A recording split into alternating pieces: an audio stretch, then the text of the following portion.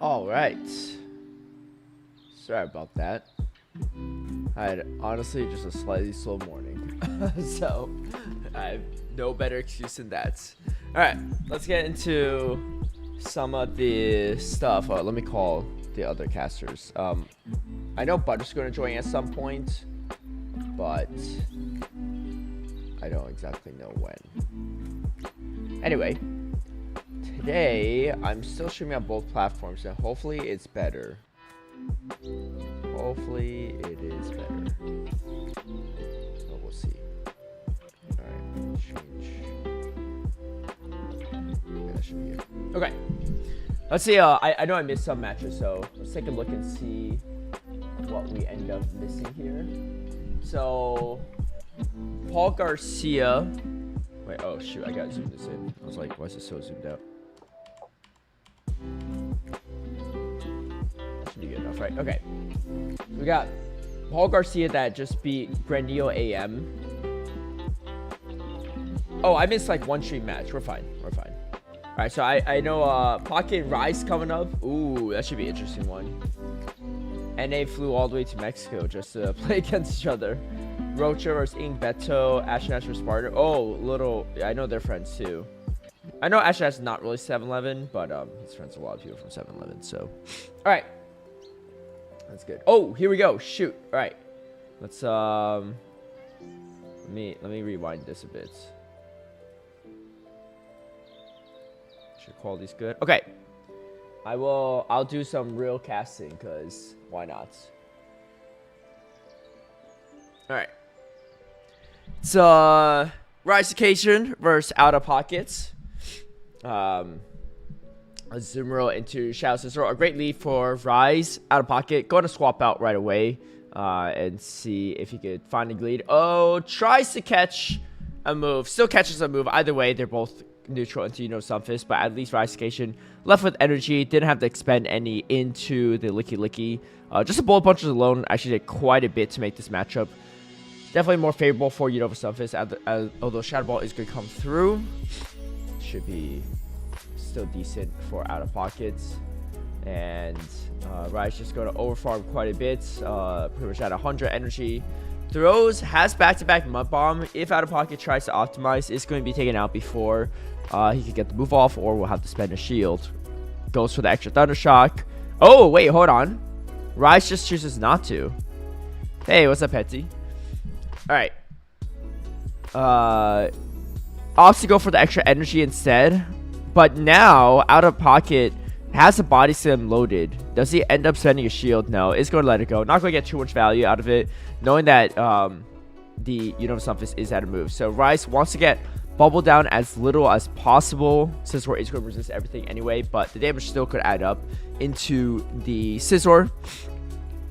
Looks like Rise going to get a few more Thunder Shocks. 4 to be exact. Doesn't get the discharge off. Goes down right before it. Has a ton of energy though. Is now at the Trailblaze. Out of Pocket. Does he ever shield? Yeah, he kind of has to, right? It's a Florges in the back. Oh, he doesn't shield. Really? Oh, no, sorry. It's a Florges on Rise's side. No wonder why. Okay. Well, he doesn't have the best of matchups. Throws a play rough, hoping that Rise doesn't shield. Rise does spend the shield. That's going to be pretty useful for him because he's going to have a harder matchup with the Fortress in the back. Is it Bug Bite? Yes, it is Bug Bite. However, it's still pretty bulky. Non-Shadow as well. So, going to have to throw at least 2 Night Slashes. It is a boosted Night Slash. And first one is going to be shielded up. Now comes the Fortress. This is not the worst for Out of Pocket because he was able to force Rise to clear his own buffed up move. Has the Azumarill as well to clear any debuffs for the Fortress. However, timers are pretty misaligned at this point. So going to have to throw a Rock Tomb. See how that goes. And it's not going to be enough to KO the Fortress. Rise probably going to save the shields for that Scizor, knowing that it has a lot of damage potential. Can only throw Chilling Water, but that's probably the move to throw anyway, even if Rise had Trailblaze. All going to be resisted, so you need to just throw the Chilling Water. Out of Pocket finally spends his final shield, trying to preserve as much health as possible. Could go over to the Azumarill to pivot over. Tries to maybe go for a catch. Oh, goes at crazy timing, but doesn't get it. And now Scizor going to get the Bullet Punch down. This might be really tough for Out of Pocket. He should lose charge attack priority, I think, on all fronts. Scizor definitely going to be able to win it, but Florges should be able to as well. Once he gets off one Night Slash, it should be enough. Or forcing the energy here is pretty good too. All right, out of pocket. He's able to get this off. Chilling Water should be enough. Can Rise survive one Bug Bite? I believe so. Resisted damage as well. I think he'll be all right. Yes, he is. Plenty of health left. Gets the Chilling Water off, and we get ourselves a 1-0 start for Rise to occasion to kick things off. All right. Hey, what's up, Soda Roman? What's up, Jack? Yeah, sorry about that. I need to fix that in between these matches. It's kind of early for me, and I was up late last night watching some League of Legends. But, okay, we got ourselves out of pocket, though, against Rise Occasion. Let me fast forward this a little bit so we're caught up on the main stream, because sometimes it gets a little behind. Oh, what's happening here? All right. Oh, we're not that behind.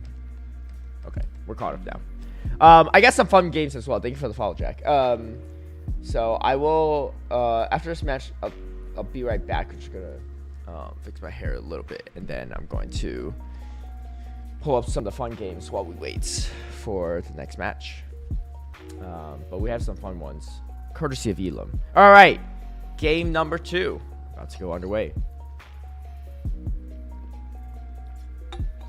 Glenn Corsola into Unova Stunfisk. A pretty neutral matchup. Rise didn't really bring an answer to it, but he has neutral play all the way throughout. Probably wants to try to draw out a potential, maybe Fortress. Really needs to pull it out there just to make things a little bit easier for the Scizor, as that is the main answer to the Scizor on the side of Out Pocket. Out Pocket running 3 really bulky Pokemon in response, though, to the slightly less bulky team of Rise. Unova Stunfisk is bulky, everything else not so much. Going to take up one Nightshade first. And Rise is not going to shield it now. Out of pocket, expecting that maybe there is a Scizor in the back, but has a pretty dominant matchup with a Licky into the Florges. Rise occasion is 1-all from the next Chilling Water. Does Out of pocket go for the rollout and just let the debuff comes out? No, he throws a Body Slam instead. Wants to prevent it. Forcing a shield from Rise is actually really good, because you grab a shield from Rise, but Rise can't flip switch advantage here. I wonder if he's going to leave with the move. He might try to leave with the engine because he has a lot of neutral play. Yeah, tries to go for a catch on the Body Slam. Doesn't end up quite getting it. Out of pocket, expecting it, given that Rise just didn't throw any energy right away. You know, snuffing out the potential catch. Does throw a Shadow Ball. He is debuffed by 1 stage, but not the end of the world. Out of pocket can also pivot out. Does he opt to pivot out is a question. Rise Occasion almost at 2 Mutt Bombs. If Out Pocket is going to do it, he's got to do it soon, because otherwise Rise might be able to force a shield. I think Out of Pocket, yeah, he does finally pull the trigger, allowing the Glare Course to come into a slightly less energy-loaded Unova Stunfisk. Now, Glare Course should be able to get to a Nightshade before the next Mud Bomb is reached. Nightshade's there. Not going to be enough to KO if Rise Occasion decides to let it go, and he is going to save that shield for the Florges or the Scizor in the back instead. Oh, and in comes the Scizor now. Speaking of Scizors, I believe he should get to his Night Slash first. Does he go for it right away? Does he go for the Bullet Punch down? That's massive for Rise. Out of pocket still has a shield advantage. Still has... Oh, wait. Tries to go for the optimization. He's probably going to have to spend a shield here. I mean, he loses charge attack priority anyway, so didn't want to throw it right away. But Rise is going to optimize himself. Now going for the Body Slam bait, and we get the shield from Rise. That's massive. Can Out of Pocket get to a second one? Rise Occasion is out of shields at this point. Shadow Ball is almost there. I think... Oh, wait. Out of Pocket just going for another Body Slam. Doesn't want to spend the final shield on the Licky to get off this Shadow Ball. That Body Slam chip damage is actually quite nice, as now comes the Fortress. Bug Bite is resisted, but 1 damage apiece, it might be all that Out of Pocket needs. We're going to spend the final shield, and now comes the Unova Stunfisk, but this is not going to be enough to take out the Fortress. Fortress is running that Sand Tomb, so way less energy, way easier to take out the Unova Stunfisk.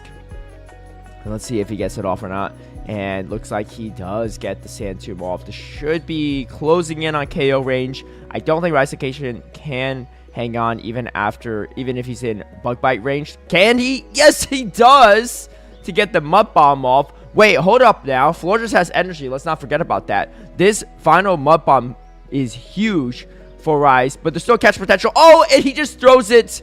Doesn't give Out of Pocket a chance to go for the catch. He's one away from the back-to-back anyway, so thinking maybe this is the safe play. So that'd be a 2-0 victory. Fortress hangs on just a bit. In comes the Scizor, in comes the Licky Licky, but the Licky Licky goes down to the Bullet Punch, and so does the Fortress. Rise Occasion with a 2-0 victory over Out of Pocket in this NA showdown, the winner's side. Okay. All right. I will be right back. Stay tuned for more battles.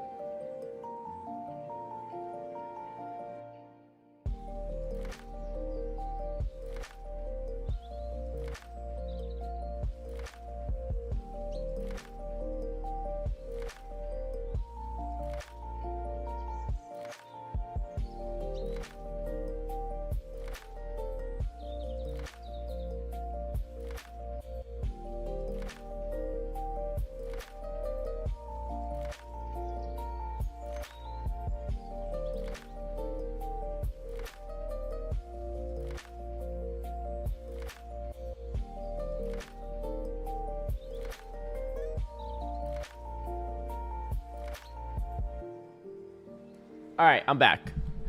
Sorry about that.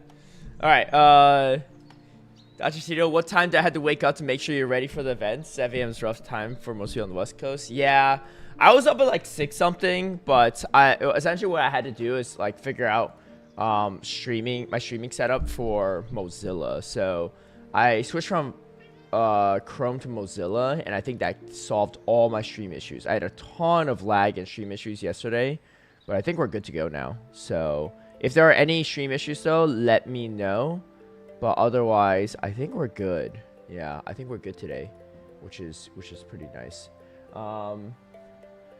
Let's take a look at the bracket real quick. I think the next series is about to start soon. Otherwise, I'll play the Elam game. Looks like Lawson Cody's actually out, knocked out by Morato. Marto is in the stream queue, took out Herbalife. Corlash is out, taken out by Javier V20, who will be going off against Out of Pocket. And the Hard Jeff has taken out Obedo Mac and is facing off against Granillo AM. Granillo AM took out Marcho yesterday, I think. But I think this might be the first time facing off against Hard Jeff. Yeah, because they're from different sides of the bracket. Alright, so we have Rocha Babyface coming up soon, and then Ashton Ash. And of course, we'll have probably some of the losers then the stream queue for the semifinals, and then some more losers matches, winners finals, and then losers finals, grand finals. So should be a pretty packed schedule today. Thank you for the sub, Dr. Tito. All right. Yeah, me and Cody ran the same team. Oh, really? Did you all talk about that, or was that a coincidence? Morato team was very difficult. Oh, you know, here's the big thing. I can actually pull up now the teams. So let me do that. That's actually pretty massive. Yeah, let me pull that up next time before each match. So that way we can actually see what the heck's going on. So let's take a look at the teams real quick. Because That'll be good. All right. Mérida. All right, so we'll have this. We'll have this on the wayside just whenever we need to. Okay. So next up we have, in all likelihood, it's Rocha Bayface versus Ingbeto. The good part is they should be paired up. All right, yeah. Taking a look at these specific teams, looks like they have almost the same team. So they both have Credilli. The little difference is Furret versus Altaria. I'd say probably overall, I give the advantage to. It's hard to say. They're both kind of they both have similar roles, and they're both fairly safe, right? First off, it's gonna be a lot better into Azumarill, so Azumarill's gonna be harder for Ingbeto to bring. Oh wait, here we go. We're getting to the match. I'm talking too much. All right, let's get into this. Let me rewind it real quick. All right, Ingbeto versus Rocha Bayface, almost the same team. Looks like neither of them brought their unique Pokemon. Our Charger Bug into the Credilli. Ingbeto's kind of in a weird spot because you don't really want to swap in the Marowak into a Credilli with an energy lead. You can potentially try to go for a catch. It's really hard to catch though because Rocha can just throw in between. Oh, it swaps in the Marowak still. Does he call this or not is the question. I think he knows it's not going to be a catch.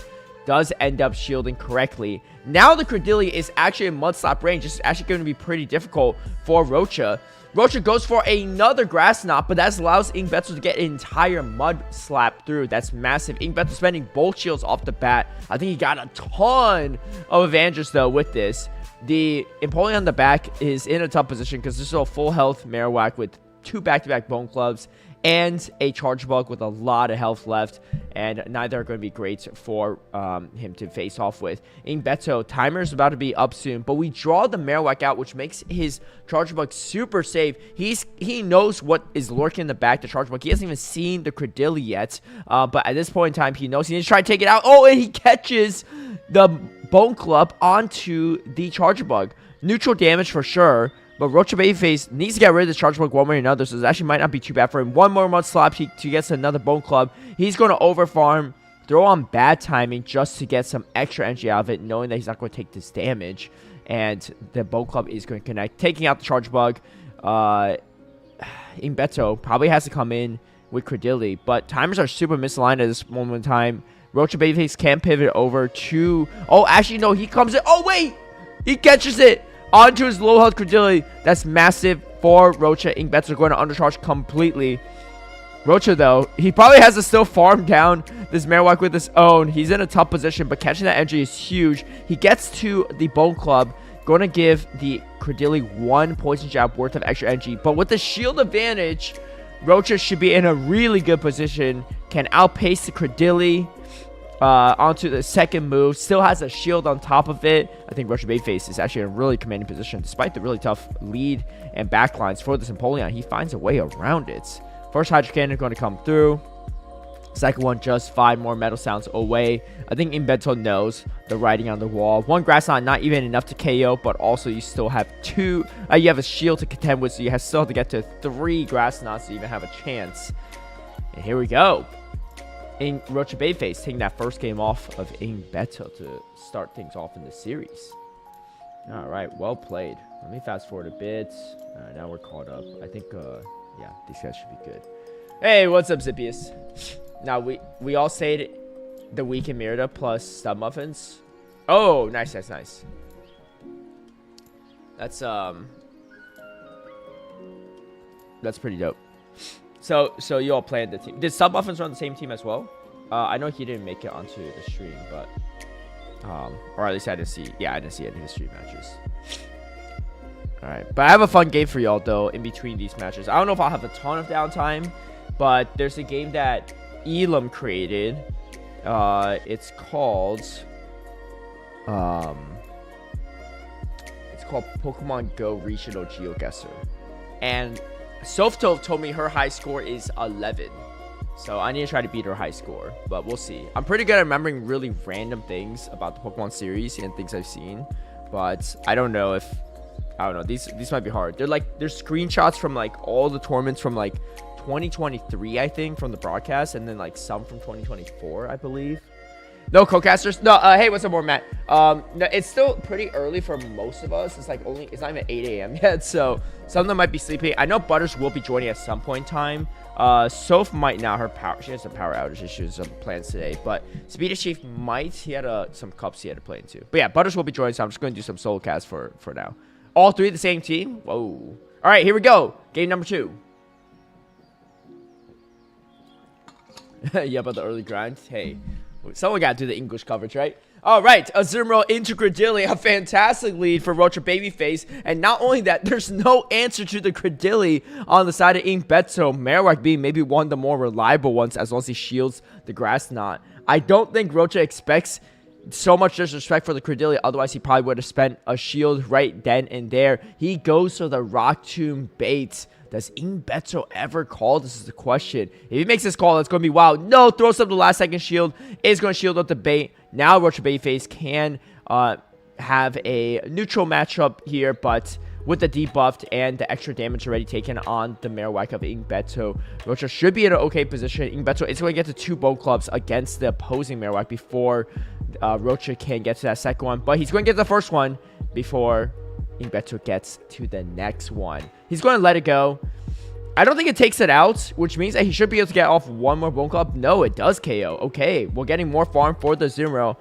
Rocha Babyface has switch advantage and is up a shield and is going to do additional chip damage to the Azumarill. Not going to be a great time for Beto. And here's the thing. Rocha Babyface can eat all this energy on the Empoleon. The real question is, does he do it or not? Or does he think the Empoleon is more valuable with health? But turns out it is going to be the Empoleon coming in. Beto caught in a tough position. I think he even had to throw at bad timing there, because trying to figure out what to do at this moment in time. Empoleon's stupid strong here in the back end matchups as well. And Rocha Babyface not going to shield up any of these resisted attacks. Can Beto ever do anything here? I think he's going to try to chip this down, but the problem is you can't acid down the double resisted defenses of the Empoleon against that poison fast attack. What does Beto do? Throws another play rough. Probably going to grab a shield eventually against Rocha. No, Rocha not shielding again. And now this Credilli is primed for a sweep, as he's actually... Oh, he's seen everything at this moment in time from the side of Rocha Babyface. And this Empoleon has almost no health left. Hold on now. I wonder if this is what Beto needs, though. The health is really, really low on Empoleon. He can't really throw any moves. The problem is, how do you get rid of this Credilli? There's still 2 shields on the side of Rocha Babyface. He also gets to the move ahead of time, and the writing is on the wall. Beto just going to let this move go way too far behind at this point in time. No respect for the Credilli, and that is unfortunately going to be very punishing in this endgame. Just going to throw some fast attacks until Rocha throws out the final Rock Tomb to close it out. And Rocha Babyface is going to take the 2-0 victory over Beto. All right. That means Rocha Babyface will be facing off against the winner of Ashen Ash and Spartan. So that'll be the next matchup. Let's take a look at that matchup real quick before they throw it on cue. I think we'll have some time. Ashen Ash or Spartan. Galarian Moltres inside of Ashen Ash is kind of wild. But it actually came in pretty handy for him yesterday. I saw it has some pretty solid matchups against the Scizor. Overall, looked pretty good. It's running Brave Bird and Fly, though, so going to be a lot weaker to this Unova Stunfisk. Look at Unova Stunfisk. A good amount of answers, right? You have this. You have the Azumarill. Azumarill was like, okay, it's not really an answer. Credilli is fine, so 2 hard answers. You got Azumarill. You got Empoleon. Both have play into the Unova Stunfisk, even though they don't necessarily win it. Chargebug is not even that bad. So Ashen Ash has a lot of answers to this. Outside of this Moltres is really free, right? It has great matchups into these 2 and the Furret. Not bad into the Altaria. Not bad into Credilli. There's win cons there, of course, for the Credilli as well. But you really just need to avoid this. I think Ashen Ash brings his Moltres quite a bit. Meanwhile, I think everything looks pretty good or Scizor looks pretty good into Ashen Ash's team. Worst case scenario is this, maybe, the Marowak. Chargebug is a little bit uncomfortable as well, because they're just doing those resisted bullet punches.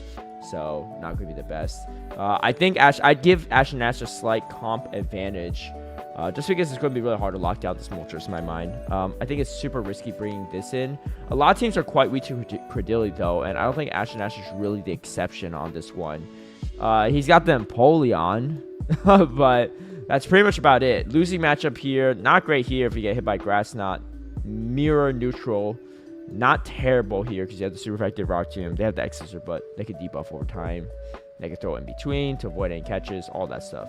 And it's neutral into Moltres. So I think Ash, unless he wants to play really safe, will probably bring a lot of this. Spartan will probably bring a lot of Credilli in response. Maybe needs to mix in the Furret. It's tough. I don't know. I think the Credilli and maybe a sprinkle of Scizor, but Scizor is usually pretty safe. It doesn't look that safe in Ash. He has a lot of ways to neutralize it, even if you grab shields. So we'll see how that goes. But yeah, some Ash fans for sure. Okay, let's play the Shield Guesser game while we're waiting, because why not? How do I...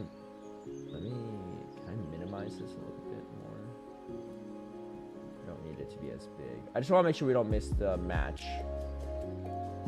Alright. Nice. Okay, hold on. Can I easily go back and forth? Oh, I could. Perfect. Okay. Alright, GeoGuessr game. Shout out to Elam. He posted this on his Twitter yesterday. And I figured, hey, what a great way to kind of pass the time as we're getting ready. As I mentioned, Softo's high score is 11. Let's see what we can guess this is. So we had to type in the events. Okay. Oh, dude. Alright, this is hard already. This is sometime, it's early 2023. Winter semifinals. Is this Peoria? Or is it Toronto? Oh wait, this is the Magic Mason Toronto team. Yeah, it's Toronto 2023. I didn't realize he played Meteor Falling there. But this is irrelevant because Meteor Falling ran the same team, or like roughly the same team. Oh, let's go. Okay. Well, this is super relevant. This is super easy. Toronto 2026. Yeah.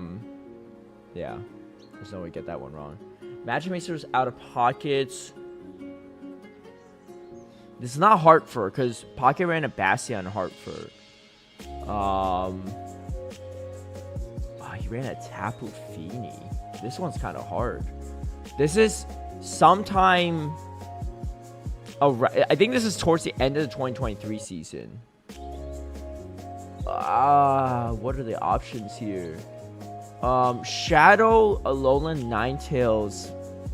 So I've been like... I don't think it's Charlotte, is it? I don't think so. Swampert relevant. This is like this is definitely around like the Trevenant Noctowl meta a bit. Because you had the Obscune too. Why did he play Magic Mason though?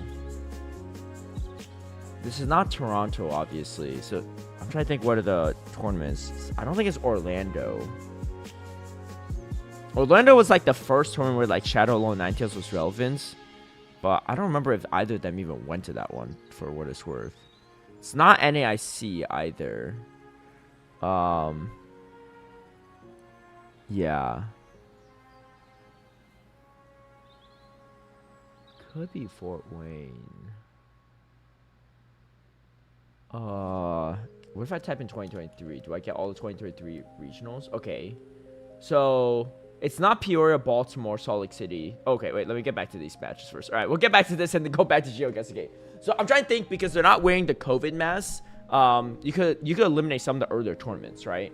Because everything before, like, we're still wearing, there's still like a mask mandate even for like San Diego and stuff. Oh, sorry, I accidentally paused this. All right, Ash versus Spartan. Again, the Moltres for Ash looks pretty good. Had photographic memory on top of players running Bastion.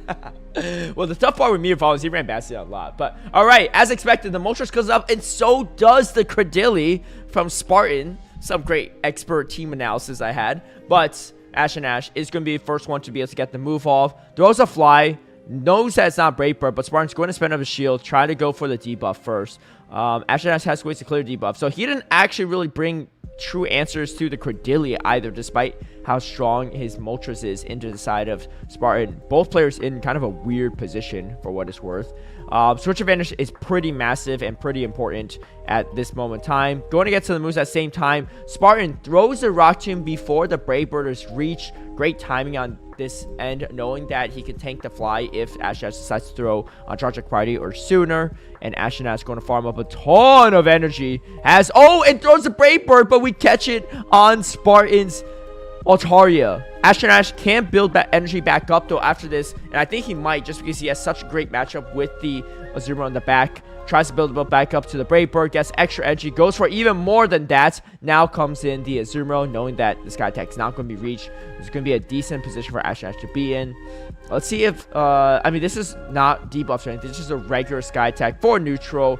Does a decent amount of damage from the Shadow Altaria, but I don't know if you really want to shield up the Altaria. Ooh, lets a bubble through as well, giving Ashen Ash a little bit extra energy. This is going to be great for Ashen Ash because you have play into the Credilli now if a Spartan comes back in with the Credilli. There is a Gastron to absorb this energy though, and Ashen Ash is going to throw this first Ice Beam. Maybe could have overfarmed a little bit more, but maybe just wants to get rid of this Altaria. Altaria does go down. In comes the Gastrodon. I like this play from Spartan because he knows that energy on this Gastrodon is actually pretty valuable. In comes the combo play, and Ashen Ash gets it off before Spartan is able to react with the Body Slam. Spartan now forced to shield.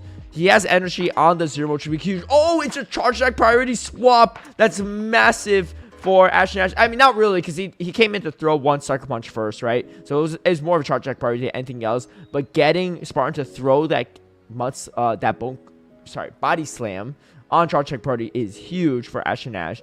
Now the problem is, what do you do? Because you have to tank a potential super effective Water Pulse on the Marowak. There's just no way you can swap out in this time. And actually, the Gastrodon going to win Charge Attack priority over the Marowak. Oh yeah, Marowak's defense or attack is on the lower end. Wow, Ashen Ash now caught in a tough position. Can he overfarm enough is the real question. Oh, and no! Needs to try to leave with the move, but Spartan gets the Body Slam first. Can't leave with back-to-back moves, obviously, on the Azumarill. So, Spartan going to close that out. Despite the strength of the Moltres for Ashen Ash, he just did not bring a Credilli answer. Let's take a look at his Credilli answers, though. He's got just Empoleon. Everything else is pretty neutral or losing matchups. So, yeah. Maybe didn't expect so much Credilli usage, but day number 2, almost 40% on the Credilli usage. As you see these players trying to pick out their teams, and you can kind of see some of the behind-the-scenes situations that players or casters have the ability to see. As we see them pick it out, again, I do think Ashen Ash needs to have some type of answer. Spartans or going to carry this match. Hey, what's up, Final Boss AJ? Hey, AJ, I didn't tell you this because, well, obviously it happened after I saw you in Toronto.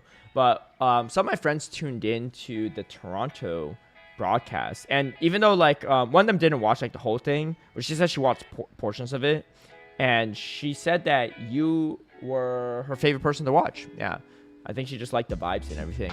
So, because she doesn't know anything about Pokemon Go and PvP, which is like, yeah, that Final Boss AJ person was like my favorite to watch. So, anyway, yeah, I have a fan from one of my locals. But anyway, we'll see how these players adjust. Let me go back to this GeoGuessr game because why not? All right, 2023.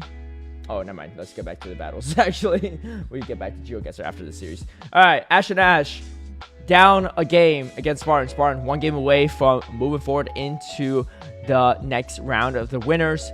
And it's going to be the head-to-head flyer matchup. Galarian Moltres into Altaria. Kind of a weird matchup. I don't know. I mean, it could go either way depending on how the player shields. Ashen Ash going to let this go. I'm surprised given how strong Moltres is for his team. But he's just going to be content on this. Throws up the Brave Bird right away. I think he's just not even going to pivot out, even if Spartan shields here, because he didn't leave with extra energy. And no, he does pivot out. Okay, well, save some health at least. No energy rating. Oh my gosh, hard locks his Credilli into the Scizor. Spartan going to throw up the Night Slash first before the debuff comes through. and Astronaut going to let this go. This is a tough position for Astronaut. Does he have a chance? Is the real question. He does have the Azumarill in the back. If Spartan lets this go, that could be good for the Azumarill. Could get a bubble down, maybe. Sunface is fairly neutral, but having the shield advantage could be nice. However, Spartan going to get even more energy off of this matchup. I think it comes in Moltres. Yeah, it comes in Moltres to absorb this damage, absorb this energy, and then try to go for the bubble down. If the timers aren't up yet, Astronaut can get at least a 2-bubble lead into the rest of the back line. But the timers are coming up soon. Spartan not going to try to do it. Almost swaps over to the Azumarill, the Altaria, but actually pulls the trigger onto the Stunfisk in time, which could be great for him. Throws off the first discharge. At this moment, Astronaut has to put all his hopes and dreams into this Azumarill to have any chance in the backline matchups. Still an Altaria in the back, waiting in the wings, and a Stunfisk with a decent amount of health. Let's not forget, there's also a Scizor where Spartan can make potential catches on, and it's going to be hard for Astronaut to avoid catches. You go for optimized catches with the Stunfisk, and of course, you can swap anytime with the Altaria, making things really difficult for Astronaut. And of course, he also gets outpaced to these discharge as well. Going to have saved one final shield, probably for the next discharge, but that is coming around the corner. Maybe just 2 Thunder Shocks away. That's going to be the case, and Spartan just throws right away. Oh, I like this play. Honestly, I don't think Astronaut can get the full bubble down, and because of it, Spartan does have the Altaria for later. In comes the Altaria, tries to get to it. Oh wait, he still has the shield. This is pretty good for Spartan. And now tries to get to one final Sky Attack. I don't think it's going to be enough, but it's going to put Astronaut in a really comfortable fast attack pressure situation. Dragon Breath is really going to start adding up, and that could spell disaster for Astronaut. Not much health left. One more bubble to get to the Ice Beam, but I just don't think he has what it takes to survive both a Thunder Shock and a Bullet Punch from Spartan. Looks like Spartan is about to close out the series. Comes in the Scizor. Scizor going to get the Bullet Punch to come through first, and he takes out Astronaut in a 2-0 victory. And that means Spartan is going to be moving forward, and will be facing off against fellow teammate Rocha Babyface. 2 7-11 players in the showdown. Meanwhile, Paul Garcia is going to be facing off against Rise, and we have a bunch of matches up in the losers bracket as well. I think we'll probably hop down to here first. Once we see who comes up next in the feature match, then I can pause real quick so we can take a look at the teams on Dracoviz, because we'll have time in between. Yeah, Astronaut, tough one. But, okay. Oh, let me actually pin the bracket for anyone that's curious on my YouTube side of things, too. So that way we can make sure we get all that for both sides. Yeah, you can just type in !! brackets on Twitch to pull that up, but on the YouTube side I'm just going to pin it because I'm actually not sure how we could do commands on YouTube chats. But all right, let's go. I think it's time for our GeoGuessr time. Okay, this one's a tough one. All right, let me take a look at all 2023 events. These are all mass regionals for sure. Oh my gosh, there's so many events. I don't think it was Knoxville. There weren't as many people at Knoxville. I remember that was like Rise Vacation and Dijon and Onion Frank. I don't think it was Vancouver. Vancouver was like Didelap and Axon, I think. Or then maybe that was Portland. But Axon was much bigger than that one. Charlotte was more of Auburn and Richie. I don't think it's Charlotte. It could be Fort Wayne. Portland, I don't think so. Again, because that was like the Pacific Northwest. Like back then, there were less players that are going cross country for these tournaments. So again, that's more like Action and like Didelap area and like a lot of Canadians, I think. It's not Hartford because Pocky ran a Bastion there, and it could be Milwaukee. It was not Fresno. So I'm stuck between Milwaukee and Fort Wayne. I'm going to guess it's Fort Wayne. I know Magic Mason was there. I don't know if it was there for Milwaukee. So I think Fort Wayne's probably going to be my final guess. Oh, man. I thought I was going to have a crazy streak, but I'm struggling on number 3. Oh, let's go. Okay, we get it. All right. Yeah. So, yeah, because Charlotte, I don't know if either of those players were there, but Charlotte was mostly Auburn and Richie were the main storylines. And I don't remember. I think Hidanos also in Charlotte made it pretty far, I think. But and we're dodge main top cut, but I don't even know Pokken match base were there. Okay, Golisopod and Zimikid. I'm almost positive this is that one Broly tournament, the in-between meta for Vancouver of last year. This is a tournament that Rise won in 2025. Yeah, I'm almost positive on that. That was like where Golisopod was pretty good for him. And there's like some bunch of weird stuff. And also Zimikid is from like the Seattle area, so that also makes sense. All right. Pretty good. Oh, this one. This is Toronto 2024, I believe. It's the Magmar Man with SS Thorn and J-Jan in the top cut. This is a 3rd place finish for Magmar Man, and that was indeed 2024. Okay, how do I remember this? I don't know. Sensu Supreme. I don't know this one very well. So this might be... Oh, this is Peoria, because I remember Enhoff brought the Nihilape and that... Or the Primeape. That was 2023. Hetty GM versus Elam. This is a tough one. So I know Teddy got 3rd place in Charlotte that year. Was it that year? Was it that tournament? It might have been. Because he's running Ready Steel and Cresselia. Skeledirge. This is a 2024 season. This is like, because I remember the EUIC team that Emmy Weedle ran had something very similar to Teddy's. So 2024 Charlotte. I don't think I watched this one, but I think this is going to be my guess. Oh my gosh, we're so good. We're so good at this game. All right, we're Dodgers Magic Mason. This is a COVID one. This is Magic Mason's Toronto team. So it's Toronto 2023 on Winners Finals. This is the game that, infamous game that, the set that Wadaj BM'd Magic Mason and that he lost. Shadow Mimikyu versus T-Wastel. Oh, this is Portland 2024. Yeah, it's the Scald Whiscash Gligar meta. LW Joshua Pranav. This was Milwaukee this year. 2026. I'm so scared I'm gonna like misclick, but I know exactly which one it is. Oh, I'm closing it on self-dose high score. All right, let me pause this real quick. So Granillo versus Harjeff on the loser side. Let me just see that matchup. So Granillo AM running this team, Harjeff running this team. He has a lone Ninetales, which saw a little bit of. I think it actually looks pretty strong to Granillo's team. It's really safe outside the Scizor. Has positive matchups for the most part. Azuma's kind of annoying, but outside that, not too bad. You're fine to everything else for the most part. So how do you neutralize the Scizor? Probably need a little bit, of a Stunfisk. Maybe Empoleon. Empoleon's decent here, but not amazing. Marowak and Chargewood being pretty annoying for it. Probably leans into the Corsola a lot. Corsola pretty solid here, but has decent win cons into all these things except for really just the Guzzlord.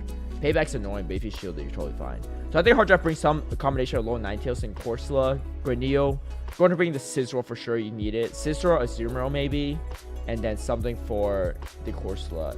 Guzzlord's a little tricky, but if he brings it in the right position, it could be good. It's not bad into a lot of these options, but it's not great. It's not really good into stuff. I don't know the moveset on the Guzzlord, but I guess we'll find out. Okay. Here we go. Guzzlord into Corviknight. Alright. Honestly, not terrible for Harjeff. He really wants to avoid... Oh, he actually didn't bring the lone Ninetales. Interesting. His backlines are a little bit weak to Scizor, but not that bad. Especially if you have an entry lead on Poleon, you're totally fine there because you just outpace. The Charger Bug, whoa, he's just ABA weak to Charger Bug. No respect at all for it, but he at least avoids it in the lead. Still has to figure out how to deal with it in the back. Obviously, Guzzlord would be great for it, but that Charger Bug's really safe into the entire team of Harjeff, and Granillo's going to have a great time when he sees that. Throws a second Brutal Swing. Going to bring the Corviknight pretty low on health. And is able to survive another Brutal Swing if it comes to it. But it'll be pretty close to Dragon Tail range. Going to throw a Air Cutter to do as much damage as possible. I don't think he boosted early. Maybe he boosted by one stage. Doesn't get to the next Air Cutter though before this Brutal Swing comes through. Does Harjeff decide to shield the fight for switch advantage? No, he does not.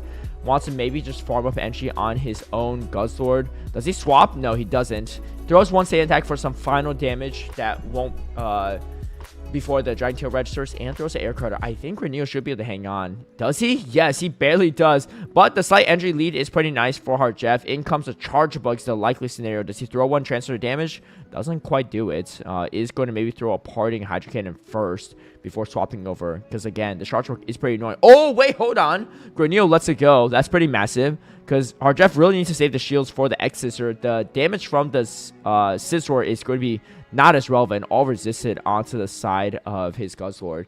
And I think he's probably going to throw up a shield here. He's contemplating it. Does throw up the shield to avoid some of that super effective damage. Then now comes the Scizor. Scizor, great typing. Not really the best moves to do damage. But the Trailblaze still hits pretty hard, even for resisted. Plus the Bullet Punch damage can add up quite a bit, and I think Granillo is still in a pretty good spot. He needs to strip away shields, though, from the side of Heart Jeff. Is going to finally throw up his own shield to mitigate some of this damage. Not much health left on both his Pokemon. Goes for the Trailblaze. Does Heart Jeff shield is the question. I think he might pull up the heads-up play and go for shield. No, opts to let it go. Maybe tries to come in and farm down. Oh, we get a... Oh, wait, yeah, it's a guaranteed boost. What am I talking about? It's not Night Slash.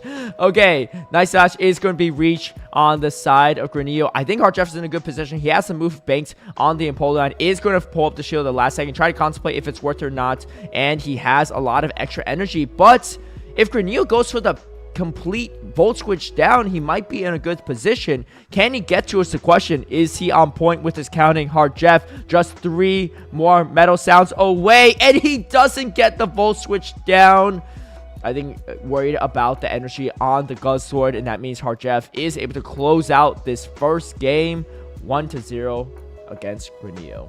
Wow, that backline matchup was pretty rough for Heart Jeff if he got the Volt Switch, or got the Charge Bug in the wrong positions, but able to just dance around it. And Charge Bug maybe doesn't get to move super fast, so that's actually quite nice for Heart Jeff to be able to dance around. And let's see, I think our next game should be starting soon enough.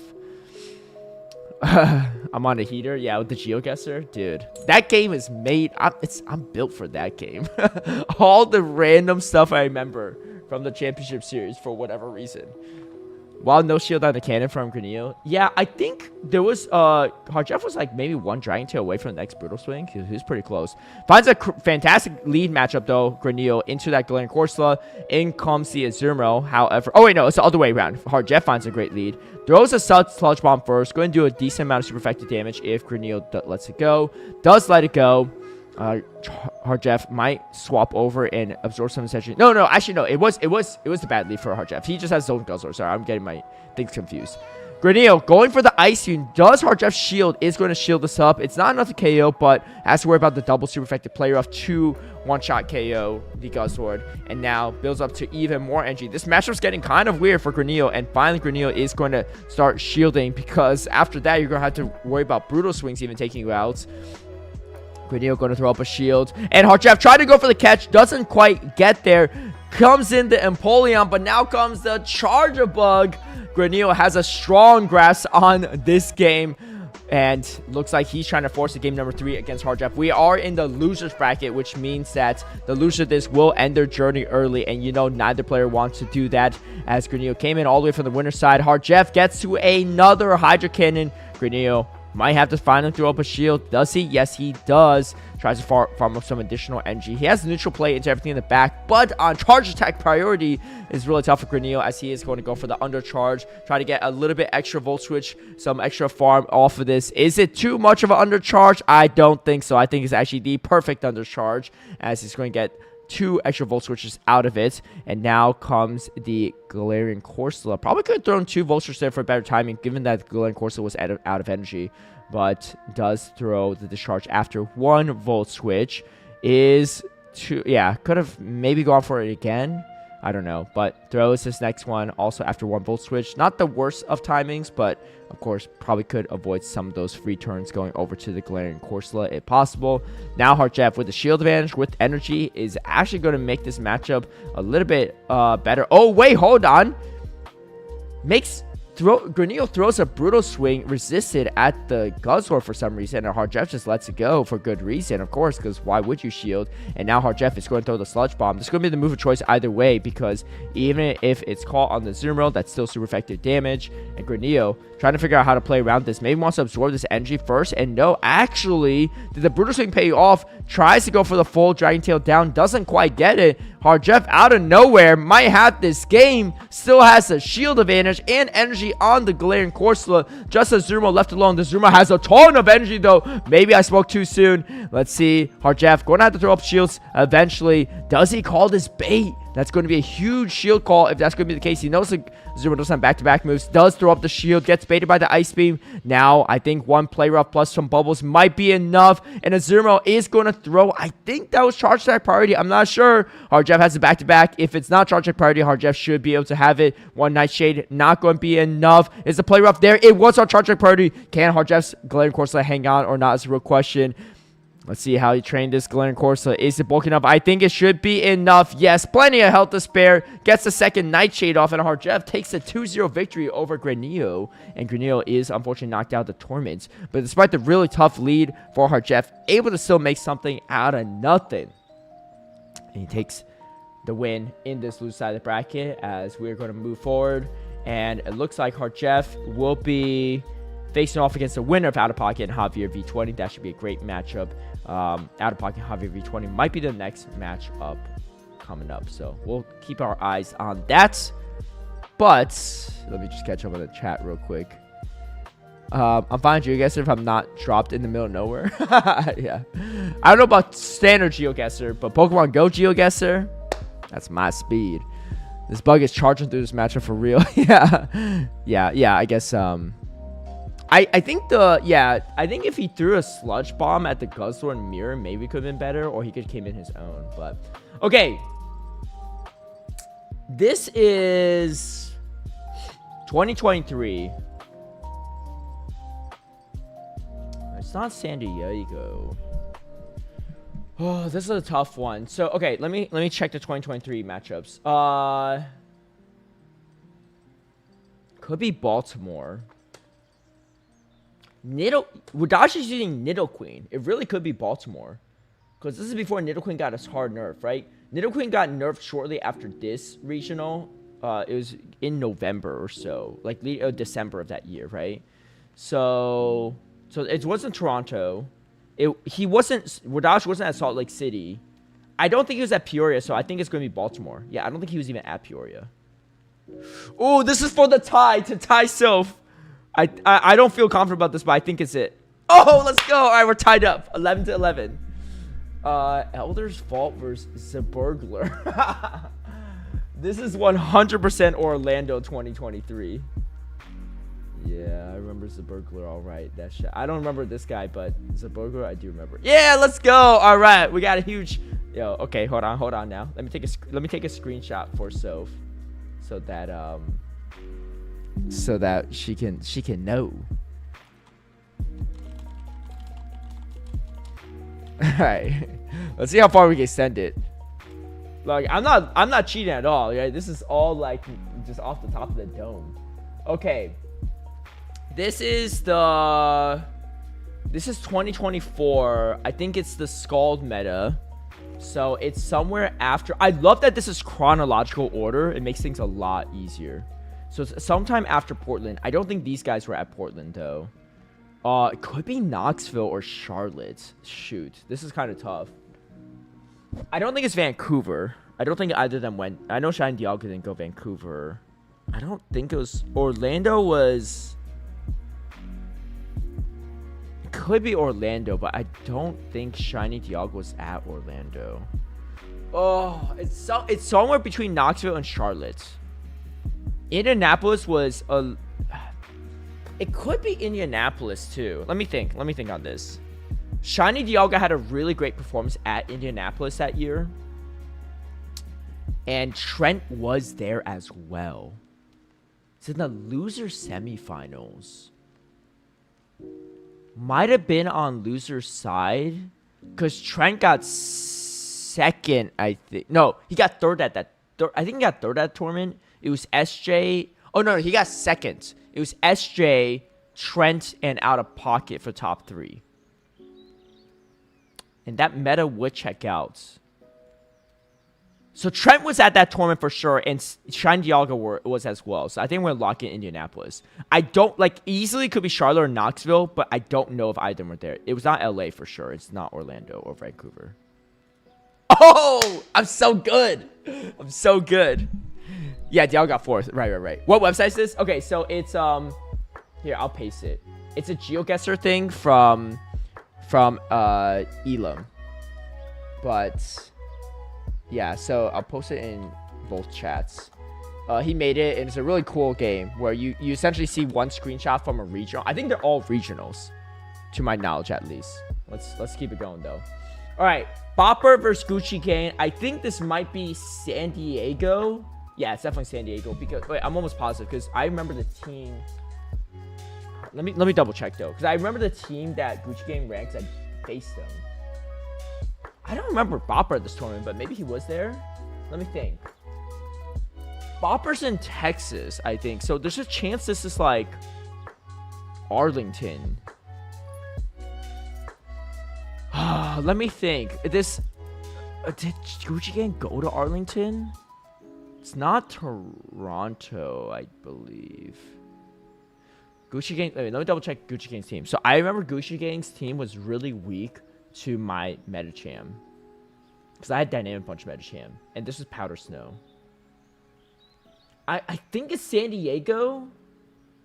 Group B winner semifinals. It was Gucci Gang's best tournament, so maybe it was against Bopper.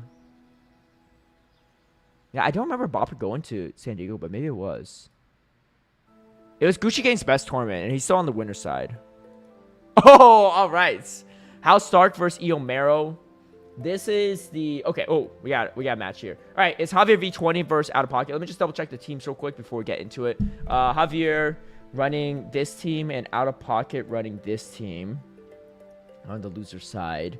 Marowak looks really safe actually into Out of Pocket's team. Yeah, you have a Azumarill to watch out for, but it's not that bad, right? And you have win conditions for good matchups and everything else. It's really not that bad with shields up, and as long as you avoid one Azumarill, you have play into everything else, right? It doesn't like hard beat much besides maybe the charge bug, but still, I mean, Licky Licky's not bad for it too versus all the rollout damage. So I think Javier brings a lot of Marowak, and then Charger Bug honestly doesn't look bad either into the side of Out Pocket. It's not amazing, but it's not bad. Charger Bug and Marowak core is pretty good for Javier because the Charger Bug covers the Azumarill weakness. You might even bring in a little bit of the Empoleon. Empoleon's not bad in this team. It's not amazing though. But you can neutralize the Guzzlord a bit, which is kind of annoying for the Charger Bug and the Marowak. So maybe some type of Empoleon, Marowak, Charger Bug. I think Marowak for sure, and then one of these two for sure. I just don't know which one.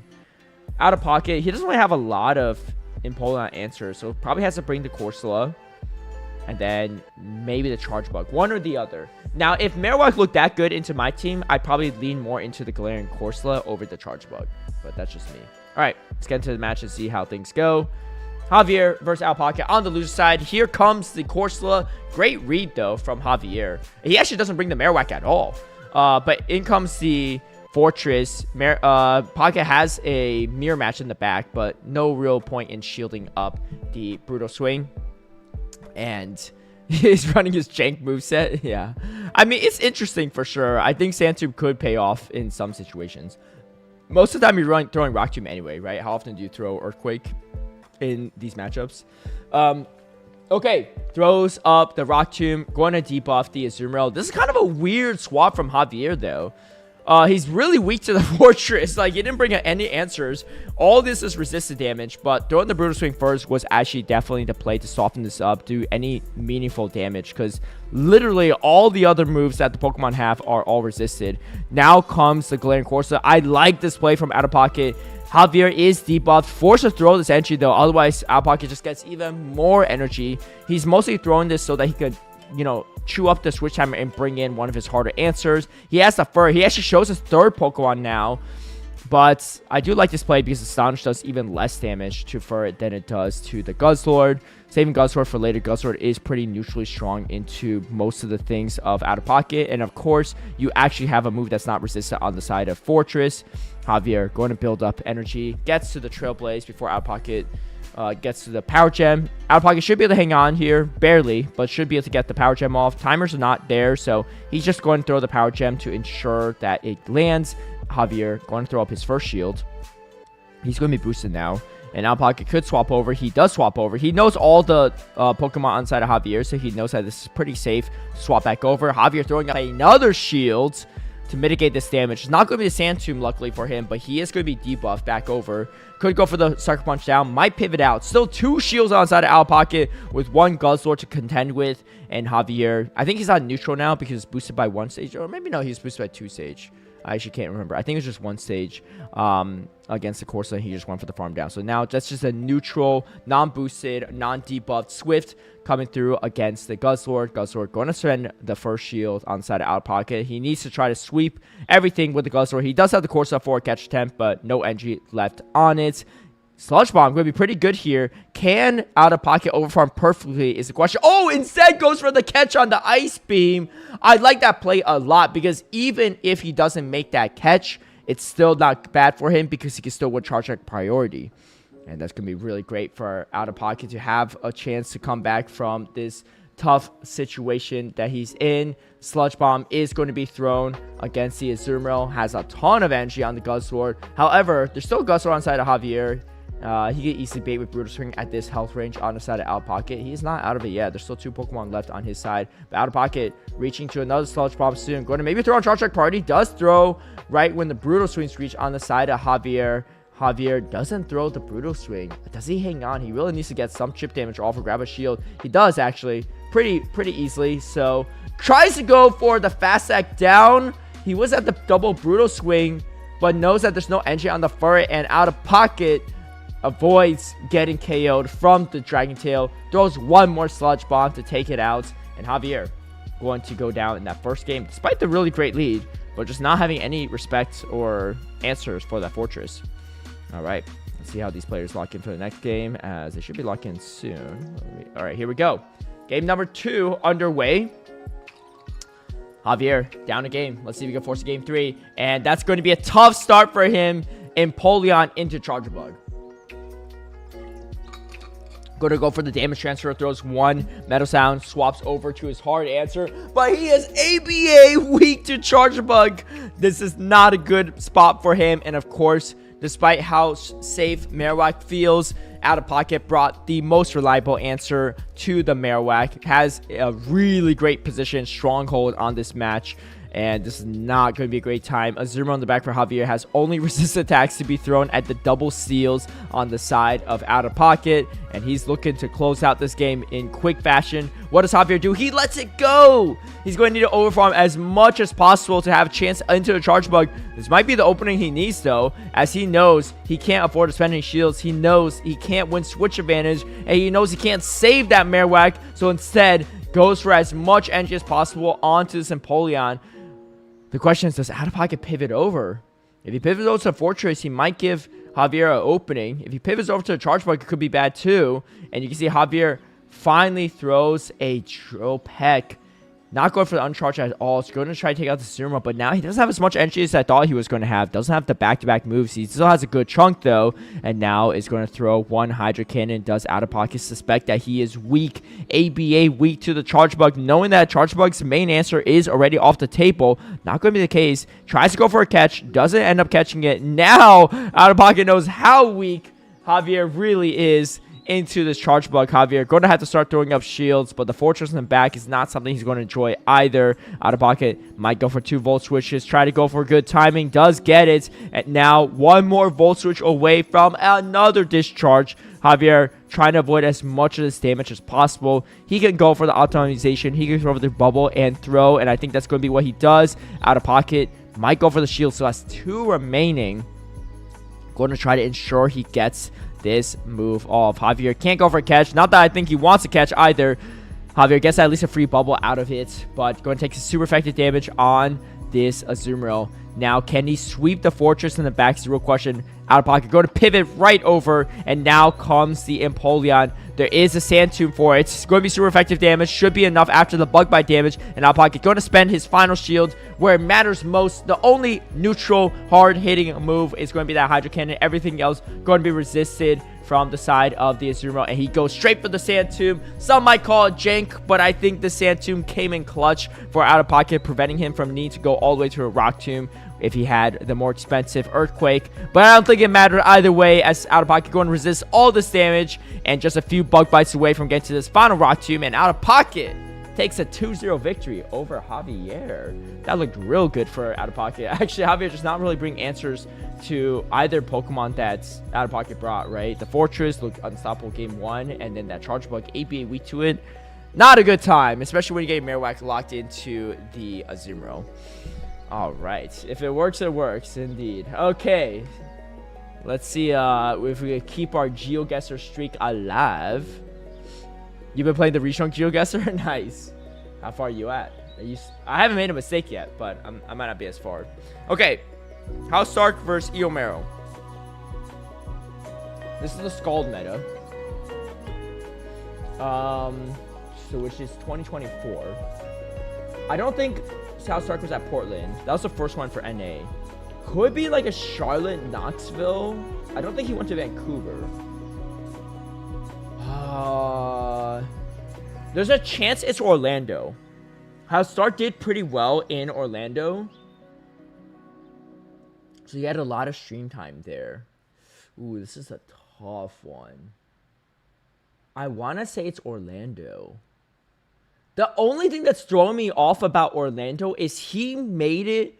I don't think it's Orlando, actually. Because he got third at Orlando, I believe. He made it to the winners finals, lost to Doombug on day 2, that went to the losers finals. So if he's in the losers bracket, this should say losers finals, and this should be Beach sitting across the table from him. So it's not Beach, and he's on the loser side, which means that it can't be Orlando. That's my deductive reasoning. It's not possible to be Orlando at all. So it's not Orlando. It's not LA. Was he at Indianapolis? What happened there? No, wait, no. That was a tournament with SJ Pocket and them. I don't even know if House Stark played in that one. If he did, he didn't do that well, because I don't remember seeing him on day 2. This is losers round 4 though, so this could still be a day 1 matchup. I might lose here. Okay, so again, it's after Portland. House Stark, what tournaments did he play in? Eomero, he could play to any of these, so that's not. House Stark is the one I need to try to hone in on. Could be Charlotte, could be Knoxville. I cast Knoxville. And Knoxville was another tournament I think Doombug won, I believe. Or Lyle Jeffs won. It was one of those two guys that won it. I don't think I saw a lot of House Stark. I remember Valor Ash being pretty prominent in Knoxville, I think. Could be Charlotte. I don't think it's Vancouver. I don't think it's Indy. So I'm going to go with Charlotte. I don't think House Stark went all the way to Vancouver to play. This is going to be a tough one. This is the hardest one. Oh, no! It's Orlando? Wait, how is it possible it's Orlando? How is that possible? Because House Stark... Oh, dang it. Wait, did he not go to the winners finals against Doombug? How is that possible? Pre-7-11 Eomero? Yeah. Or maybe they didn't get the jerseys. Wait, let me see that. How's that possible? Because I could have sworn House Stark got... He got third at Orlando, no? How is that even possible? I knew he was at Orlando, but like, the bracket don't make sense. Okay, let me see. Let me see real quick. Oh, he got fourth. Oh, did he drop to... Oh, he dropped... Wait, what? He dropped to Dune in the court semifinals, not the winners finals. Who did Dune play against in the winners finals then? Oh, it was right before Beach. Oh, it's the loser semifinals. Dang it. Okay, wait. Let me see this then, because who did... Okay, so he won Orlando. Oh, it was Jay Mills. He played it in the winners finals. Oh, I got that messed up. I knew he played House Stark, but I thought it was on the winners finals side. Oh, dang it. The steel trap. The steel trap failed me. Ah, dang. That was tough. I knew he's at Orlando too. Okay, I think I got it.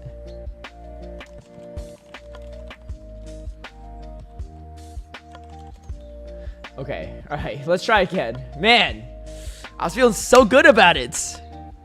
Losers round 4 is pretty far into day 2. Yeah, it's...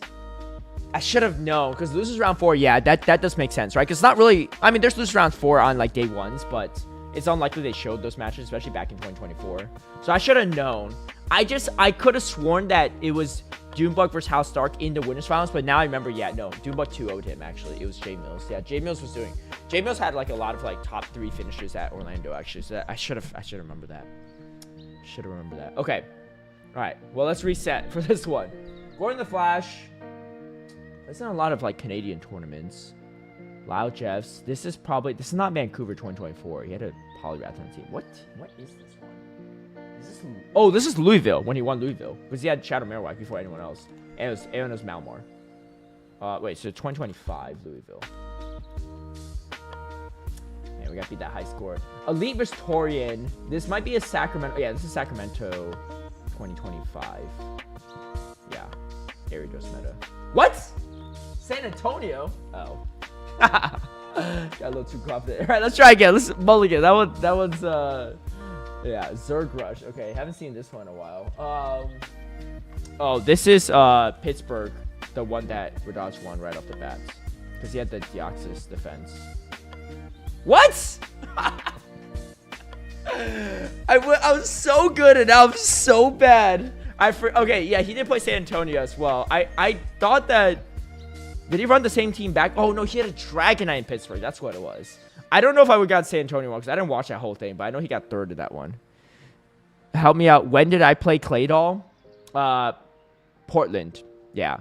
Portland 2025. That was the only time I played Claydol, actually. I don't play enough tournaments, so it's really easy for... Well, obviously, I remember my own. But me, as in general, if you see me on the screen, it's probably easier to narrow down because likely it's a West Coast tournament. And because I only play in, like, about 1 tournament per meta, whatever the meta is, you can probably narrow it down from there. Yeah. You must see the final Birmingham? Oh, shoot, yeah. I mean, I'll do a Best Fight Deep Dive series on it for sure. I know who's in the top 3. I don't know anything past that, so... I'm trying to stay spoiler-free as much as possible. Claydol underrated. Hey, what's up, Will? Dude, Will D, I don't know if you know, but PP Steve ran your team in Auckland, actually. Yeah. He called it Will D team. Because he took a screenshot of his team. It was from, like, an official broadcast tournament. I know there's one broadcast. It's like, whose hand is that in the background? And then I read the tagline. It was like, oh, wait. He just took a screenshot of when you were on stream of your team. But, yeah. Anyway. Yeah, he told. Yeah, top 8 exactly. Okay, Rice Cakes versus Stud Muffins. This is not Vancouver. This might be LA. No, LA. Rice had an Umbreon. This might be. Okay, it's 2025. I think that was like Stud Muffins year 2. Is that Baltimore? Oh wait, winners finals. Hold on, winners finals. When was Stud Muffins in the winners finals? It wasn't Louisville. Who won Baltimore? No, Baltimore was... That was with Dodge again, right? In Elite, so it couldn't be these two. Sacramento was SJ and Pockets. Toronto was Elam and Sceptile Ice were in the top 3, so it's not one of those. Could be San Antonio. Elites beat Rise, I think, right? In a tournament. Was it San Antonio he beat them in? It's not Vancouver. It's not Atlanta. What happened in Milwaukee? No, Milwaukee was Snots and Pocket. And it wasn't Portland because that was Axon. So it's got to be San Antonio. All right. That was actually pretty hard, but I was able to narrow it down. All right. Let's get into this match, though. Ing Beto versus Marcho Galde. Wait, they take new pictures for day number 2? That's pretty dope. All right. Marcho Galde versus Ing Beto. Ing Beto right here. Marcho Galde. Where's he at? Okay, right here. He has a Jelson. Jelson looks really strong to Ing Beto C. It has play into everything. It has win cons against Credility. You can win against Chargebug, right? Jellicent comes into every single game. I'm almost positive. There's like just no way, right? Doesn't that mean that Charge Bug has to come to every game? How's Charge Bug look? Not bad here. Good, neutral, neutral-ish. Yeah. Charge Bug, Jellicent. I'm calling it. They're coming into every game for both players. How do they play around it is a real question. All right, let's go. Are these only day 2 or day 1s? I think there's... Honestly, they might only be day 2s now that I think about it. I'm actually not sure. All right. Alolan Ninetales versus Azumarill. And in comes the safe swap Jellicent as expected. But here comes the Charger Bug. And Martigalde getting a free Hex through, actually. Going to be pretty nice. Allowing him to maybe get to a Shadow Ball plus a Surf. First Shadow Ball is going to be thrown and has an... Oh, I think he gets another Shadow Ball. Grabbing a shield off of this Charge Bug could be pretty massive for Martigalde. However, he doesn't have the hardest matchups here to win it. Oh, wait, hold on. Goes with the Shadow Ball instead of the Surf. Surf would have been enough, but just wants to KO it. For sure. I don't know. I guess he only throw one move either way, so not too bad. Now comes the Azumarill, and he wins Switch Advantage. That's pretty massive. But there's an Empoleon lurking in the back for the Alolan Ninetales. That's not going to be a great time. Martigalde, maybe he suspects it. He has to come in Empoleon to absorb some of this energy. Does he just stay in once the Empoleon comes in from Beto? I love this play from Beto, though. He knows he's got Martial in a chokehold right now. Play rough is going to come through. And not going to be shield from Martigalde. Definitely the right decision. Even if it's Empoleon on the back, you're not going to want to shield this, right? Beto, he's going to stay in as long as possible. Not give Martigalde the chance to see the Empoleon yet. Martigalde's got to be suspecting. Oh, and now he comes in to catch the play rough. Saves a bunch of energy. But this is going to be a crazy farm down from Beto's Empoleon. Just going to go straight Metal Sound all the way down. Double super effective. Do you get to the Dazzling? Likely going to be the case. Martigalde going through it at the very end. This chip damage can actually be crucial in this matchup, despite the fact it's resisted, because you need to somehow take out the Empoleon in the head-to-head and the Azumarill. This is the loser's bracket, so loser of this will be ending their journey on the sooner side. Martigalde doesn't want to show who wins Charge Deck Party just yet. He is at the back-to-back move. Does Beto potentially go for a catch here, knowing that Martigalde probably has to throw the Hydro Cannon at some point or another. But no, Switch Time is not going to be up. Beto going to shield this up, knowing that this is going to do a lot of damage, even for resisted, compared to the neutral Drill Peck onto the Azumarill. He throws his own Hydro Cannon back, and Martigalde's in a tough position. He still has a whole Azumarill in the back to contend with, and it's got a lot of health. Beto has pretty much a ton of different win conditions. Do we throw on Charge Deck Party? And looks like Martigalde going to throw this right away. He needs to throw the next one. The next one needs a KO. I don't think it's going to KO, and more importantly, does he win Charge Deck Party? Because Charge Deck Party is going to be at the same time. It looks like Beto on top of it wins Charge Deck Party, so double bad situation for Martigalde to be in. Hydro Cannon going to connect, only a few Metal Sounds away from taking it out, and this Hydro Cannon, even if it's enough, there's almost a full health Azumarill still in the back, maybe at least 75%. Either way, just not enough juice in the tank left for Martigalde's Empoleon. In comes Beto's Azumarill to close things out. He takes a 1-0 victory win over Martial to start things off, and Martigalde is going to dig deep if he wants to defend his Mérida title, as he is the reigning champion. But down a game early, not going to be a great time. Now, Claydol slaps because of all the buffs and charge moves it's been given. Yeah. We'll see if it makes a return or not. It never really got nerfed, for what it's worth. It actually got buffed with the Shadow Ball buff, but I don't know if people were running Shadow Ball with it. Hey, what's up, bad mannerisms? Chef Baddie is crazy. Okay. Well, let's see what we can do here. As Martigalde in a tough position. I mean, he got everything he kind of wanted, right? He had the he got a shield. Oh no, he actually flip switched with the Jellicent. But the problem is that Alolan Ninetales just couldn't really find a place to go. It's not a bad check to Charge a Bug, so I kind of get why he brought it. And then with the Empoleon, right? Just being ABB weak to Charge a Bug, it was a good strategy, but unfortunately, Beto was ready for that Alolan Ninetales. But yeah, taking a look again at the teams. Let me just pull up like this, I guess, so I can just move it over when I need to. Okay, so Martigalde, the Jellicent's really strong for him. I feel like Jellicent in the lead would have been even better because it's so strong, right? You just need to avoid Charge Bug lead. The problem is if you safe swap it and there's Charge Bug in the back, you always get it on the Charge Bug. But to avoid like a really good matchup for Ing Beto, you have a much better chance of leading it and gambling into it. Like you have a really good shot of winning the lead, right? Or having a neutral matchup. The odds of you losing lead is really low. But maybe Ing Beto makes that adjustment himself and brings in Charge Bug in the lead, right? Because Charge Bug doesn't really hard win a lot of... Well, it's actually not bad. Mirror match, neutral, not great, not great. 2 winning matchups. So it kind of could be a coin toss either way. Okay, well, here we go. Let me... Sorry, move this out of the way. We have ourselves... Oh my gosh, they called it! So he brings in the lead, like I said, but Ing Beto calls the lead of the Jellicent, and now he locks in. Wait, hold on now. This Gastrodon looks really solid and safe for Marchigaldi. This game's not over despite the terrible lead and terrible counter swap on the side of Ing Beto coming in with Zoomer into the Guzzlord. I think you just let this go if you're Marshall, right? Do you ever shield? Oh, wait, Ing Beto goes for the play rough, and Marchigaldi calls it. I mean, not bad to shield the Ice Beam, but he's feeling probably real good about shielding the play rough. Going to definitely put him in a slightly more advantageous position as he's closing in on the double Sludge Bomb. Next play rough is going to be reached. We get the shield out of Ing Beto. Imagine if he threw a bait with a Brutal Swing. Then he probably gets to the Sludge Bomb on charging priority, but instead opts to go for the safe play just in case. Now he's down to shield. Tries to go for a catch. Doesn't quite get it. And now you get the Charge Bug back on to the Jellicent. Still not the worst for Marchigaldi because he has the Gastrodon for later, but he needs to avoid that Zoom roll with the Gastrodon, and then he's in a good spot. However, this Charge Bug has a lot of health still. I think after this matchup, it won't have as nearly as much. Ing Beto going to let this go, knowing that there's probably going to be some way, shape, or form to take out the Charge Bug.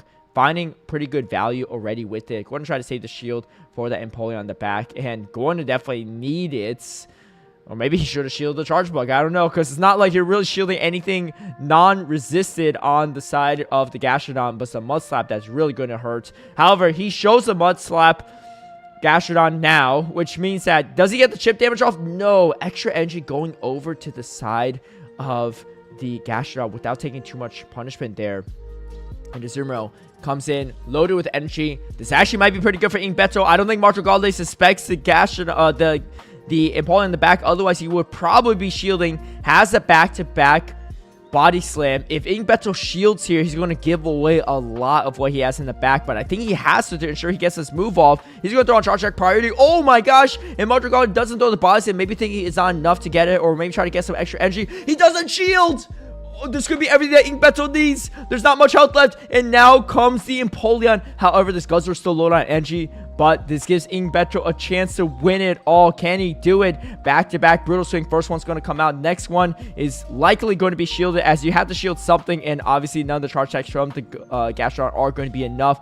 Oh, wait. Hold on. Ing Beto not shielding anything here. Trying to build a double Drill Peck. I don't know if this is a little too risky. I don't think you could Dragon Tail down, but you could definitely Mud Slap down. However, Ing Beto feeling confident. Knows that there's going to be another Brutal Swing loaded. So he's going to have to tank 2 either way.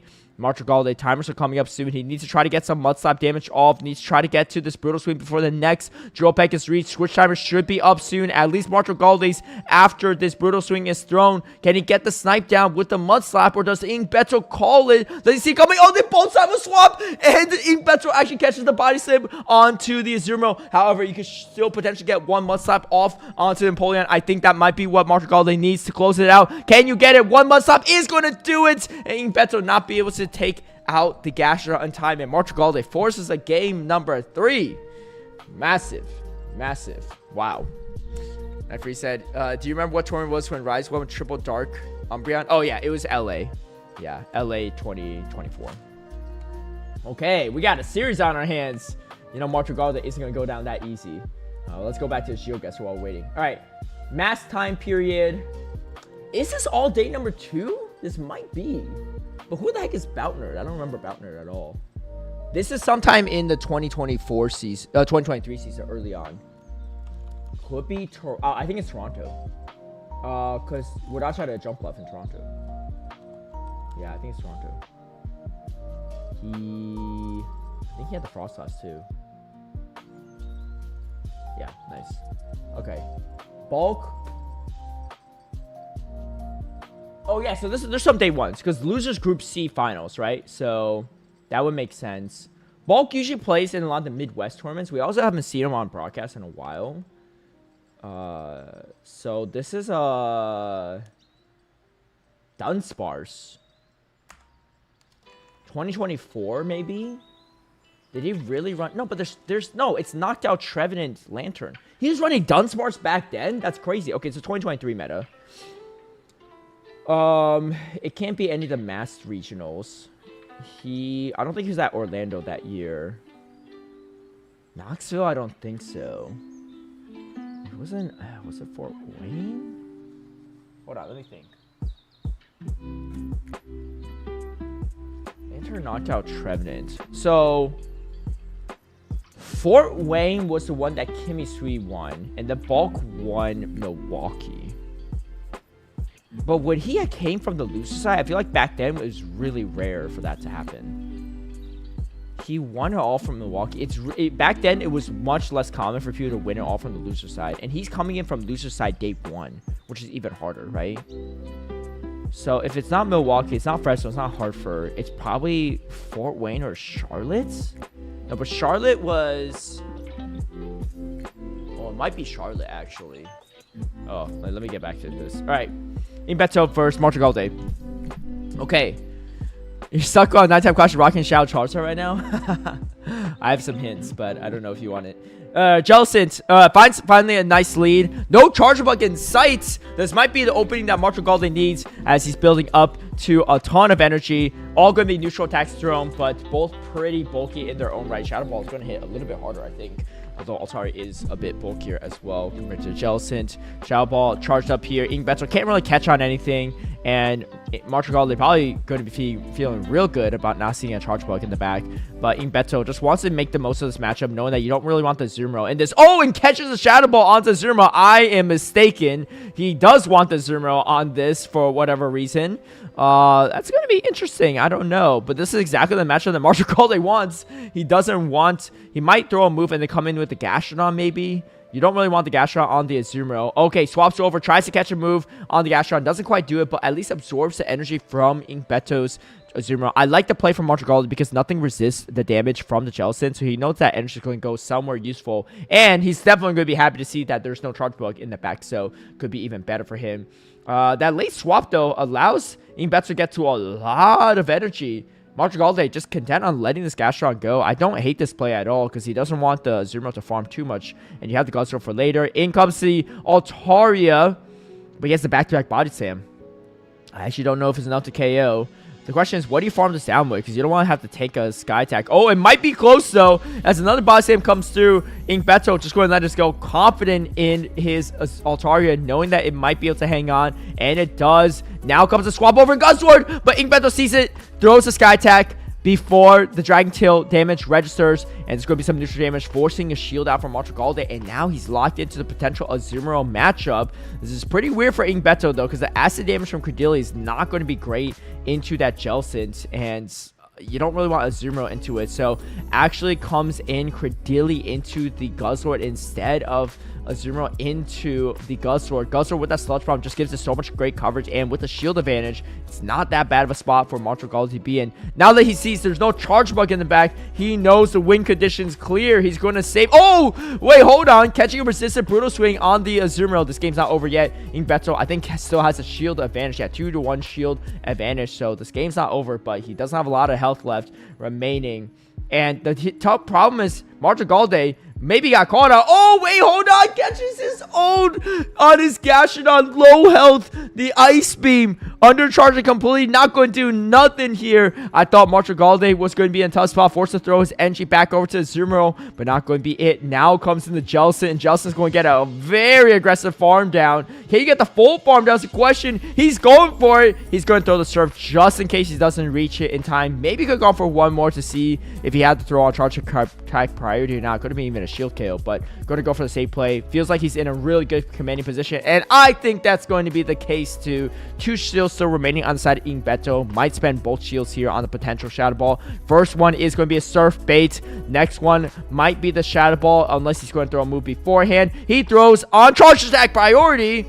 even tougher for Ing Beto. Martingale getting a lot of value out of this Jellicent as expected. He's going to love seeing that charge attack priority come through. Not going to be shielding this one up after getting debuffed.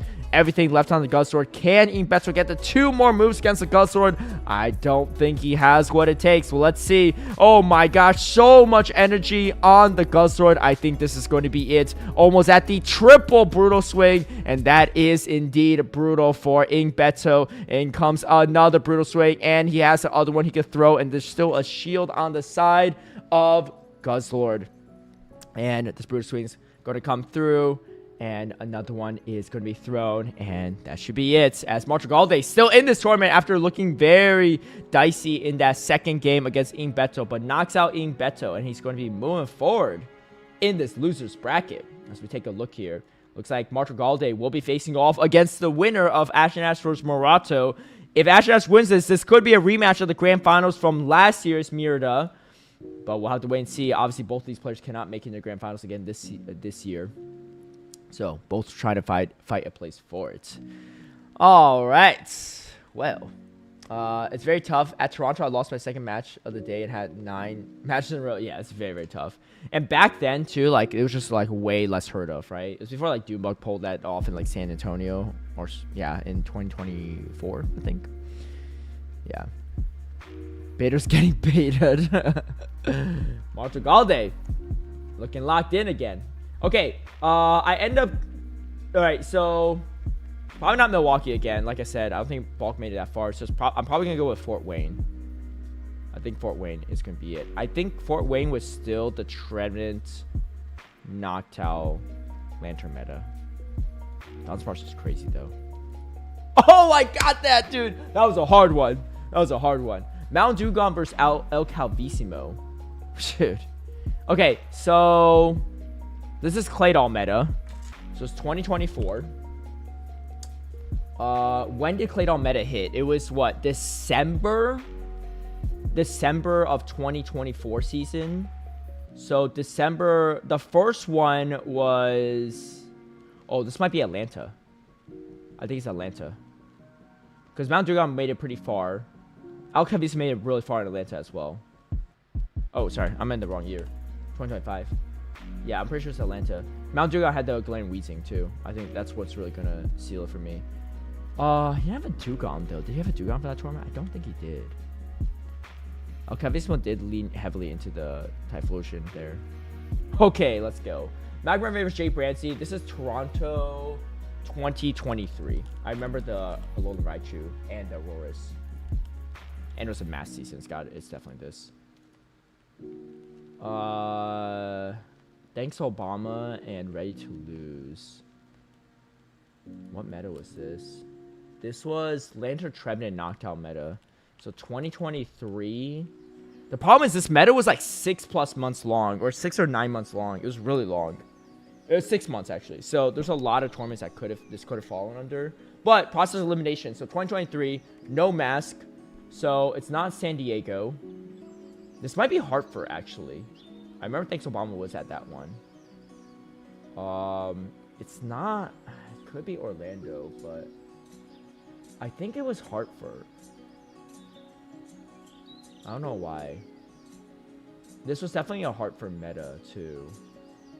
And that's the one I remember Obama in. I don't remember him in others. I'm gonna go with Hartford. I think that's gonna be... That's about as good as it gets. Okay, let's go. Dirtficus, versus Frostfire. This might be an Orlando tournament. Frostfire was running a lot of Shadow Charizard. This was also the Lantern meta, as you can see from his team. 2023. So it wasn't San Diego. Could be Orlando. Knoxville? Frostfire had a good Orlando run with the Shadow Charizard, I think. I think it was right at... This was a tournament right after the one that, the guy you, Human Bug Catcher or whatever, won. I don't think he went to Vancouver. Could be Charlotte too. This one's hard. This is definitely one of the harder ones. I'm going to guess Orlando, but I'm not confident. It's the only one I'm sure that Frostfire attended. And he did decent there, I think. Oh, dang it. It's Hartford. Oh, it's getting hard. That's a really tough meta one to do. Yeah, it's Hartford, yeah. Pretty sure. Obama's run. Yeah. Oh, sorry, the bomber run. Yeah, I didn't realize this one was Hartford, too. Hartford was a big regional for what it's worth. They made it to the winners finals? I didn't even know that. Yeah, when was B-Bro meta? B-Bro was meta 2025 December through like February. Yeah, B-Bro scope. It's probably Toronto is the one year probably. Yeah, it was probably Toronto 2025. Dang, all right. I'm struggling a little bit. I was feeling good on the first time round. Rotten peanuts and onion rings. This is a throwback. Okay, so this could be 2020. Probably 2023 as well with the Meta Jam. Yeah, because Trevenant got nerfed after all this, right? So it's not 2024 early on. 2023 post mask. I think it's Orlando. Ryan Peanut's in the Midwest area. Was it Fort Wayne? I think they're both at Fort Wayne for sure. I'm almost positive both at Fort Wayne. It would make sense for Ryan Peanut. Whoa, okay, we're getting back into action. All right, it's Ashen Ash versus Morato. We don't have one POV right now. They probably fixed that. Let's take a look here. Morato versus Ashen Ash. Let's take a look. They both have Galarian Moltres. Wait, they're running the same exact team. Okay, well, that's easy then. I didn't realize that. Okay, well, let's get into it. Same exact mirror team then. That's a little bit wild. Well, Ashen Ash gets a great, fantastic lead to start things off. But okay, Rock Slide is going to connect onto the Moltres. However, still a pretty solid matchup, as looks like there might be a little bit lag. I don't think Ashen Ash really lost anything, although it looked like a full Mudslap came through, so maybe we'll see what happens here. He's going to throw the fly. Going to get shielded up. Now, Morato can throw a Bone Club to make things awkward. He does. Ashen Ash, do you shield to fight for switch advantage? You have to fly loaded. I think so. He could go for one additional Sucker Punch in addition. Does he go for it? Or does he? Yeah, he does go for it just in case he needs to get that extra Sucker Punch damage off. Why not? I think both players are locked in at this moment in time. And let's see. Okay, Morato. I don't know how many shields. Oh, still one shield apiece. So he gives up switch advantage is the likely scenario, as seems like the Moltres was the one that came into the Marowak. Now comes Cordilli. Cordilli actually with the energy lead is pretty nasty in the back. I mean, both players running the same exact team, so kind of makes sense, right? Do you ever go for a catch? It's really hard with the 3-turn Pokemon. But let's see if Ashen Ash does it or not. Morato, I think, is probably 1, maybe 2 or 3 assets away from the next move. Obviously, I have no idea what the counts are on the side of Morato. It's a little bit hard to see. I wasn't counting the assets earlier. But Ashen Ash is going to swap over to his own Cordilli. This could be a great way to eat up the energy and see what Morato has in the back. We didn't see what the lead was. Maybe it was... Oh, it was probably this. Yeah, it was probably Marowak into the Charge Bug.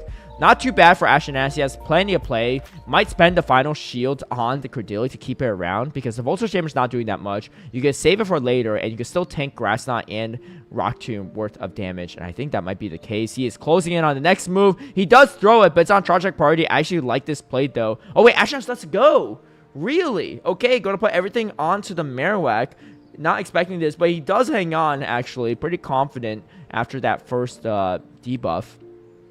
And this might grab the final shield from Morato, or maybe he just saves it. Yeah, comes down, tries to acid down, but the switch timer is up. I don't know if you have enough health, though, as Ashen Ash closing in on it. He has to go for a Hail Mary Grass Knot, in my opinion, because I don't know if he even gets to another move. And it is going to be a Grass Knot indeed, but it's going to be shielded up from Ashen Ash as he's looking for the fast sack down, and he gets it. He takes game number 1 over Morato. All right. On the loser side of things, you know Ashen Ash wants that rematch against Martrogalde. So we'll see if he can do it or not. All right, this one is probably Fort Wayne. I don't know, though. It's the first one. If I get it wrong, get it wrong. All right, there we go. Asitor versus that boy Jay. This is Toronto, 100% from that 2024 season, as we see from the Clefable. Dialab Churn versus Wild Susan Boyle. Wait, this might be Vancouver 2022. Yeah, I'm pretty sure it is. It was a stellar run from... Yeah, it's a Walrein meta. And Wild Susan Boyle didn't really play in a lot of tournaments. But he's from the Vancouver area, I think. Eomero versus Jangles. This is a Scald meta. Yeah, it's a Scald meta.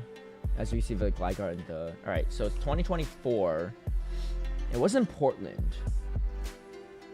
Could have been Charlotte's. Could have been Knoxville, too. These are both very highly likely.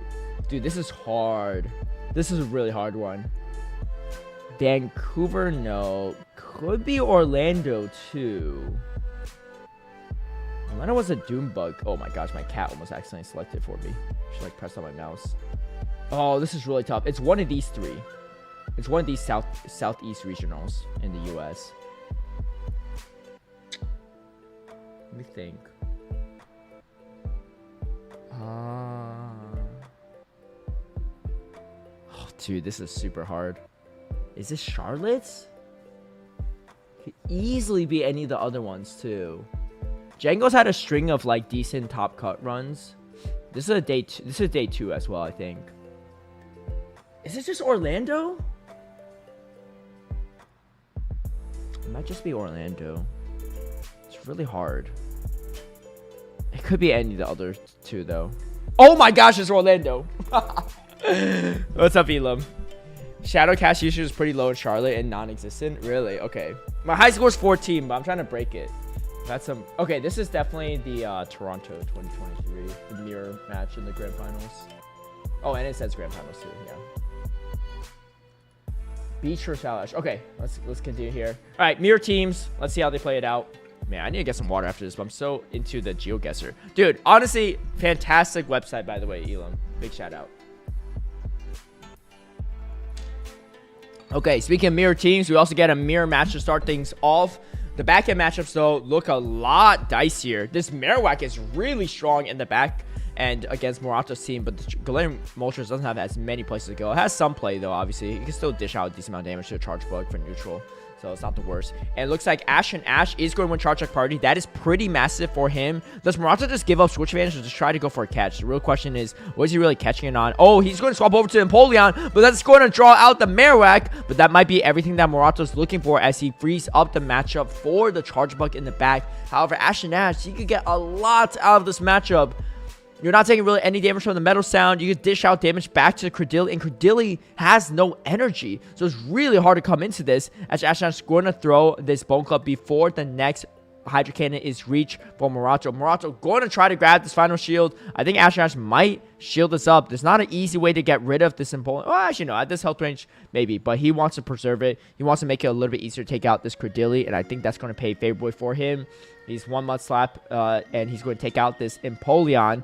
Now, what do? You have to come into Credilli, but you're going to take so much damage. Now, on top of it, you can even pivot over. He is going to pivot over and saves all the energy, expecting the Charge Bug in the back. Now, the Rock Tomb is not going to be enough to take out Ash's Credilli, and I think Morato's going to have to save his Credilli for later because he knows there is that Marowak. But what do? Do you come in and catch a Rock Tomb? No. And I think Morato, will he just shield and try to acid down, or does he just let it go? You kind of have to let it go, right? There's so much energy on the Marowak. Everything on the Charge Bug. Can you get the Vulture down? That's going to be the first part to set things up. If you get to a Rock Tomb, and he does, that's really bad for Morato. Has to shield up. Now permanently debuff for the rest of the game. On top of it, you have a Rock Slide loaded onto this Marowak, going for the optimization as well for some extra damage and energy for Ash.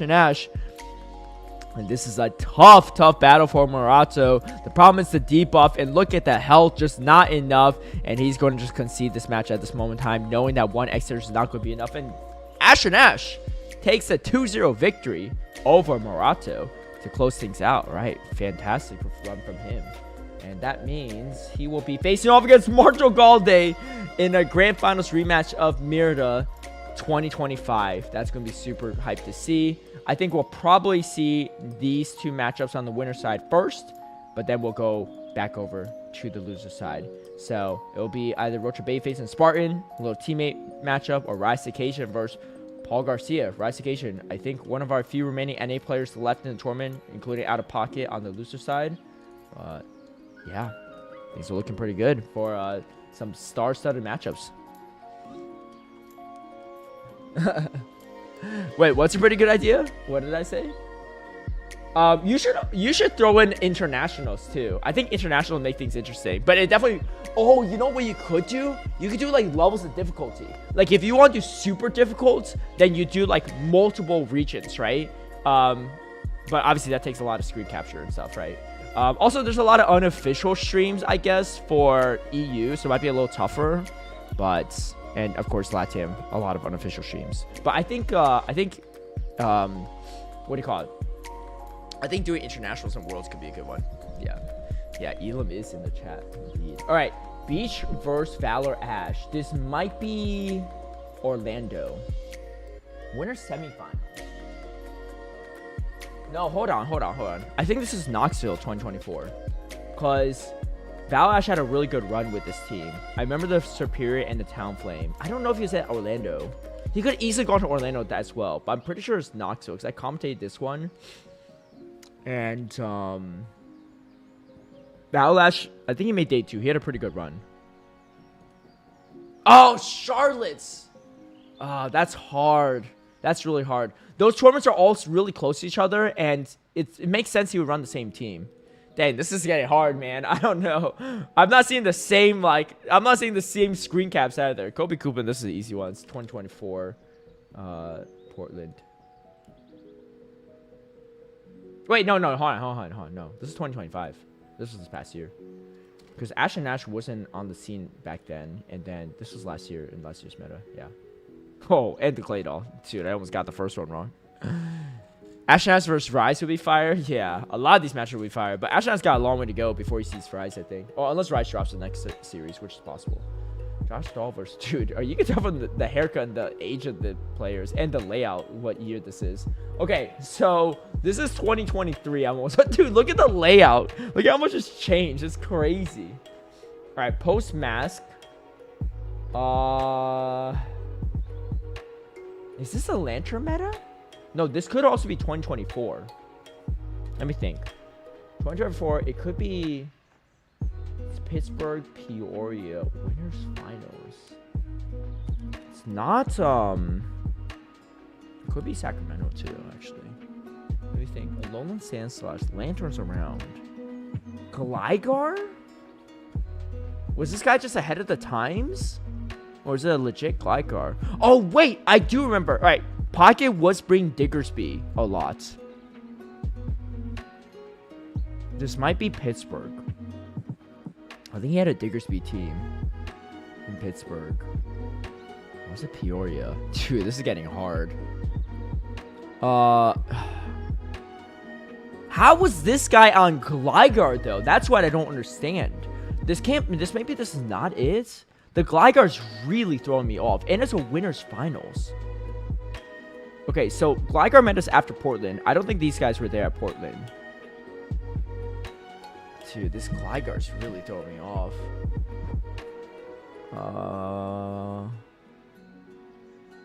It wasn't Indy, because I think Pocket ran a Bastion in Indy.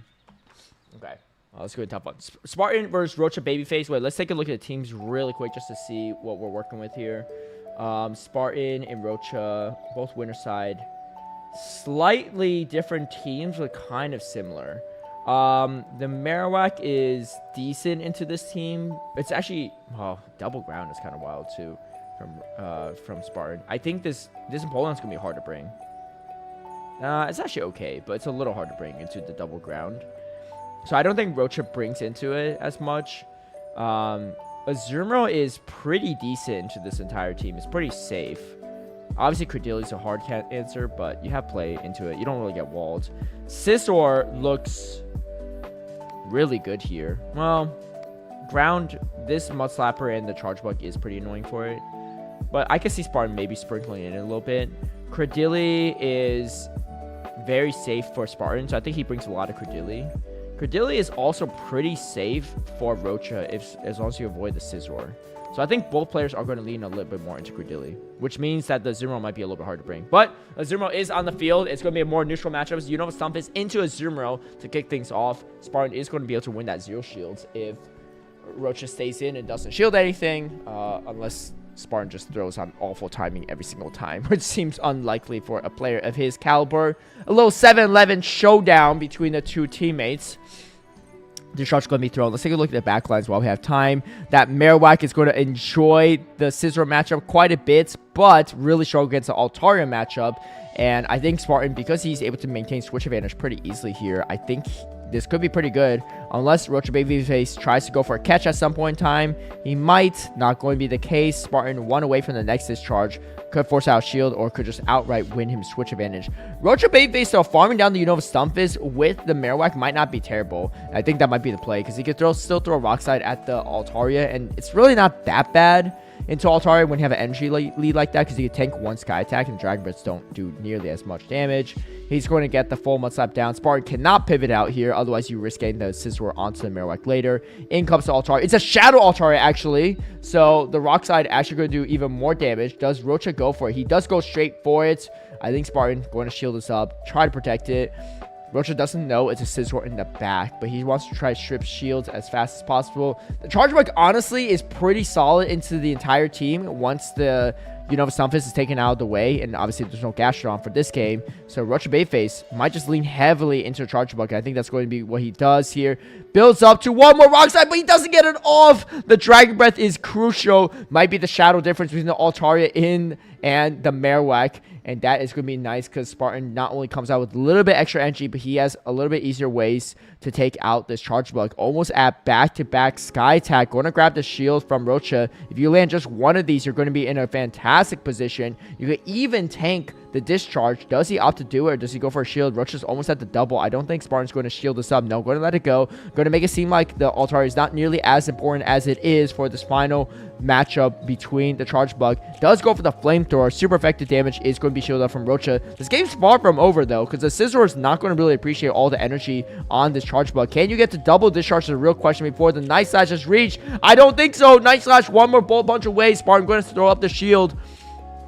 This Night Slash should be almost enough to KO Rocha Babyface's Charger Bug. One more does it. Oh, wait, he just throws... Wait, he throws two for Charge Bug Priority. Super well timed from Spartan. Getting as much bullet punch damage as possible. I love seeing that. Doesn't throw on good timing on purpose to tie it up there, and grabs the first game over Rocha. Really well played from Spartan, actually. Obviously had a great matchup all the way throughout, but even dealing with the energy from Rocha was quite nice. Obviously, Rocha didn't know it was a Scizor in the back, but... Okay, here we go. Game number 2 underway as well. It's going to be Gastrodon into the Credilli. Going to be a fantastic matchup for Rocha if you could land the Grass Knot. But honestly, it gets a little bit weird. Oh, swaps straight away to the Scizor and draws out the Charge Bug. What's in the back? Unova Stunfisk. Interesting. You draw this out, but you're double strong into the Charge Bug in the back. So not really doing as much for Spartan as he would probably hope. Could potentially get a boost. Doesn't get the boost. And Rocha Babyface avoids both ground types with the charge bug for the time being. This is on the winner side, so this is not going to be the last series for either of them, but Rocha definitely needs to win this one to force that game 3. Gets off another Night Slash. I don't think Rocha Babyface is going to shield this up. He might think the charge bug is more useful than it is, but actually isn't going to be the case. Spartan going for the undercharge. I like this play a lot, allowing him to farm additional energy, knowing that this energy from the charge bug is not really going to go too far, but it does allow Rocha Babyface to get to an X Scissor. The real question is the health more important on the Gastrodon than the energy? I think the energy is going to be a lot more important. As you can see, you can't really acid down the Gastrodon. He's not really in Rock Tomb range either. This makes the matchup a little bit easier for Spartan. He is ABA weak to the Credilli, so this is about as good as it gets for him. If he starts shielding up Grass Knot, it actually could get a little bit better. Let's see if Rocha goes for it or not. He is closing in on it. Goes for the Rock Tomb. Does Spartan shield? This is a really tough position because if he gets taken out from Grass Knot, he's going to be permanently debuffed on the Unova Stunfisk. Throws up the shield, but ends up shielding the bait, and that is not going to be a great time for him. But the Unova Stunfisk has nowhere to go as well. There's a Marowak in the back, and this is going to spell disaster for Spartan. I don't know if he's able to play around it or not. He does land the Water Pulse. So you go for a catch, and now might just let this go. He does outpace the Credilli. No! Wants to go for the shield. Maybe expecting there is a Marowak in the back, and that's going to be good. If he calls it, here it comes. But the problem is you don't have enough health to contend with this. You catch a Bone Club, and I think he's going to let it go, knowing that there's just no way he can overcome this terrible matchup in the back. And Rocha Babyface Going to even out the series 1-1 in a crucial matchup here. And we're going to go to a decisive game number 3. All right. Wait, this year Josh changed name, but before Pocket did? Yeah. Maybe there's edit Josh's name on stream. Wait, that's Garbage Baby? Oh, no, sorry. That Garbage Baby is someone else. What was Josh's name again? I don't remember. All right. We'll wait for this to load up a bit.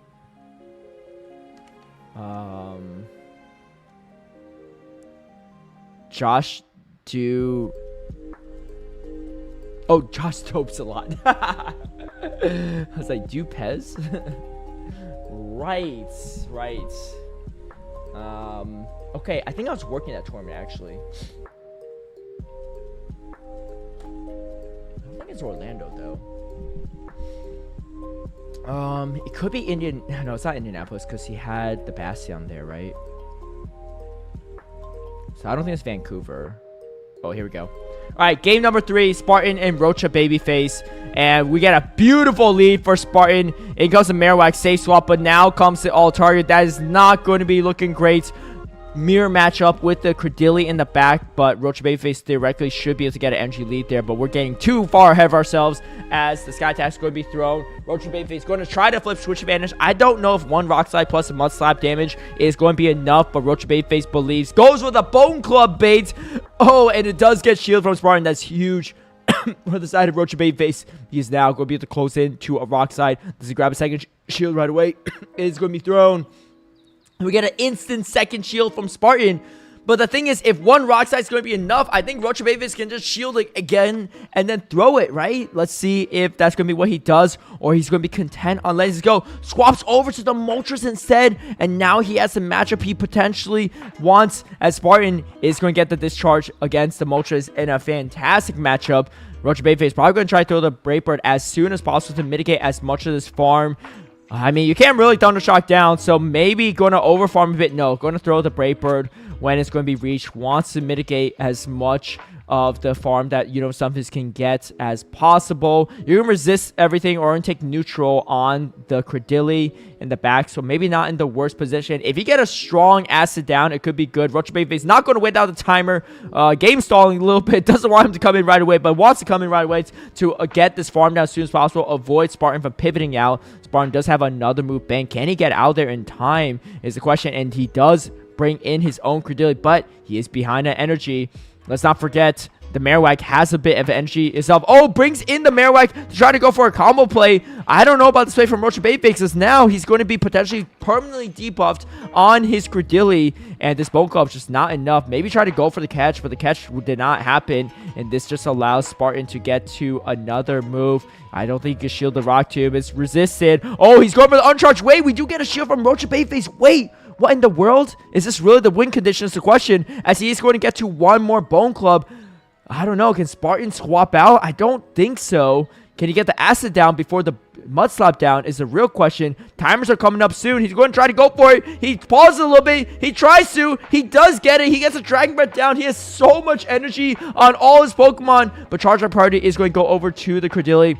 Rock Tomb, he needs it to KO to have a chance here. There's still a Mud Bomb loaded. There's a Rock Tomb loaded. A Grass Knot loaded. And you get the Sky Attack off. That is going to be huge for Spartan getting this off. It is going to be debuffed, but there's so much energy still remaining on his final 2 Pokemon, and there's just not enough moves or energy on Rocha's side. It's not even Charge Attack Priority. It's just if he can hang on, Grass Knot's going to be thrown. It should be close enough to KO.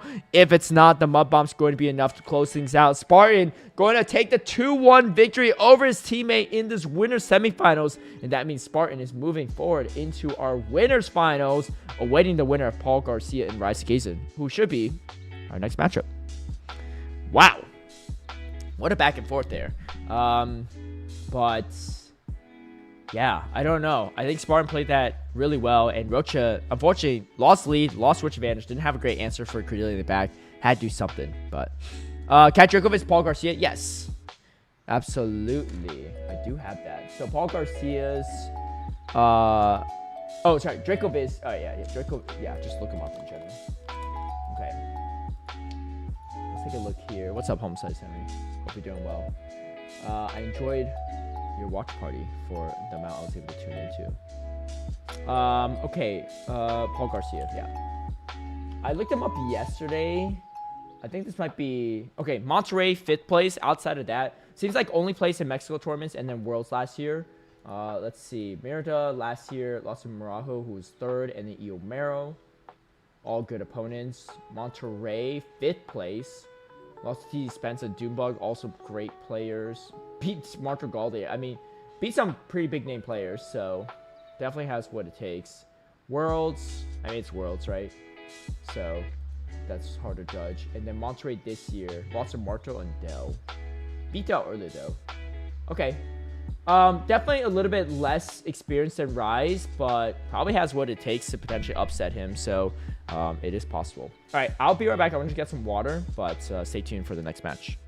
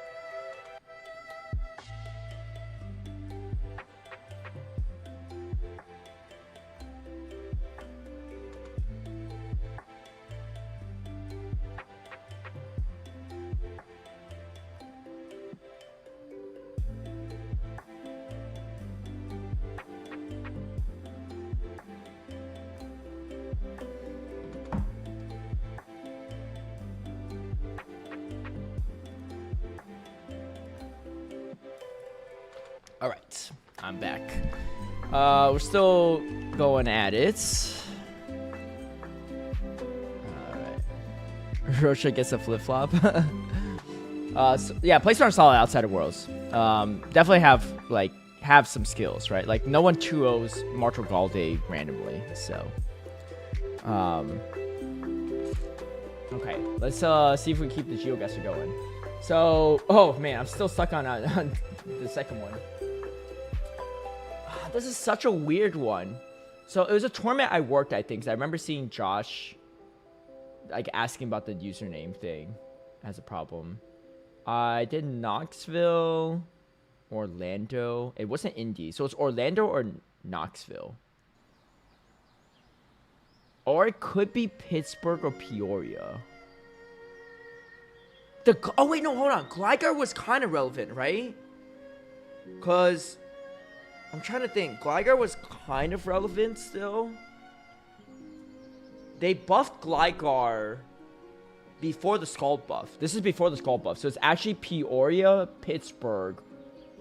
It's Peoria, Pittsburgh. I don't think Pac was at Sacramento. And Toronto that... It could be Toronto too, but I don't think so. If I were to guess, it's probably Pittsburgh. I think this is the team that Pac ran. He ran a pretty weird team at Pittsburgh. Oh, let's go. All right. Where's Mérida officially being streamed officially? Well, so it's not like official stream, but it's essentially the feed I have is what they're showing. So I could actually try to pull it up though. If you want to see it, it's the same thing as my feed, except there's no audio and it's just the battles. Yeah, it was hosted by Karma Beam. Karma Beam is the one that's has these tournaments. Check my YouTube chats. No, I could see my YouTube chat. I can see everything at once. Wait, is there something weird going on? Am I missing something? I know Henry's talking about something. Just joshing around or something. Is Pitts? Oh yeah. Well, I didn't want to cheat with with looking at the chat, right? So that's why. Okay. Paul Garcia versus Rice Kitchen. Let's take a quick look at their teams before we go into it. Paul Garcia has a Shadow Malamar, which actually it's not amazing. It's good here. It's not bad here. You have win conditions here. Fantastic here. I think we actually see a lot of Shadow Malamar. Shadow Malamar might be pretty good. It's a little bit safer as a Dark type than into this team than the Moltres is. But also, the fortress on Rice's side is Disarming Voice for what it's worth. Credilli looks really safe here outside the Scizor. I think Paul Garcia brings a lot of Credilli.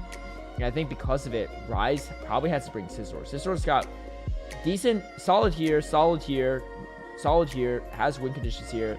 It's not great here, but it's not the worst. You just really have to worry about charge bugs. I think Scizor's going to be coming a lot from Rise, and Credilli's going to come a lot from Paul. All right, let's get into it.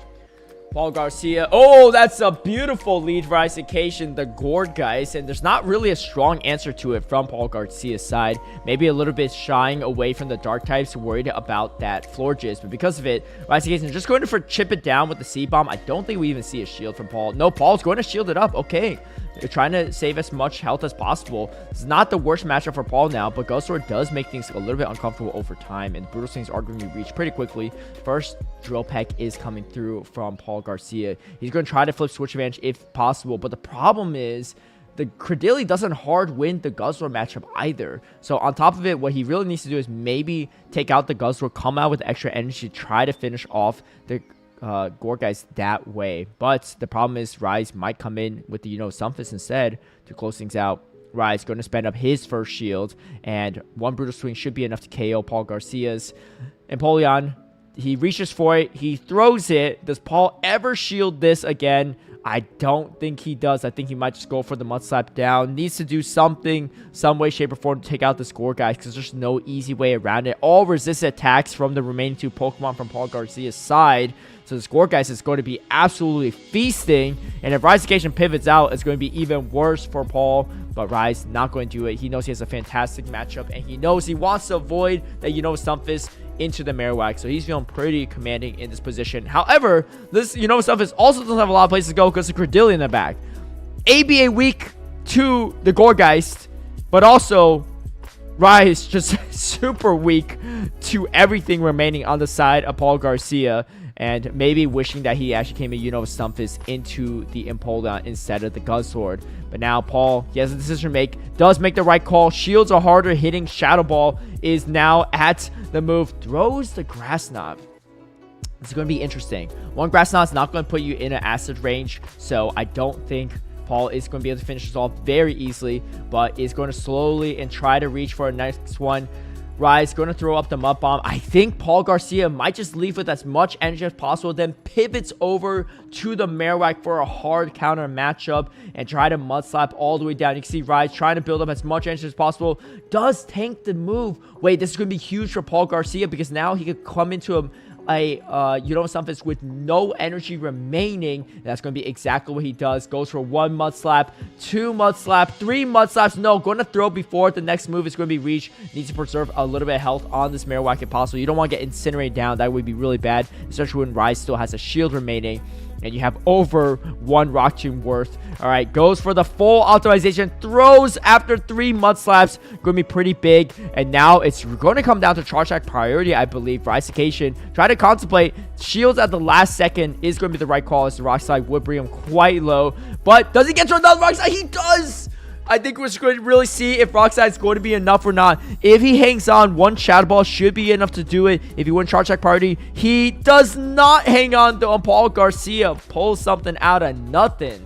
And like we said, Paul Garcia, no stranger to facing some big name players. Most of the tournaments are played in Mexico, outside of Worlds, I think. But takes games off of Rise right there. Okay. Wow, really disastrous lead. No real answer for the Gore guys, but the problem is Rise just had nowhere to go with that Sunfist, and that was going to be it for Rise. Well played, though, from Paul Garcia. Something I really appreciate is that he really optimized his timings there. If he didn't, he just doesn't get to that second Rock Slide. And, that was huge, because let me see here.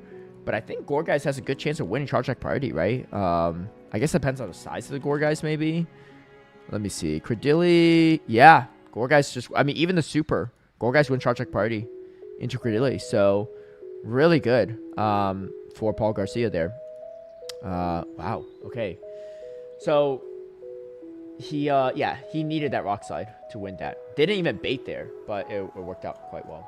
Is this Grand Finals? No, it's not. It's, we're on the winners semifinals. So, winner this goes to the winners finals against Spartan. And Rise is down a game, so he's going to need to clutch out here. But this could be an epic performance from Paul Garcia as well. If Paul wins this, he guarantees himself a top 3 finish, which would be the highest of his career to date. I know Rise Occasion, obviously a big name, tries only person to win a regional every single year the circuit's been out, and the only person to continue that streak. And he loves a good streak, especially if he's the only one in the world that has it. But he's got to go through Paul Garcia first. He needs to win 2 games to make that happen, to go into that winners finals, as he catches kind of a weird lead here. Resistance Sidewave is going to be not great into the Moltres, although you do have the super effective Ice Beam. Rise is going to go for the bait. Does Paul Garcia call or not? Ice Beam is not enough to KO, but will do a sizable amount of damage. Oh, he calls it! Going to just be the neutral Sparkle area. Rise Occasion does have to throw another move anyway, so maybe not the worst. And he avoids the Gore guys onto the Moltres, which is what he really needs. But this Credilli looks very safe for Paul Garcia. He full sends the Brave Bird. It does get shielded from Rise, and I think he's just going to let this go, bringing the Credilli for the Lapras, knowing that the Marowak is not going to appreciate this Lapras in the back. And actually, Paul Garcia shielding up here. Okay. Knows that he has some energy. Is going to outpace the Lapras. Does he go for another Brave Bird? He just sends the Brave Bird as soon as possible. Does Rise go for 2 shields here? No, he's going to let it go. Now going to probably come in the Guzzlord. Do we see a pivot out? Yeah, instant pivot out. Here comes the Guzzlord, and here comes the Gore guys. Going to be exactly what Paul Garcia wants, because now he avoids this kind of weird grass-to-grass head matchup, but also on top of it, he could get the Moltres into the Gore guys, which is what he needs. However, with the health that the Moltres has and pretty much no energy on it, these Gore guys might not be in the worst of positions, as Rise just going to throw the Seed Bomb at bad timing, knowing that's pretty hard to optimize 5-turn into the 3-turn. Going to avoid taking a potential any extra damage, because I think Paul Garcia was either 1 or 2 must-ups away from the Rock Slide, but could have thrown a Bone Club instead. Oh, wait, actually comes in the Credilli. Wants to farm up extra energy. I think this is going to be the better move to shield, but does he think it's a Shadow Ball? Yes, shields at the very last second. Great call from Paul. I thought he was going to come in with the Moltres instead, but now this forces Rise to come in with his Guzzlord, meaning his Gore guys is going to be stuck into a Moltres in the backline matchup potentially if this Guzzlord just cannot sweep everything by itself. I think he's going to have to put everything onto this Guzzlord. Going to shield, let the first move go. Could easily shield the next one, as he knows Rock Tomb is always going to be the move to throw anyway. And now, what does Paul Garcia do? He's in a pretty commanding position in my opinion, but has no shields remaining. Is going to be able to get to another Rock Tomb before Rise gets to the second Brutal, or third Brutal Swing, I should say, to KO the Credilli. But these damages are not adding up fast enough with double debuff on the gut sword. Rise could potentially pivot out, but then he risks getting farmed down from the Moltres and giving the Moltres a move loaded. Does he go for it? Oh, Moltres tries to go for the catch. Doesn't quite get it. Wait, this might be everything Rise Occasion needs as he's going to throw the Sludge Bomb. Man, I think Brutal Swing might have been close to taking it out, but doesn't want to play any games, doesn't want to mess around, wants to be able to take out this Credilli. Banks up the Brutal Swing, wants to try to get to it, is going to come in Gourgeist, and now Gourgeist going to be hit with the Rock Tomb, but Rise Occasion, he has the move loaded, and there's no energy on the Credilli left. He's going to even up the series 1-1 against Paul Garcia. Brutal Swing, all that he needs after a really tough matchup for Rise in the backline, but he finds a way, and there we go. It's going to be 1-1, and you know, Rise is not going to be one to give up anytime soon. We need Cubo and Shadow Guns. I never got a chance to get a good one. Yeah, Onyx too. Onyx could be good as well. DGB, thank you for the follow on Twitch. All right, Neurodil and Stone Collection. This is way too recent. This is a fun game though, all these screen caps. Valor Ash versus Out of Pocket. This is Indianapolis because Pocket had the basket on. I should be remembering the ones I get wrong because I'm forgetting about some of them, right? But yeah. Okay, Dr. Rossi for Silent Beast. This is this Pittsburgh? I think this is Pittsburgh this year. I'm almost positive because the Pangoro, he ran it. Yeah, this looks Pittsburgh meta-esque. Shadow Charizard. Dr. Roast Beef again versus Athy. Winners Finals. This might be LA? I think this is LA. Yeah, he's got the Clodsire team. He took that from Toasty Paul Rick. Why do I remember all these details about people? I have no idea. I'm almost positive it's Los Angeles. Because Dr. Roast Beef made it on the winner's side. Okay, Loud Jess versus Cannonballs. What the heck is Cannonballs? This is Vancouver, when he won Vancouver that year in 2024. He had the Poliwrath team. Frostfire versus Elite. Ooh. Oh, this is Sacramento, 2024. Because this is the Elite team, that like the super hyper meta team. Valor Ash versus Gerald. Oh, this is Sacramento the following year. This is when yeah, Gerald actually upset him despite a really bad lead, or a really bad setup. Gordon the Flash versus Mountain Dugong. Ooh, these ones are tough. This is this Scald meta? This looks like Scald meta Pokemon. Yeah, it's Scald meta. All right, I'll get back to it. All right, Restication. What game is this? Oh, it's a game that Elam made. Here, I'll post it in the chat if anyone wants to take a look. Oh, I'll post it after this. Actually, I got a copy link. But it's a GeoGuessr. It's GeoGuessr of Pokemon regionals in NA. It's to test how well you know. There's screen caps of every like regional that's happened in North America. But yeah, I have a weird memory with some of these weird things for whatever it's worth. It's definitely the perfect game though. I wish we could use that on official broadcast. That'd be so fun. But I don't think we'll be able to get that to happen. Okay. Oh, tries to go for a catch. Doesn't quite get there. Brings in the Zoomer, but now the Sludge Bomb is reached on the side of Ratification. He has honestly, a kind of a weird matchup. So let's remember, he does have Trailblaze on his Florges, so it's actually not going to be the best into this Azumarill. But he has a Lapras. A Lapras could eat this energy pretty well. Tries to go for the catch, doesn't quite get there. Either way, Play Rough is going to be the move to be thrown from Paul Garcia's Azumarill. Final game between these two. Winner of this will guarantee a top 3 and a spot in the winners final, so you know they want to win this one. And you know Rise wants to try to continue his streak of regionals, 1 per season. Next Play Rough is going to be thrown against the Lapras. Rise going to let it go. Knows that he could easily continue taking this bubble damage. And honestly, this Lapras is going to be pretty good. You might come in and soak up the energy onto the Empoleon. I don't know. Empoleon and Azumarill both going to resist all this energy. So not too bad for Paul Garcia. He has a really good matchup in the back though. The Florges has nowhere to go into both the Credilli and the Empoleon. Honestly, didn't have a lot of places to go, even into the Azumarill.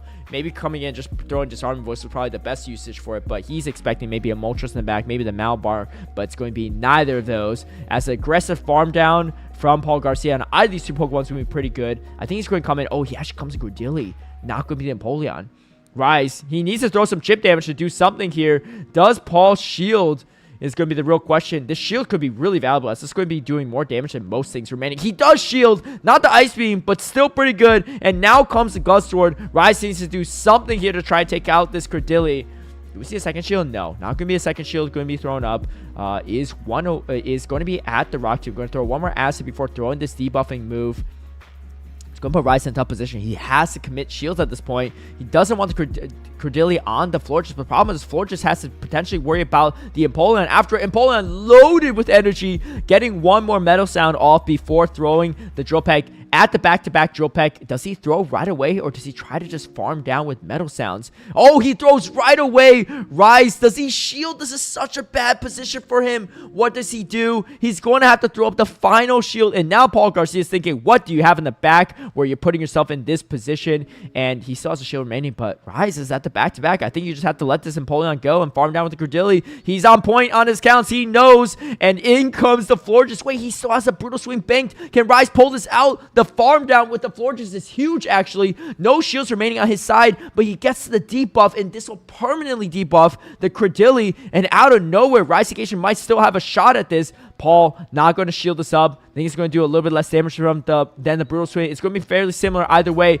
Goes for the lesser hard-hitting move, but just wants to debuff. I don't know if this is going to be the right call or not. He's going to get hit by another Chilling Water after this, and I think that might be the game, but I don't think Grass Knot would have been it either, as another Chilling Water's thrown. How did Rise make this work? But the Fairy had somewhere to go, and now he still has the Brutal Swing loaded on the Gust Sword. Should be enough. Can you get the full farm down? It's a real question. Wait, hold on. Paul just throws the move. Doesn't want to get fast attack down, but the Gust Sword has a Brutal Swing ready to go, and that's going to be it for Paul Garcia's Credilli. Yeah, going to close it out on the backs of this Gust Sword. Rise, my man, finding a way. That looked really tough for him in the back, but he just danced around it. Even forced Paul Garcia to shield the Surf from the Lapras. And that was actually the right shield call, but just a little too overwhelming in the end there. Hey, what's up, Bad Bunny?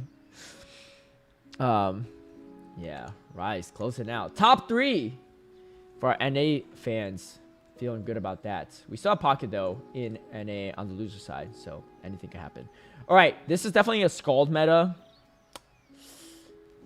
Man, this is tough. Where was Gordon the Flash last time? Because I think this is the same tournament he played in. It looks like the same team. This is post-Portland, I think. This meta was kind of long, too, though. This looks like it was post-EUIC. This looks like Emmy Guido's team. So after EUIC was Orlando, Knoxville, Vancouver. I want to say it was Knoxville, because I think I commentated this one. I feel like I don't know if I commentated this match, but I think I saw his team in some of my commentary. Oh, wait, it could also be Indy. It could definitely be Indianapolis. Oh.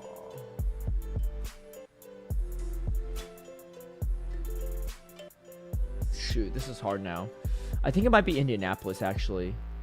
I did work that one as well, but it's either Indianapolis or Knoxville. I'm almost positive on that.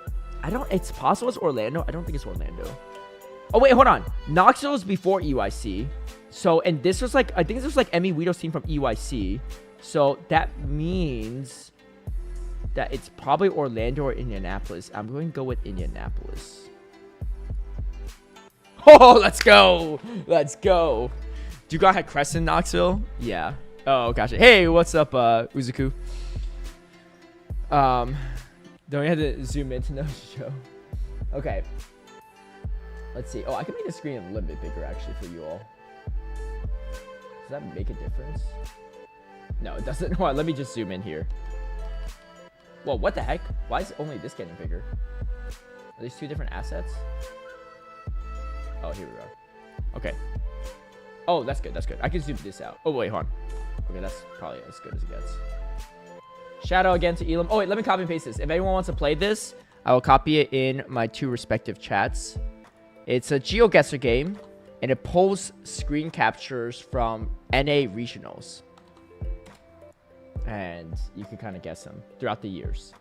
So you can sort them by year. And they're in chronological. Like, huge help that they're in chronological.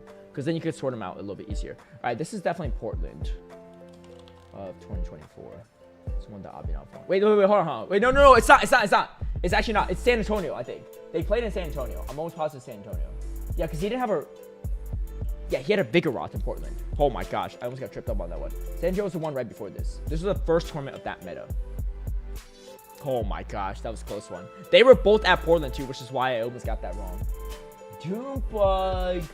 What is this one? Losers Finals Group B. Is this like Knoxville or something? This was also the Scald meta. So there's a tournament where Doombug did not win. And I think Buckeye Fitzy was one that knocked him out. In this, I think he knocked him out in the loser. Because this is when Doombug won multiple tournaments. So Charlotte, it might have been Charlotte. Because Lyle won Charlotte. Doom won Knoxville. And this is not his Orlando team. So it's got to be Charlotte. Oh, I'm so good. Let's go. Axon versus Gerald. All right, this is this looks like Fresno, but it's not Fresno because Axon was at Fresno, so it's probably Portland. This is probably one of the first tournaments that Gerald played in. Yeah, he was big on Dunsparce back then. No one else was using it. Oh, we're about to get a new high score. Shao Polyrath, you miss it? Yeah. Is the son of Pokemon Go and GeoGuessr? Yeah, pretty much. Okay, Mudkip AZ. Dude, what is this Palmod? What is this team? Oh, dang it. This is a really hard one. All right, so it's one of those Knoxville Charlotte ones, I think. Valor Ash made it pretty far in Knoxville. I think with this. Wait, didn't he run the same team as Charlotte, though? Ah, I'm so confused. It's one of these two. Winner side. I think he ran the same exact team in back-to-back tournaments is the problem. And, like, Mudkip AC could have gone to any of these. Oh, sorry, it's 2024. Oh, man, this is going to stump me. It's still the Gligar meta. The problem is they're so close to each other, too.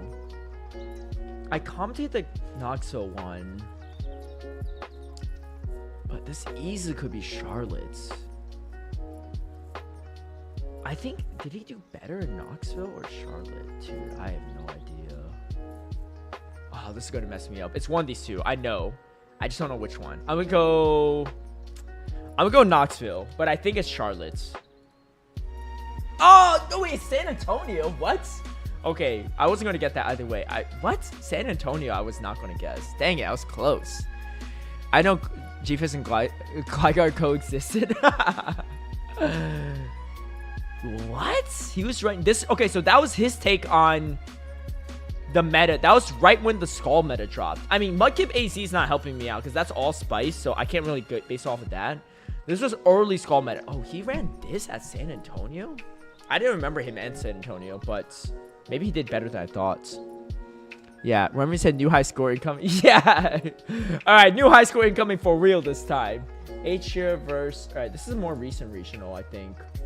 Oh, this is just Pittsburgh, right? Yeah, because Tinkaton. Yeah, it's just Pittsburgh this year. Imagination is Brown Baller. This is not their Toronto run. Wait, hold on. Is it? No, it's not. Is this Hartford? No, Magic Mason, he had a Guzzlord at Hartford. Shadow Alone, Marowak. Okay, hold on. Hardjeff versus Pocket. Let's get into this match. Let me take a look at their matchups real quick. So, Hardjeff running this team. Pocket running this team. Alone Ninetales. Dude, this Corso's really hard to bring. You got this and this that just wreck it. And a mirror matchup. Corso's great into, like, these three, but, like, it might be really hard for Hardjeff to bring it, which means that Out of Pocket probably brings the Fortress quite a bit. Good matchup here. Not bad here. Not terrible here. I mean, honestly, you really have to avoid the Corviknight. Otherwise... Oh, and the Corsola. So, I think if he was to worry about the Corsola, I think he brings some combination of Licky and Fortress. Licky and Fortress. I don't think the Corsola comes out, but that's the safest way. Otherwise, like, if you just gamble too much and don't think Hardjeff brings Corsola, it's a way worse situation. Meanwhile, Hardjeff will probably have to bring... I don't even know what he brings here. Impoldown looks okay. Empoleon's probably his safest bet, but there's not great matchups versus Corsola and the Charge Bug. It's not bad, though. I think he probably brings some, probably some Empoleon. I think Fortress is definitely going to be brought into a lot of games for Out of Pocket. All right, here we go. Out of Pocket versus... Oh, a beautiful lead for Pocket. Charge Bug into the Corviknight. Oh my gosh. Our Jeff is AB weak to it too. No respect at all. And also, you're getting hard countered with the Guzzlord in the back. The problem is, what do you do here? You need to pivot out if you're hard Jeff, but I don't know if he has enough time. I will say, though, against the Guzzlord, both these Pokemon are throwing a lot of moves, and they're both pretty bulky, so it's going to really whittle down the timer a bit. What does he do, though? Does he pivot over to Empoleon? If he pivots over to Empoleon, he shows exactly his full hand, and Out of Pocket should know exactly how to play around it. So he might come back in Corviknight, maybe, and then lock the Corviknight into the into Charge Bug, just so he can get the Stunfisk back onto the Charge Bug in time. Well, the timers are counting down. They're throwing moves. 2 Mud Bombs are thrown. 1 Brutal Swing is coming through, but another one is right there, actually, and in comes the Brutal Swing. I think Hard Drive's going to let this go. As long as he saves shields, he can still do a lot of damage into Charge Bug, because Charge Bug, you just can't Volt Switch down this, Stunfisk, like, almost at any health range. All right, does he swap, or is this a real question? No, he goes for the Mud Bomb. He might pivot out here. It's going to be interesting. Out of Pocket just lets it go. I think he knows he survives. Maybe Hard Jeff goes for the catch on the Brutal Swing. The Brutal Swing is reached. Does he go for it? No. Or is he going to go for the farm down? How is he possibly going to beat this Charger Bug is a real question. I mean, you have neutral air cutter and payback, but, like, it's not great. We'll see. He's going to have to stay in here, I think. I mean, this is really bad. Charger Bug comes back in. If he lands a payback, it could be pretty good. He might just let the discharge go first. Wait, he gets to the move before Out of Pocket. Or he doesn't get to move before, but he's going to be the first one to throw it. Out of Pocket, he has a decision to make. Do you shield the potential air cutter? He does shield it. All right, that's going to be one way to help set up Hard Jeff for a potential comeback. But the back-to-back discharge is loaded. Pocket could just throw them. You can't really even catch anything if you're Hard Jeff. What do? You let the first one go. Might have to go for the second one just so you could get to the payback, and throws the payback before the move is thrown. Actually, Out of Pocket trying to go for the Volt Switch down. If he lands, this is absolutely huge for Hard Jeff. Does he land it? He does land the payback. Maybe he has a shot here, but things are still looking pretty dicey. Look at how much energy is on this Charger Bug. No respect for it, and he is unfortunately going to pay the price. Back-to-back discharge is going to be thrown. And I think Hard Jeff is out of shields, out of health. Oh, no, he still has one more. Hold on now. Maybe there's still something he can do here as he's going to try to go for the Metal Sound down. Forgot that he had that second shield, and this might be a little bit closer than we anticipate, but the Licky Licky is pretty bulky. You're closing in on Shadow Ball range. One Shadow Ball is not going to be enough. I don't actually think you could roll out down afterward and land one Shadow Ball and then land a Body Slam, or maybe potentially get enough rollouts and Volt Switch to fast stack down afterward. Hard Jeff going to reach for another one. Has to throw 2 more Hydra Cannons to have a shot here. This is actually coming pretty down close to the wire.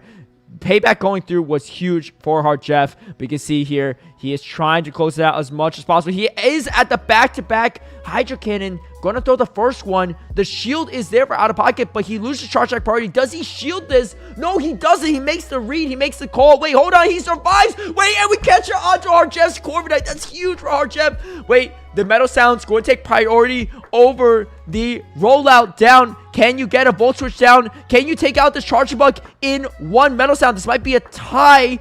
Let's see. 1. Oh, wait, no, he still has... Wait, what? This is not a one-shield KO, though. Maybe not confident he could take out the Charger Bug in 2 Metal Sounds, but this means Pocket is actually going to win that as the Volt Switch came through. Hard Jeff, maybe a slight miscue there, but I don't know if he wins that or not. I think the best case scenario is he goes for the tie. It was super close. Wow. That was an interesting back and forth. Hard Jeff made that a lot closer than it could have been, but unfortunately, the shield KO just not enough. And man, is this a current regional or no? Because it's supposed to be Birmingham. No, it is. It's Mérida. Yeah, so Mérida and Birmingham are going on the same weekend, as well as Auckland. Auckland was not streamed. Mérida's on the official broadcast, and then because LATAM doesn't have any official broadcasts for their regionals or special events, they have this side stream going on, but there's no audio for it. So they said anyone could co-stream if they like, and I figure why not? I got nothing better to do. How many people are left? Great question. Try to get a 1 shield KO. Yeah, what a game. I think if he went for the Metal Sound, it could have been a tie. He gets 2 Metal Sounds off in the time the Volt Switch comes through, right? So I think that was his potential tie con. I don't think he had a win con at that point. Best he could hope for is a tie, because it was definitely not in 1 Metal Sound range. But yeah. Okay, yeah, so who's still in the tournament? So this is the loser side. It's Rise Against for Spartan on the winner side. We got Hard Jeff versus Pocket now. Astronaut versus Marshall, which is a rematch of the grand finals of last year's Mérida. And then Paul Garcia and Rocha waiting in the wings for those results. So, yeah. Closing out here. What is that? 8 players left. We're in the top 8. Yeah, in the top 8. So, going strong. All right. Solo casting, but you know what? It's a fun time. All right, game number 2. Let's see if Hard Jeff can find a way or not. This is going to be a fantastic lead, though, for Out of Pocket. A great matchup indeed. And again, the Empoleon does have a lot of places to go in the back with that Charge Bug lurking. But Charge Bug is not going to be fantastic into a lot of those backline matchups. A lot of resisted electric damage on both of those. And Hard Jeff going to be the first one to throw up the shield. Doesn't have a really clear, easy way of taking out this Corsola. Obviously, you have the Guzzlord in the back, but he's got to anticipate that Out of Pocket is pretty strong to Guzzlord with an Galarian Corsola lead. And Hard Jeff going to land that first Hydro Cannon is almost at the second. Might be able to grab a shield off of Out of Pocket. Out of Pocket should be able to survive the Hydro Cannon. He just instantly no shields. Has the move loaded. Does Hard Jeff potentially try to go for a catch maybe on the Guzzlord, knowing that he has to throw pretty soon? He swaps over and he does catch, but he catches the Nightshade on the Unova Stunfisk instead. How's the Unova Stunfisk in the backline is the real question. So there's a Charge Bug and there's a Fortress. Not too bad, but not too great either, as you do have the super effective Sand Tomb that's really going to add up, and the Bug Bite damage is obviously much better than the Volt Switch moveset that Fortress could potentially run in this head-to-head matchup. Hard Jeff going to throw at least 2 Mud Bombs to start things off. Out of Pocket not going to shield this up. Trying to put everything on the Charge Bug in the back, knowing that there's still the Empoleon waiting there and potentially something else that Hard Jeff can bring. Even if it's a Galarian Corsola, the Charge Bug looks pretty safe, but instead it's actually the Guzzlord. So going to make the right call there from saving the shields for the Charge Bug as he's predicting what's in the back line. All right, and first hand team's going to come out. Not enough, even though it's super effective damage. Goes for a second one. Throws on Charge Attack priority. This actually might be enough to KO after that first debuff. Hard Jeff's just going to let it go. Tries to go for maybe the aggressive farm down on whatever's in the back. He has the Guzzlord. He has the Empoleon. Could get a lot of energy here. The resistant Bug Bites do absolutely nothing. Out of Pocket, trying to reach for the Sand Tomb. Can he get it? No! Swaps over. Tries to go for a catch. Hold on now. 100 energy on this Empoleon, and Hard Jeff going to throw this Out of Pocket. Not going to shield this up.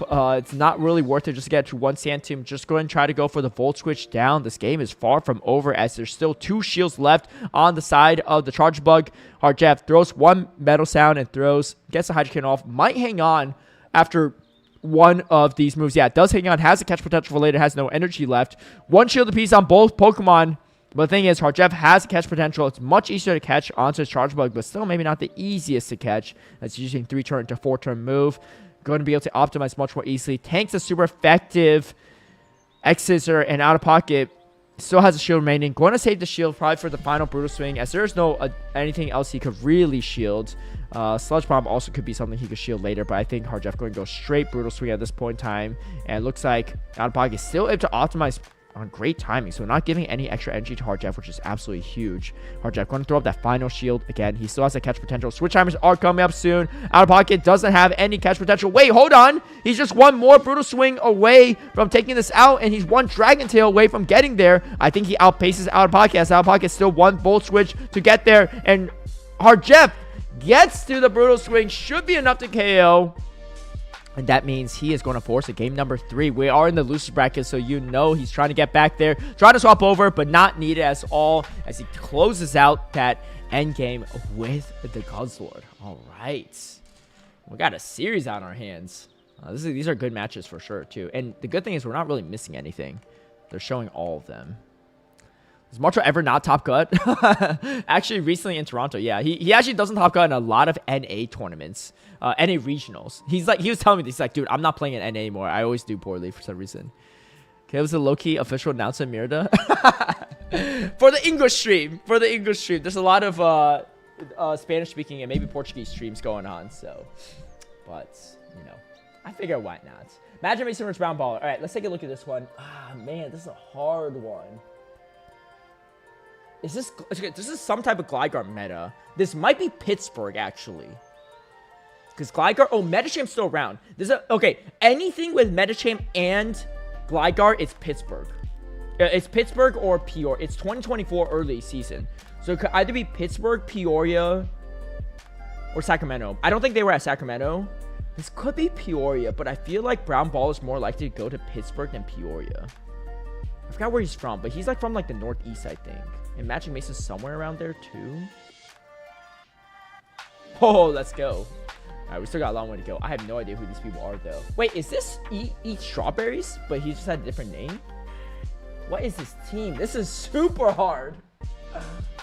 Okay, hold on. This is 2023. You can tell from the graphic alone, but also Trevenant being meta relevant.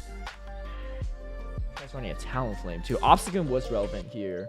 And Meta Champ. So it's definitely 2023. Oh, it's pre-COVID. It's mask era too. It might be Baltimore or something. All right, we'll get back into it. All right, let's go. And it's going to be Guzzlord into Empoleon. Game number 3. Kind of an iffy matchup on both ends, but you avoid the Empoleon into Charge Bug and the Empoleon into Galarian Corso. That's actually really good for Harjeff as he's going for this first one. If he stays in here, he essentially avoids any good matchups that Pocket would have into that Empoleon in the back. Meanwhile, he has great matchups in the back too. And Harjeff, he avoids the Guzzlord onto his Galarian Corso. He finally brings a Galarian Corso. It looked hard to bring into Pocket's team with both the Guzzlord and the Licky, but not expecting Pocket to bring both, and just goes for the gamble, and it might pay off. Pocket's going to be the first one to throw up the shield. Harjeff should be able to tank up another Brutal Swing if he wants to, but he's going to be closing in on Dragon Tail Entry at this moment in time, and out of Pocket just paces so much faster here. He's almost at the double Brutal Swing now, one away from the next one, and I think Harjeff's going to try to let this go, and maybe, what do you do at this point? Yeah, he's coming to Stunfisk, right? It's fairly neutral. Does out of Pocket stay in? I think he has to, right? He really wants to avoid the Stunfisk onto his Charge Bug, but the Galarian Corso also has a fantastic matchup into that Charge Bug, has a super effective Power Gem as well, and with only one shield remaining for Pocket, he might be in a tough position. He's going to swap over, actually swaps over the Charge Bug into the Stunfisk, something you don't see super often, but still a decent neutral-ish matchup as you're both resisting electric damage. Has to throw the Discharge. Not the best move, but you can't throw the resisted X-Scissor. Does Harjeff go for the Power Gem is the real question. He's going to overfarm as much as possible, right? Doesn't want this Guzzlord to have any significant advantages. And here's the thing. If he waits out the timers long enough, he could potentially pivot out with the Galarian Corso on top of it. That might be what he goes for. Goes for even more energy. Throws on bad timing, but thinks that there's no way Pocket shields this up. If Pocket does, it could make things a little bit interesting. No, Pocket's going to let it go. Power Gem is going to connect. Hold on now. He still survives, but that's perfect for Harjeff because he whittled down the timer, gets additional Astonish, tries to throw over, and he actually doesn't swap. Is going to be stuck in this matchup. Going to throw up a shield instead. Maybe comes in, Stunfisk. This energy is going to prove to be valuable into that Galarian Corso. Wait, Pocket's going to be the first one to swap over. And now, Harjeff is going to throw the Nightshade. I don't think he gets a second one. He's going to have to swap after this. This game is far from over as the, Stunfisk is not nearly as bulky into the Corso in this head-to-head matchup. Have a lot of energy, though, on this Stunfisk. Probably going to shield up the Nightshade. That's going to do probably, I think, a little bit more damage than the Brutal Swing. And going to just keep charging up energy. Here's the thing. If Harjeff starts optimizing really well here, it's going to make it really hard for Out of Pocket to throw on good timing as he, I think, is one Thunder Shock away from the next Mud Bomb, which means that Out of Pocket probably can't throw right away. No, he's 2 away. Allows Out of Pocket to throw on that good timing. Still 1 shield remaining, and Harjeff is going to spend it on the Stunfisk. Even if you catch on the Guzzlord, it's not going to be the worst case scenario. The catch is available, but it's going to be really hard for Out of Pocket to catch. He is 1 Mud Bomb away from getting KO'd. Can Harjeff get there in time? He has his own catch potential. This is coming down to the wire, and we see 1 more away. Does Harjeff go for it? Oh, he tries to go for a pause maybe, but doesn't go for it. Throws a Thunder Shock, tries to swap. I think he paused the turn, not allowing him to actually make that catch. And that might be disastrous for Harjeff. Tries to go for the farm down, tries to farm down, but doesn't get there. And unfortunately, Harjeff, I think, is just eliminated from this tournament. Assuming he did go for that pause, I think he did make that goes for a pause, which is why he wasn't able to catch.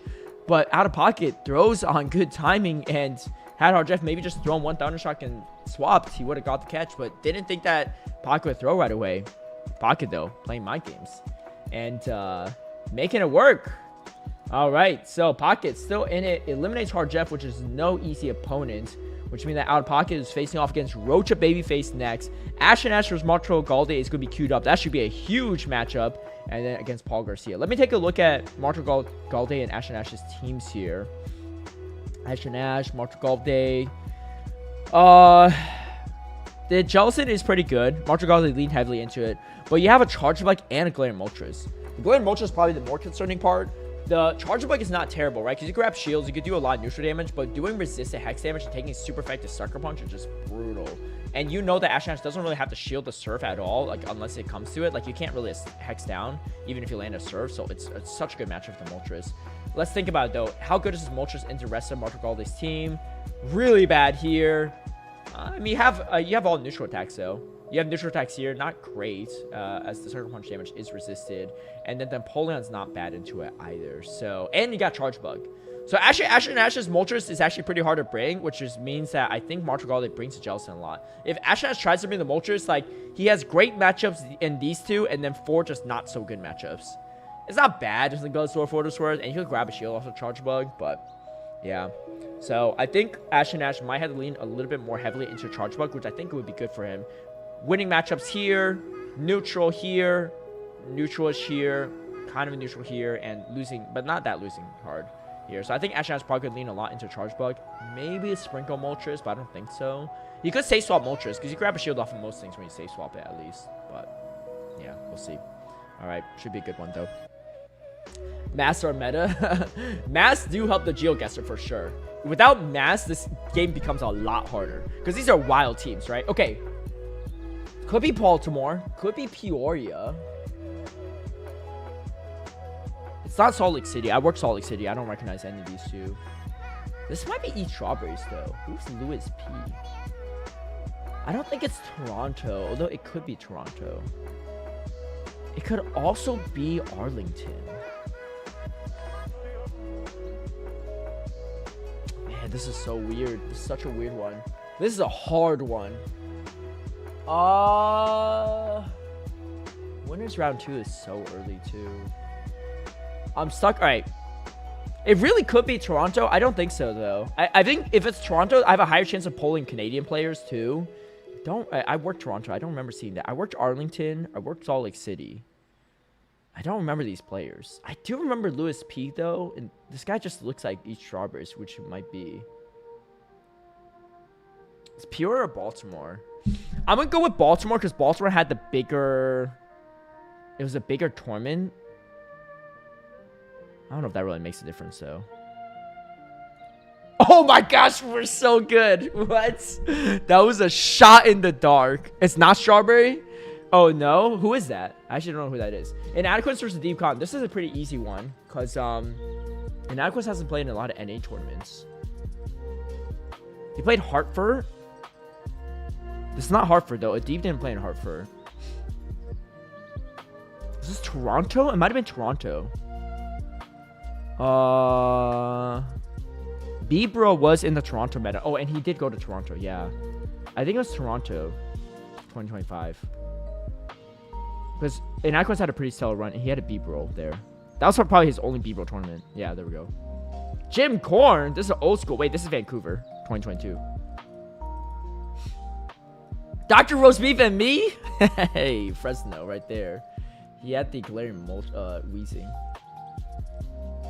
I'm surprised that's the first time I saw my... I mean, I don't play in a ton of tournaments, but like... Okay, this is a COVID one. I think this is Knoxville. Yeah, this is Knoxville, because this is one that Dijon got second place at. Rockhaven Receptile Ice. This is Vegas this year. Okay, we're getting back up there. Silent Beast versus Vergiverg.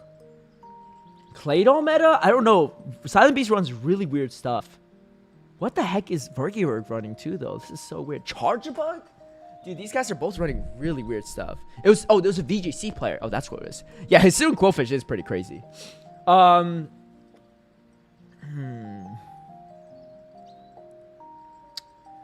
Silent Beast. Is this Pittsburgh this year? I think it is, because Tinkertown's pretty recent, right? And Silent Beast ran a... Claydol's crazy, though. Claydol Jump Bluff? But Silent Beast did run a Tinkaton and a Typhlosion, I think, in Pittsburgh this year. This is also a pretty new layout. I'm gonna go with that. Yeah, Malmar's also fairly recent, right? Oh, shoot! Milwaukee. Oh, I don't think I would have got that. I watched that one, but I didn't work that regional. I just only really remember Snots and Pocket from that one. Dang. This game's hard, yeah. Milwaukee. I need to memorize these Pokemon that they run, so in case I see them again. 7-piece run. It's just all these Pokemon are so, like, there's 12 different Pokemon. It's really hard to figure out what the meta is. And he runs a lot of Spice, so I didn't know if it was a Claydol meta or not, right? Like, what is this? But I guess a Drapion should have gave me a clue that wasn't this year. Like, Drapion was pretty hard to use. Yo, what's up, Dez? Sidebeat's pitch team was Gujo, Clodsire. Oh, okay. Okay, yeah. Makes sense. All right, we're doing Pokemon GeoGuessr, made by Elam. I'm trying to beat my own high score of 14. This is getting hard. Some of them are really, really tough. I'd love it. Some of it is luck of the draw, but I guess that's how GeoGuessrs go. All right. This is just Toronto. Yeah, this is just Toronto 2024. The SS Storm Clayfield team. Blob NA. Oh, Galarian Corsa is pretty recent. This might be Toronto the following year. Blob NA's in. He's Lao Jeff's brother. He's also in Canada, so it might be 2025, unless this is recent. No, this logo. Oh, dude, the logos give away so much. I think it's Toronto, right? It was one of the first metas where Galarian Corsa was eligible. But you had to get it super early on. But I think this guy probably grinded for it. Oh, there we go. Doombug versus XBB. This is just Vegas, right? Yeah, Winterside. Yeah, because Vegas... wait, hold on. Yeah, this is just Doombug's Vegas team. XBB again and Snots?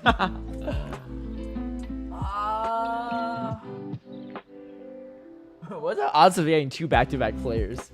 Alright, Snots doesn't play in a lot of tournaments. Okay, so this is 2023 or 2024. Snots did like really well with just a Araquanid and he didn't even use it. I think it's 2023 actually. No, wait, hold on. Did he make World Cyber? 2023 was... It wasn't Fort Wayne. Maybe it was 2024 or was it Milwaukee 2023? It might have been Milwaukee 2023? I think it's Milwaukee 2023. Because he had to face off against... He got a cascaded invite down because he got third, I think. And it was Bulk and Kimmy Sweet in the grand finals. And Kimmy Sweet got second. I think that's what it is. Because Araquanid was... Yeah, and also Registeel. It's got to be a 2023 meta. Oh, let's go. The fact you remember these menus was wild. Yeah. Yeah. Hey, that's why I tried it like... I think commentary as a whole is important, right? If you know the good calls, you know the metas and whatever. But I think storytelling is really important too. To know like what tournaments players have been to and like their story. Like, you know, how many times they've tried to get a top cut finish. Is their first time ever? Is this like another medal under their, you know, belt kind of thing? I think these are all really important storylines. So, whoa, hold on now. Why is the Shao Frogger? It looks weird for this one. Okay, this is, I think this is Louisville. I remember Khaleesi Fitzy running a really wild team, but the Shao Domfan, I believe, was Louisville. Nice. Kong Laser. Oh, yeah. San Diego. This is the only tournament that Kong Laser played in, actually, so it's a pretty easy one. But I was at this one, too. And they're wearing masks. It's pretty obvious. Bulk versus Gandalf. Oh, wait, hold on. Gandalf. I remember Gandalf. This was Indianapolis the first year. I think first ever tournament. Because I remember he beat Bulk, and I was like, whoa, Bulk is really good. Who is this guy? I think I gave him a follow right away. I don't usually do that on Twitter. Beach versus Dijon. Also a COVID tournament. This is probably Knoxville because he had the Shadow Venusaur. 2023. Yeah. What? 2023 Portland? I did not know Dijon was even at that tournament, and I commentated that one. I hope I didn't commentate this match. That's a hard one because this is the same meta too. It was still the Lantern Trevenant Noctowl meta still. Oh, dang. Yeah, that threw me off because I know Dijon ran the Shadow Venusaur and I think Shadow Sableye in Knoxville. I didn't realize he played in Portland. Is this really Portland? I don't want to doubt the system, but let me take a look. This looks like, if you show me this image like 100 times, I'm gonna guess Knoxville 100 times. Dijon was at Portland? 2023. No, he wasn't. Oh my gosh, we found an error. He wasn't. This didn't happen. Wait. Elam, where you at? Wait, yeah, no, he didn't. Did he play beach in Knoxville? He did, yeah. This is Knoxville. This is Knoxville. Let me, I found it. I found an error in the code. That's crazy. Hold on now. Wait, let me send, oh, good thing I was on a crazy streak.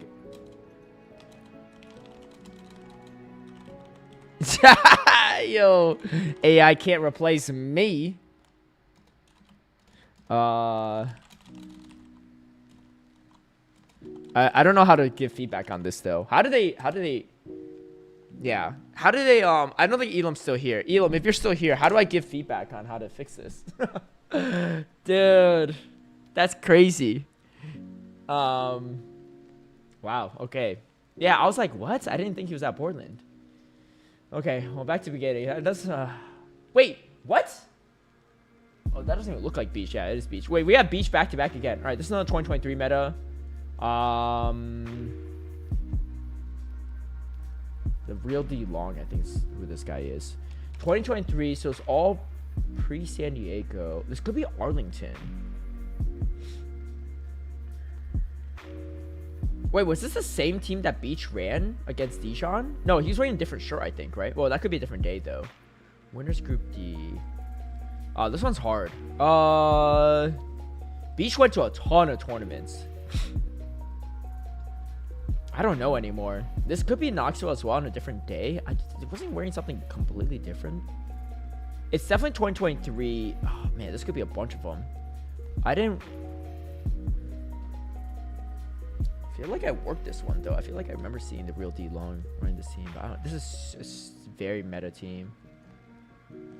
Let's just go with Knoxville, I guess. But I don't think this is right.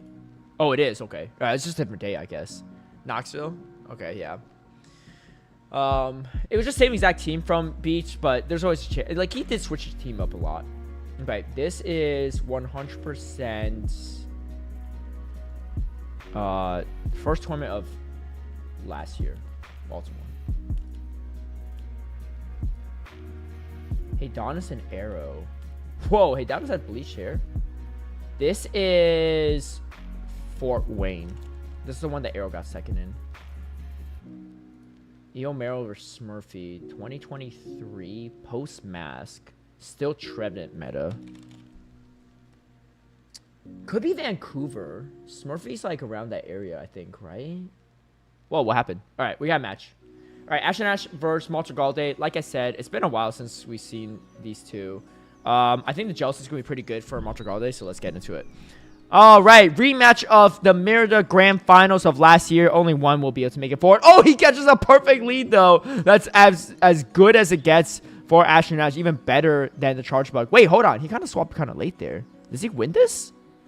I like this swap, right? But I feel like he needs to throw a fly, then swap. Like, I think, like, he kind of came in late. Let's see if it's going to punish him or not. Because he has a great matchup in the back as well, right? He's completely RPSing Maltragalde, but this is kind of a neutral one. You don't really want to come in Azumarill into this either. First shield's going to be thrown up from Maltragalde. Yeah, he was, like, about 2 Dragon Tails behind before he swapped in, which could prove to be disastrous for Ash and Ash. Because now, Maltragalde is going to be able to get to the next Brutal Swing. I think Gutsword wins Charge Attack priority. Yeah, it should, I think, into the Marowak. And looks like Ash and Ash is going to throw on Charging Priority instead, but Martial doesn't throw up it. He's going to try to flip Switch Advantage, which I think makes a lot of sense. Brave still going to do a ton of damage, though, to the Alolan Ninetales. You can see Martial going to throw Brutal Swing. Has the back-to-back.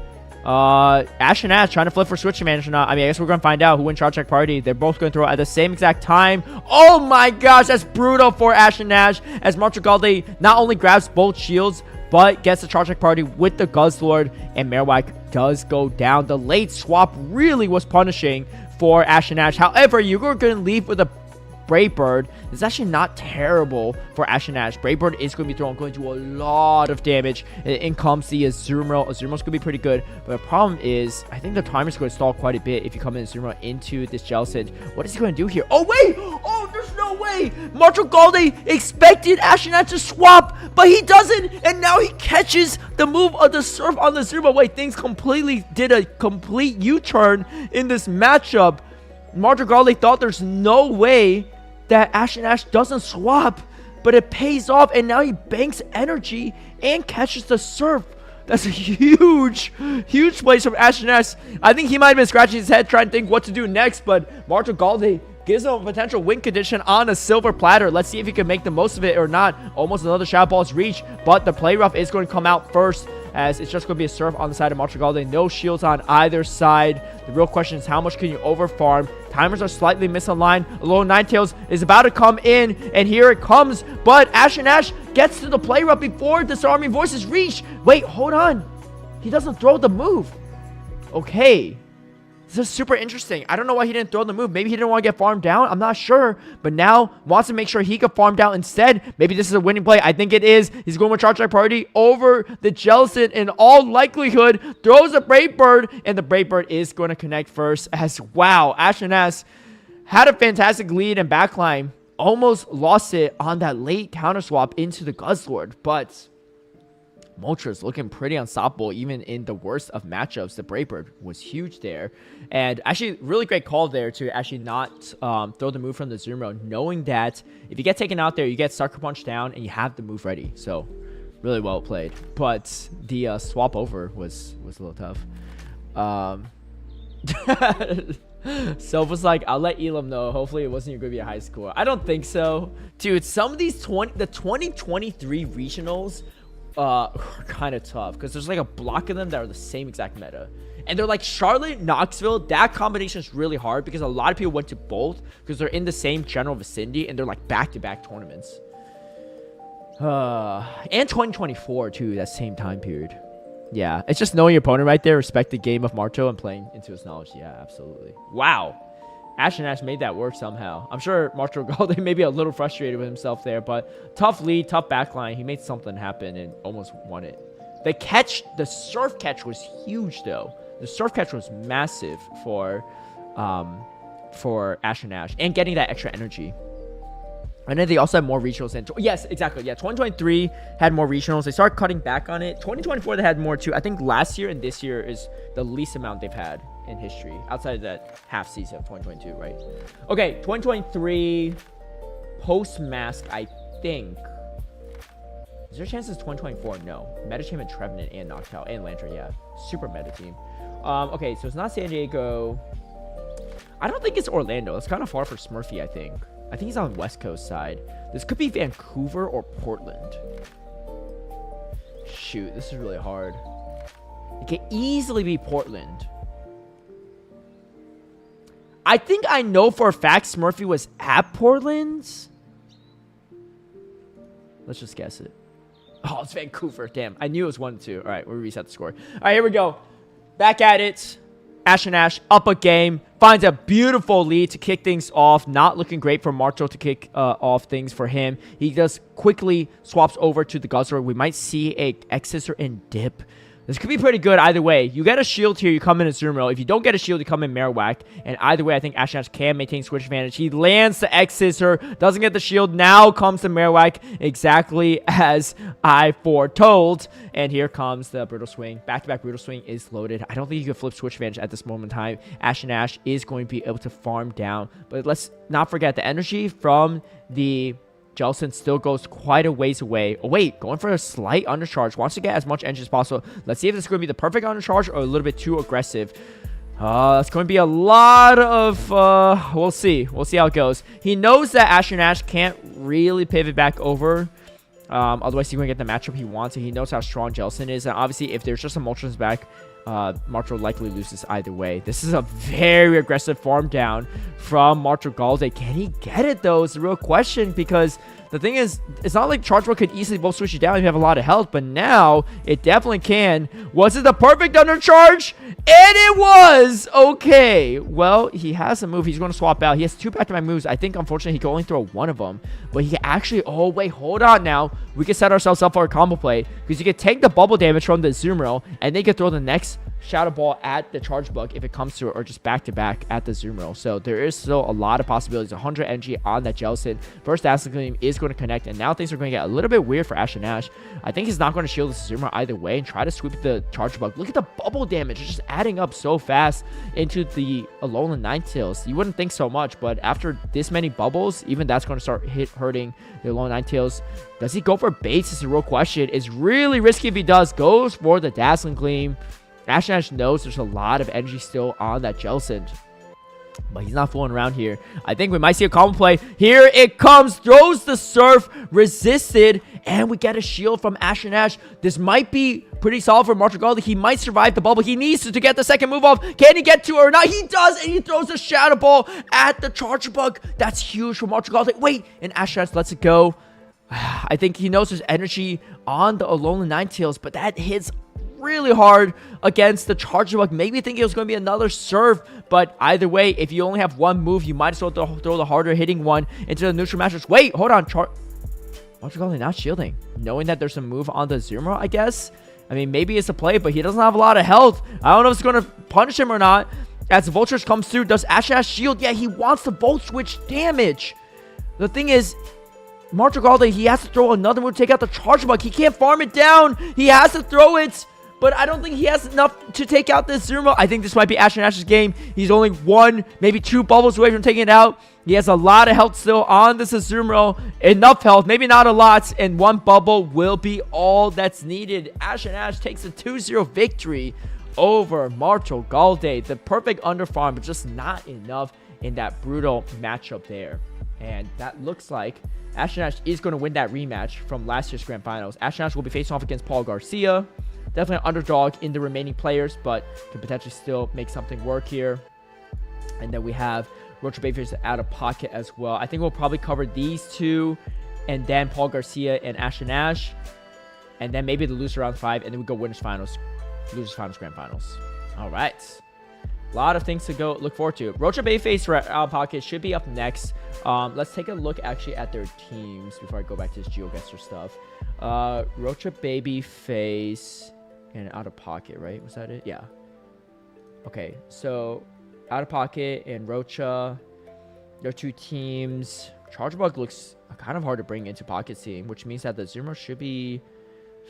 it's not really that safe. This is Cordelia as well, too. How do you deal with the Charge Bug on the side of pocket? You pretty much just need the... I mean, there's neutral play with the Furrets. Cordelia's not terrible. We've seen, like, Empoleon do some work into it, and you have a Mirror and the Marowak. You have a lot of options. This is pretty flexible. I know Alpaca's been leaning heavily into the Fortress. Okay here. That's not great, but it's okay. Okay here. Okay. I mean, it's good here. It's kind of just neutral into a lot of things. This looks like a really neutral matchup all the way throughout. Maybe the Licky Licky. The Licky Licky actually looks pretty strong. I think we see a lot of Licky Licky from out of pocket in this one. But yeah. Okay. Well. Let's get back to this. Yeah, that's a tough one. Okay. I knew it's between Vancouver and Portland. These are because they're so close to each other and the metas are the same and they're the same region. So like these players can easily still be there, right? If it's like, let's say like one random tournament that Dodge went to in the Pacific Northwest, then it's easier. But like back then, a lot of people played much closer to their actual like home like area, right? Rather than just went all across the country. This looks like a Toronto regional. I don't know why. Carbink was meta for like very short time period.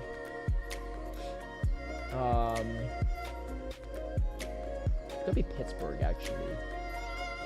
Based on the logo, it's a 2024 season, I think. The logo gives away a lot too. Could be Peoria. Losers finals. I want to say it's, I don't know, is it Pittsburgh? It's one of these, I think. Is it though? Because Lantern's still around, but Metacham is also around. So it's not 2023. So this, it's definitely, it's Peoria through Sacramento. Or through Toronto, actually. I said Toronto originally. I think it's Toronto. I'm going to double down on the Toronto. I think he's from Toronto, and I think this guy might be from Canada. I think these are both Canadian players. Okay, yeah. Carbing was less utilized early on, too, in that season. It picked up later. Okay, this is definitely, this is Vancouver, I'm almost positive. Nice. House Stark versus Elam. Okay, that's Baltimore. 2023. Grand Finals, so yeah, that gives up too much. Teddy Bear versus J Mills. This is a 2024 meta, I think. Oh, no, 2025, actually. Glitter and Corso's out. Toronto's the first one. San Antonio, Vancouver. This could be Atlanta, actually. Oh, wait, no, Murkrow. Wait, this is this year. Wait, I should know this one. Oh, this is just Milwaukee, right? J Mills was at that one. I worked this event. Yeah. It's probably Milwaukee, because I remember J Mills had it. Okay, wow. Yeah, Milwaukee. I was a little slow on that one. Crazy to see the different metas. Yeah, no, for sure. Andrew Mahars versus 19. Oh, I know this one. This is the one where Andrew Mahars caught a Thunderbolt on the Quagsire against the Lantern. I remember this so well because of Nighttime Clasher's facial expression. It was so funny. Okay, this is 100%.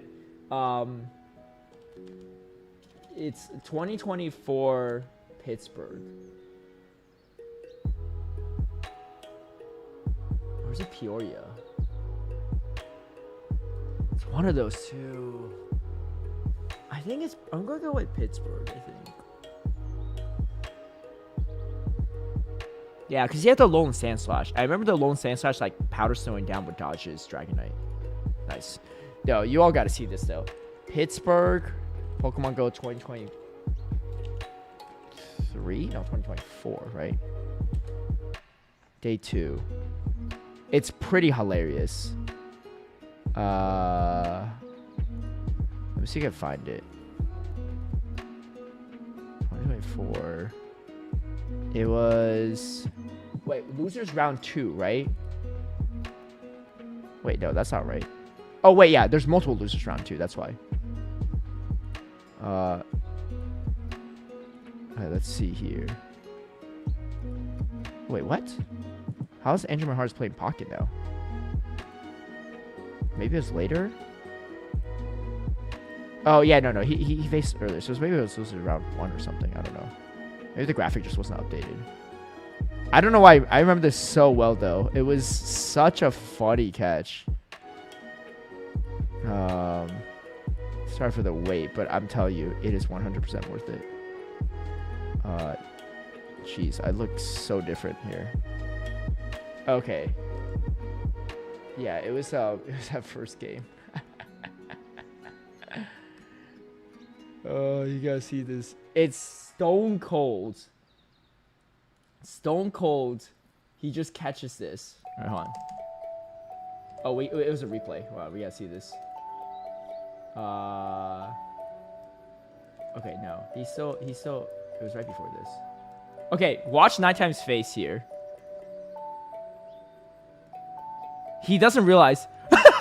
Then he sees the Quagsire animation. This guy, no expression on his face. Dude, look how funny that is. It's so funny. It's like one of the funniest moments. I don't remember if I commentated this one. Let me see.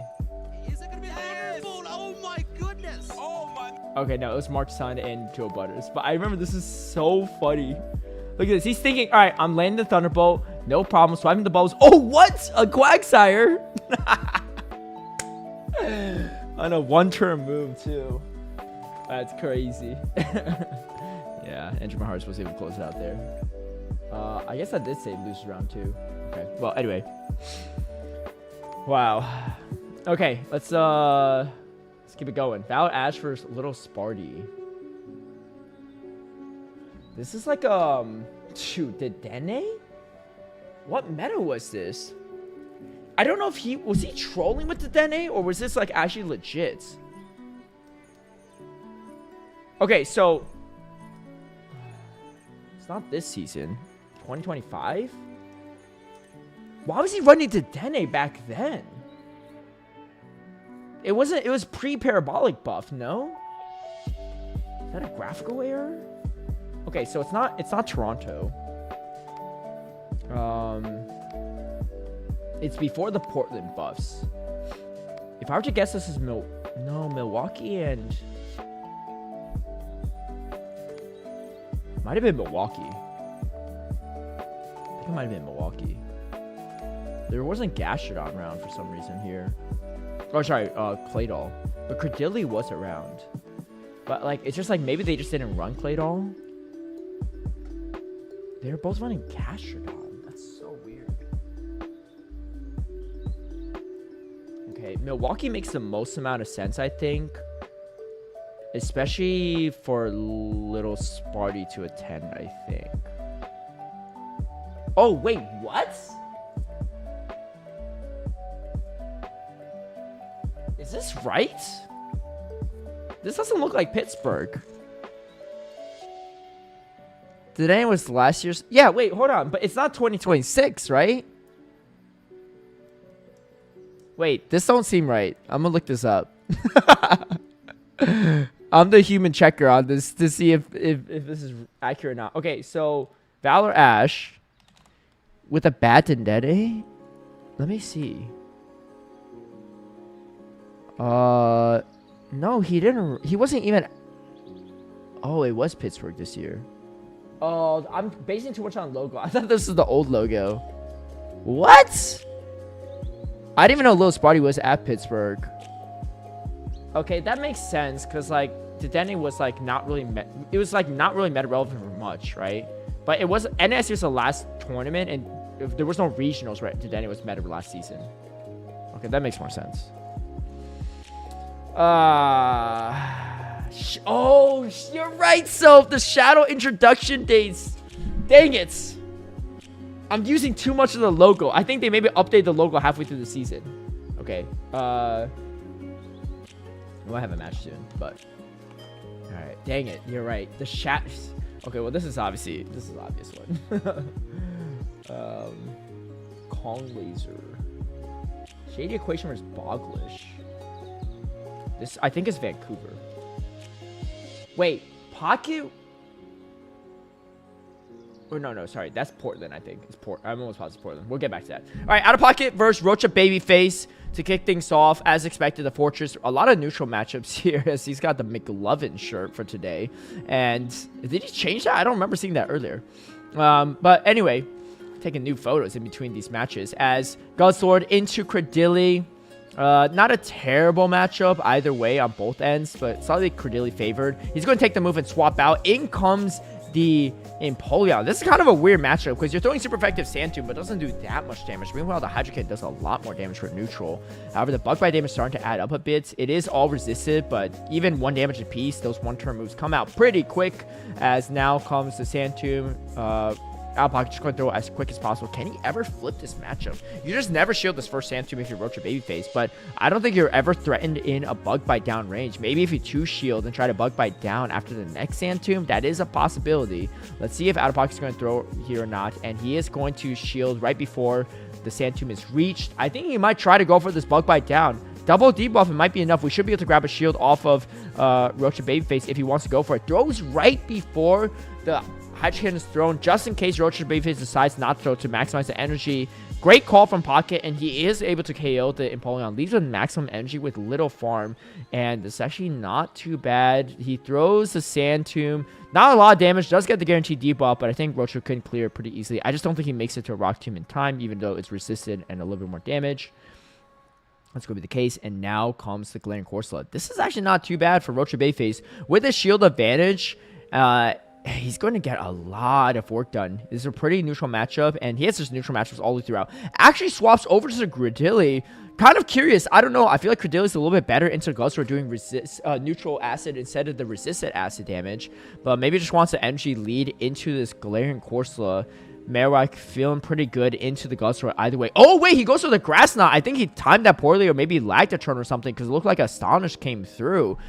Wants to try to take this out. There's always a chance that Guzzler comes in and clear the debuff. So I get the play call from Roach Babyface. But again, one must think that maybe the Marowak is just better suited in this matchup instead. He might leave with the energy because Corso doesn't really have anything left in the bank. But the timer's not up. Oh, and he anticipates the combo play. But Pocket wins the charge back priority, and now we get the shield out of the Credilli, the final shield. I wonder if there's any world where you let this go and just astonish out. I don't think so. Yeah, there's just not enough health. You're just going to get Mudslap down. But now the timers are back up. We get the shield back out from out of pocket, so that not the worst. And now there's going to be a debuff Guzzlord. I think Roach Babyface might have it. One Bone Club should be able to do it. His timer's not up yet for Pocket. Roach Baby just needs to throw this and fast hack down the Corsola, and he should be in the clear. Throws the Bone Club. Even if it's a Simul KO, I think the Credilli will be able to do just fine, lurking in the back, and Bone Club is enough to KO the Guzzlord. Does Corsola get there? Wait, hold on. You might be able to. Tries to get to the Bone Club, doesn't get it. Oh, it is going to be a Simul KO though, as Roach Babyface is going to take the first game off out of pocket. Despite not having the Marowak into the Corsola, end up working out well. So what do I know? All right, Rocha. Woodlift loves saving 4 HP and sniping with Guzzlord. 4 HP and a shield. Yeah, I think, was he locked in there? I don't think he was locked in, right? And he had a Corsola in the back for the Credilli. So maybe not too bad. Maybe he was just worried about something on Rocha's side. What does Rocha have for the Guzzlord? He doesn't want to hard lock it in. A Zero, that's not that bad.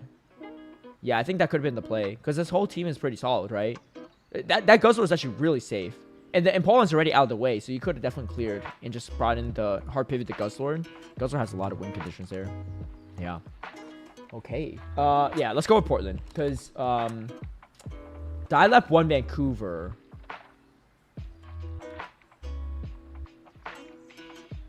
Shady Equation got third, though. But he got third. He lost to Axon. And Axon won Portland. I think that's what it is. Let's go. All right, back into it. And a pretty neutral matchup for both players, but let's take a look at the backline matchups. And I think Roach Babyface is ready for this Guzzlord. Pretty much just neutral checks across the board, which is what he needs. That backline looks a little dicey for the Zoomer. You really want to get the Zoomer onto Marowak if you can. Does Pocket pull the trigger and go for the swap? It's a real question. If he swaps, though, to the Zoomer, it's not going to be the best of times, as you do have the Credilli. He might swap over to the Guzzlord. It's a pretty neutral matchup. Or do these players just play out the Zero Shields, hoping that there's more neutral matchups in the back? And in comes the Guzzlord now. Chipped it. It is chipped. Leaving with the Bone Club is going to be nice for later. And now Rocha in a good commanding position could potentially get the Credilli onto the Azumarill. The real question is, does Rocha decide to ever shield this Empoleon, or do you go for the acid down? Because there's a lot of energy on this Guzzlord, and if there is no shield spent, Guzzlord should be able to win this matchup in the Zero Shields with that energy lead. Out of pocket, reaching for another Brutal Swing, but the first drill run drill peck is going to come through. Brutal Swing is there. You're going to get to another drill peck, so Rocha should be able to grab a shield. Is confident that he can close it out with the Credilli. Knows that he gets a drill peck in before the next Brutal Swings reach. Do we see a shield out of pocket? Could go for the Dragon Tail down, come out with the energy. The energy is not bad. Guzzlord is pretty safe into everything. He does decide to save it and save the shields, and in comes the Credilli. Wait, hold on. The Simul swap out of pockets. But now, Out of Pocket has seen that it is a Credilli in the back. Do we see a shield from Rocha Babyface? And Rocha is going to throw up the first shield, saving a lot of the health on the Credilli. And now the Azumarill knows what's waiting for it in the wings. Throws the Grass Knot, knowing that Grass Knot is enough to potential KO with some acid damage. Does out of pocket shield? Does not shield the harder hitting grass knot. Wait, if you get a whole acid down, it's going to be really good. 3 full acids for the Credilli to really set things up. And now out of pocket is in a tough position. Go straight for the grass knot. I like this play because you need to land a grass knot and a rock tomb. And if you land the rock tomb first, you can always clear the debuff for out of pocket. So wants to land the harder hitting move first and worry about the debuffing move later. Now, even if a rock tomb is caught on, it's not the end of the world. There are timers coming up soon. There's still a Bone Cup remaining. So much energy on both players thrown here. Rock tomb is going to come out, and out of pocket spends the final shield, and in comes the combo play. Brutal Swing coming out. Shouldn't be enough to take out this Credilli. And I know Rocha knows there's still a little bit entry left. He is going to go for the shield instead. Trying to go just bank up the entry. Maybe a combo play for later. Comes in. Oh, wait, no. Wait, what? He throws a grass knot at the Guzzlord. Well, there's still energy on the Marowak for what it's worth. I think his win conditions are still pretty clean. I thought he was going to go for the combo play, but now you have to throw the Ice Beam. I thought he was going to combo play with a Marowak and just win with charge attack priority, but giving out of pocket a slight chance to win this. Bone Club is loaded. Do you go for the Rock Slide? Rock Slide's going to be more damage. He does go for the Rock Slide. It should be enough. And even though Rusher Babyface didn't go for the combo play, he still executes the 2-0 victory over Out of Pocket. Out of Pocket is unfortunately eliminated from this tournament. And that means Rocha Bayface goes off against the winner of Paul Garcia and Ash and Ash, who should be coming up next on the broadcast. And then it should be a showdown between Rocha and whoever wins that. And then we have our winners finals. All right. Paul Garcia and Ash and Ash. Let's take a look at those teams. They're both right here. We didn't see the Shadow Malamar used earlier today, I think. But this Moltres looks, again, not bad. Not great, but not bad. Opposing Moltres. Wait, hold on. They have almost the same team. It's just a Credilli over the Malamar. So, slight edge for the Malamar. But the problem is, I don't think you could bring the Malamar, right? It's not great here. It's not good here. Actually, in 2 shields, the Shadow Malamar is actually not that bad into Azumarill. But then you also got the Charge Bug. Charge Bug's Malamar's not bad there. I actually wouldn't be surprised if we see a little bit of Malamar. But it just doesn't have any dominant matchups, is the thing. So, I don't know if there's a good reason to bring it.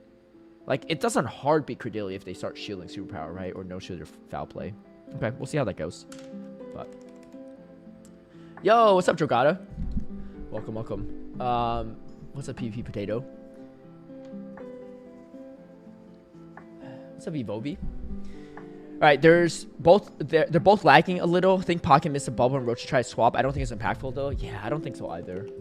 If they are disputing it, we'll find out. But so far, I haven't seen any disputes. Oh, wait, hold on, what? Me and Colin Lacer again? It's the same tournament, but that was losers finals. That was winners finals of day 1. Now it's the loser finals. Yeah, this was a good matchup. look at Sableye waiting in the back. All right, can't be getting my own wrong. Jangos versus Wadaj 2023.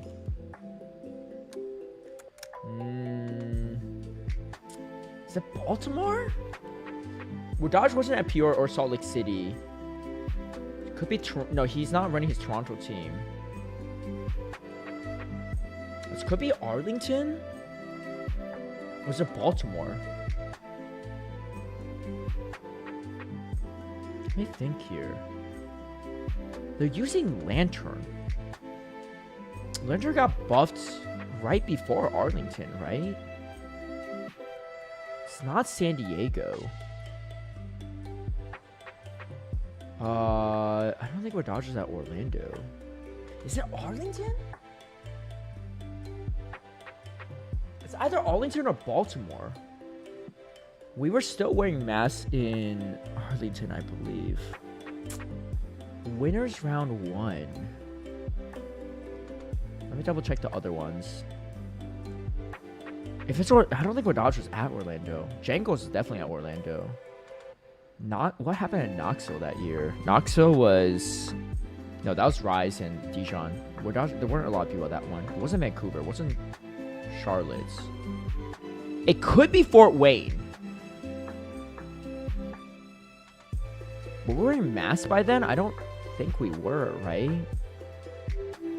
It's possible. No, I don't think so.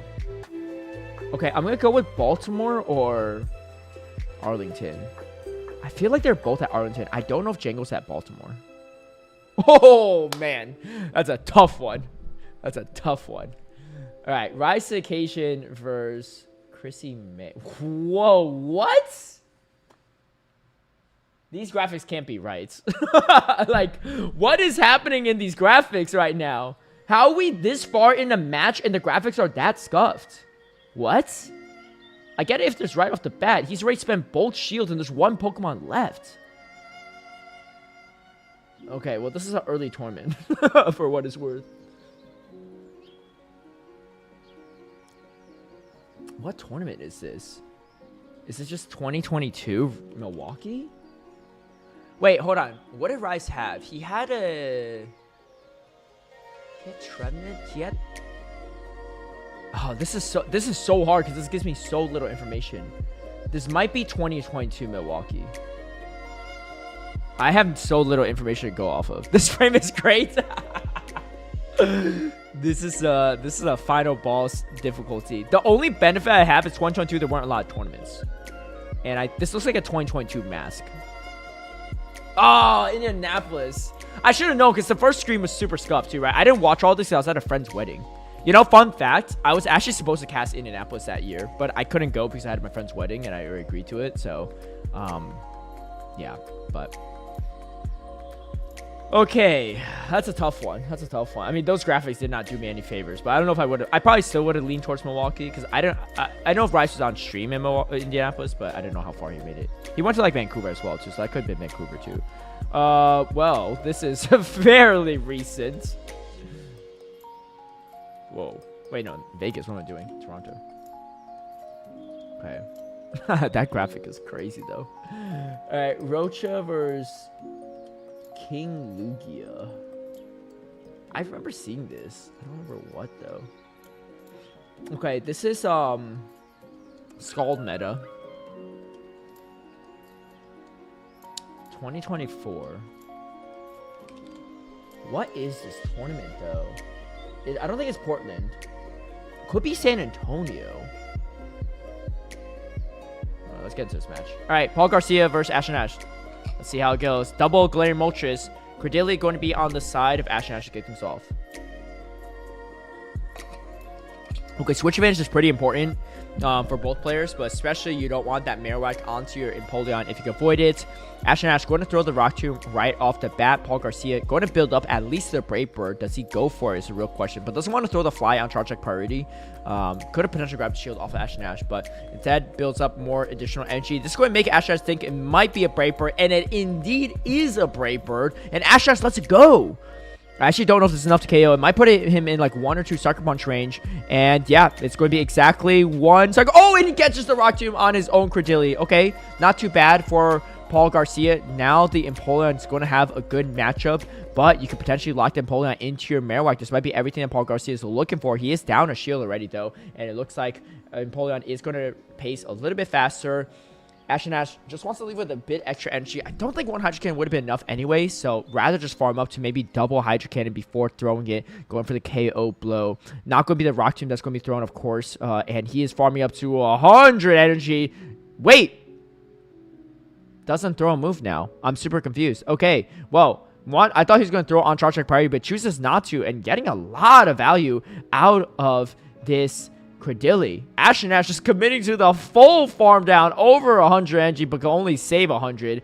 Now, this is pretty awkward for Paul Garcia because there's a lot of energy loaded. I think he just throws a Hydro Cannon, right? Either way, it's going to be a good time. Throws the first one at the Moltres, and he's caught in a slightly tough position. Now could come in the Marowak if he wants to, and will have to shield up.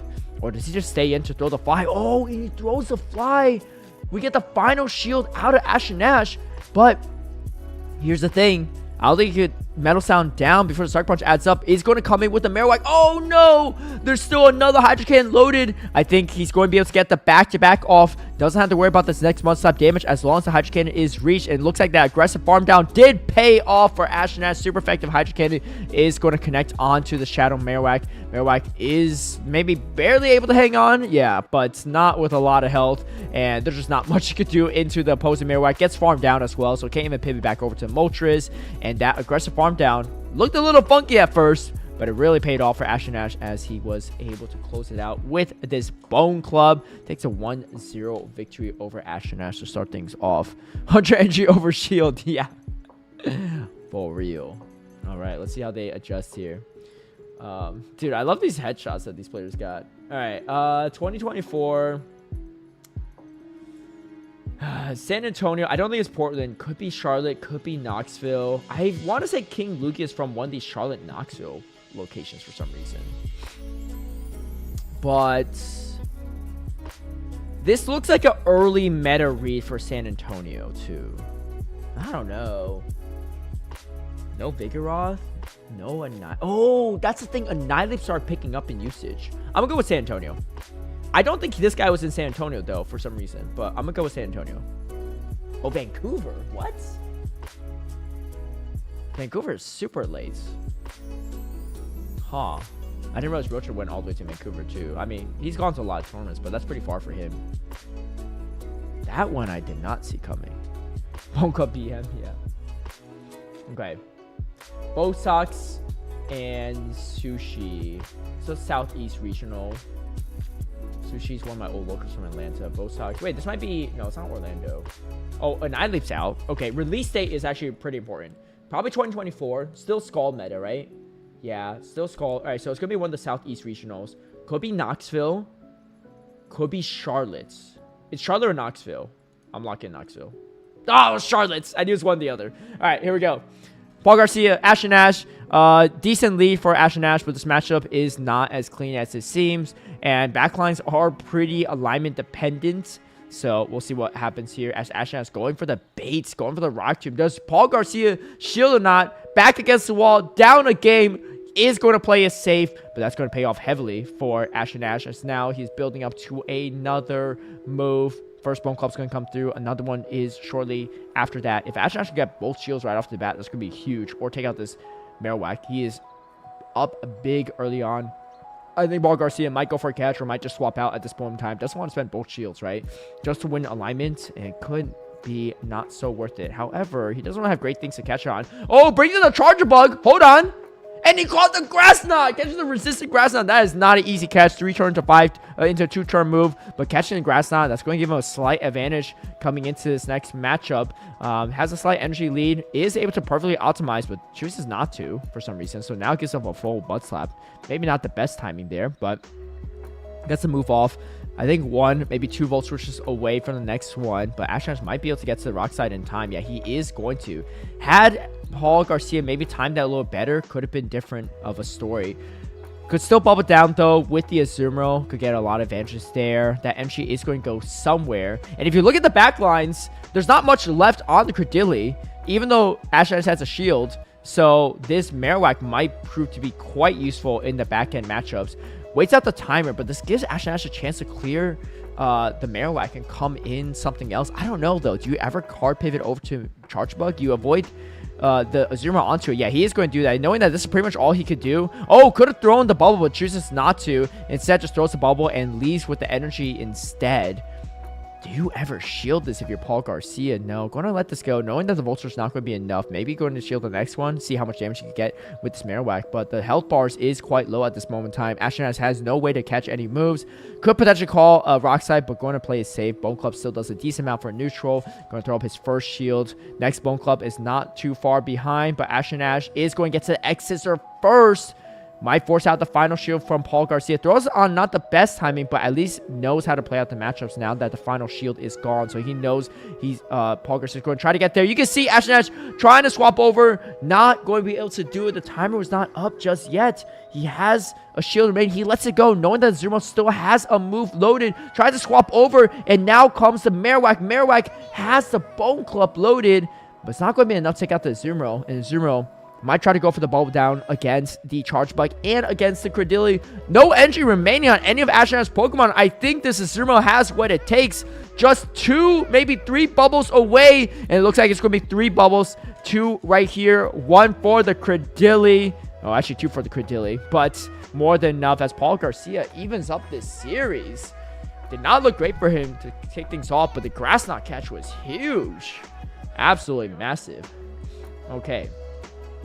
Yeah, the Knoxville Charlotte, man, those are... I don't know if I can beat my... This is hard, man. Niantic Quattro said he would get to 30 easy if he was playing this. Okay, this is a recent tournament, 2025, Toronto, I think. Yeah, I think it was one of Cindy's last tournaments, and I remember... Yeah, it's 2025 Toronto. Oh, Vancouver, what? When was Vancouver that year? Oh, my bad. I thought it was Toronto. Okay. We're Dodge versus Nino. This could be a lot of different tournaments. I feel like I saw this graphic earlier today. Am I wrong? So this is probably... Could be Baltimore. Nino had... Losers finals, huh? Nino had a... double. It's 2023 Baltimore. It's not Peoria. It's not Salt Lake City. It's not Toronto. It could be Arlington. No, I don't remember. I don't think we're Dodge really made out stream for that one. It's not San Diego. It's not Orlando. It's not Knoxville. Okay, I'm gonna go with Baltimore. Wait. He was in the losers finals? I thought it was pretty ahead in Baltimore. He was on the winner's side. No, hold on. It's not Baltimore. Baltimore doesn't make any sense. This is a losers finals too. This is not even like a... Okay, we'll figure it out. It's not a group losers finals, I think. No, I don't think it's Baltimore actually. But because Dune, he lost to Dune in Baltimore, and then maybe Elam or House Stark. Anyway, here we go. Oh, it's the groups. Okay. Anyway, here comes the Credilli into the Marowak. Not baiting, not messing around. Ash and Ash is going to call it. Great shield from Ash and Ash to start things off. The backlines look kind of similar. Wait, why does it look like the same exact backlines, but the teams are swapped? Paul's bringing Ash and Ash's team, and Ash is bringing Paul's team? Oh, no, he doesn't have a Charge Bug at least. Okay, so no Charge Bug, but in comes another Bone Club. I think Paul Garcia is going to have to shield this up. Has a lot of energy on the Credilli. Doesn't want to let it go to waste. Going to throw up the first shield. But Marowak still very healthy. If he can swap out and clear this debuff, could be big. Oh! Paul Garcia just full sends it at bad timing, but trying to take Ash and Ash by surprise. Ash and Ash going to throw up the second shield. Easy second shield. Already down all shields at this moment in time. And now Paul Garcia brings in the Marowak. Ash and Ash is going to throw this move first, and then maybe comes in a Azumarill. I'm actually not sure. Go for the bubble down. The Azumarill matchup was not amazing into Marowak, but now with that chip damage, it could be all that he needs. Energy on the Azumarill is going to go pretty far into the rest of the team of Paul. First Bone Club's going to take it out, be thrown. Should bring the Azumarill down to the yellow when all things are said and done, but the bubble advantage is going to be quite nice. Might even bring the Azumarill to the red, but again, this entry can go pretty far for Ash and Ash. He still has a pretty healthy Marowak in the back and a whole Credilli. Things are looking pretty tough for Paul Garcia. Could go for aggressive farm down though with the Charge Bug. Probably is going to be his only play, honestly, at this point. Has to save a shield for the potential Rock Slide for the Marowak. It does have a Rock Slide loaded. You have the Credilli to watch out for, but you have to tank 2 moves on this Charge Bug. Maybe you come in Credilli, but then you might just get fast attack down from the Marowak. Like, timers are completely up from Ash and Ash, so things are not looking good. Ash and Ash brings in the Charge Bug. Wait, hold on. Or it brings in the Marowak. He doesn't actually have a move banked. I thought he had a lot more energy, but I guess that wasn't the case. Oh, yeah, because he threw the energy at the Marowak in the mirror matchup. So now Ash and Ash going to eat all this energy. Does he just fast attack down? I don't know. It's might be the win condition he needs. I don't know if he gets the 2 moves in time. He still has a Azumarill, though, and the Azumarill could throw a move, as maybe he thinking that once he throws this one Rock Tomb, it could be enough. Paul Garcia still has a catch potential, but he's running low on health at this moment in time. The acid are starting to add up. There's still energy on the Azumarill. Timers are not up yet. You could go for a catch. He tries to go for it. He doesn't get it. Ash and Ash now going to throw. Overfarms a bit. Gets energy back up. And this is really tough for Paul Garcia. What can he do? The Zero has a bit of health still remaining. I just don't think there's enough health on the charge bug to do anything. We get the acid down, and Ashen Ash is going to continue his loose bracket run. I think it's going to be Ashen Ash versus Rocha in the next matchup. Should be coming up real soon, as Ashen Ash is already plugged into the phone. Rocha just needs to plug in himself. All right, let's take a look at this matchup. Ashen Ash versus Rocha. Same team except for Moltres and Furret. Moltres going to have the better head-to-head matchup there, but Furret looks a little bit safer. All right, let's see.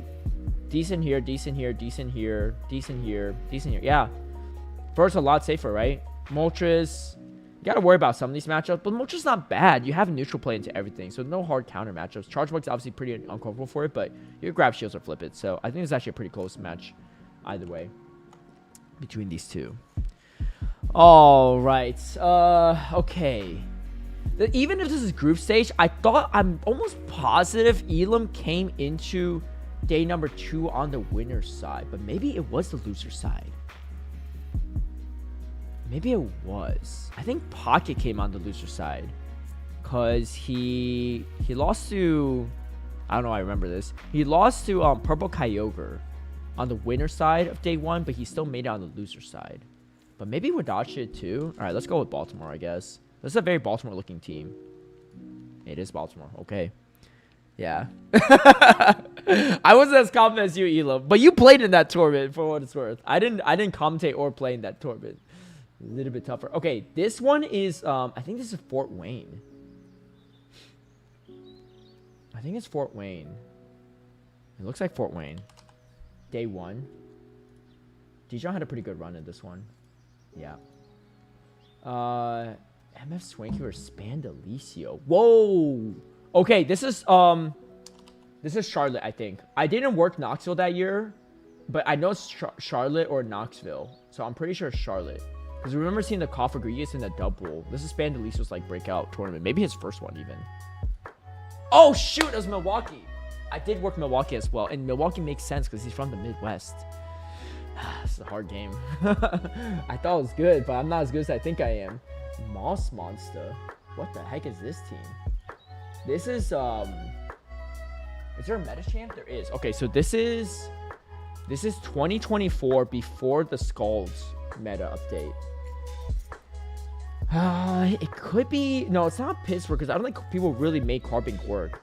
You know, if it's after Rockhaven's Carbink usage because he did Peoria, it could be Toronto. No, Toronto doesn't. Oh wait, I think it might be Toronto. Because Toronto, he had a pretty meta team, and I remember he lost in Magmar Man running a pretty wild team. San Antonio was a different meta. I don't think his rise was at Sacramento, so it's got to be Toronto. Nice. The Kaffa, yeah. Yeah. Where, CEO, you might be on one of these graphics soon. Alright, winners finals group A. Stud Muffins versus Doombug. Oh wait, Doombug. Yeah, this is Orlando. It's the shadow Pidgeot that gives it away. Silent Beast for Sceptile Ice. This was recent ish. 2025 for sure. For Alligator, this might have just been Toronto, right? He had the non-shadow for Alligator. Was it just Toronto? I know Elam knows better than me on this one. I think this is Toronto. Sceptile did really well here too. And his team makes sense. He was running like kind of a mix of an old meta and new meta. Oh, shoots! Atlanta also makes sense because I think Sceptile just didn't. He like ran like the same team for like multiple tournaments or similar. Toronto easy? That's what I thought. Apparently not. Sceptile was at that one. Let me just fact check that one. I'm pretty sure this one's correct. But he ran like a really similar team. Like he did really well with this like the same few core. Was he at Atlanta? Yeah, he was. Yeah, it was Atlanta. But Atlanta was like the tournament right after. Yeah. Sceptile's wearing flannel at Toronto. Yeah, dude. Do we have to look at the apparel now? You might be right though. The apparel could be pretty important, especially like if you see like any old Mazer jerseys. You definitely know. All right. This is This is Charlotte or Knoxville.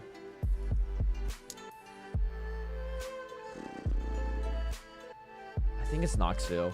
I worked this one, and I remember commentating some of Usaku's games or seeing it backstage. Yeah.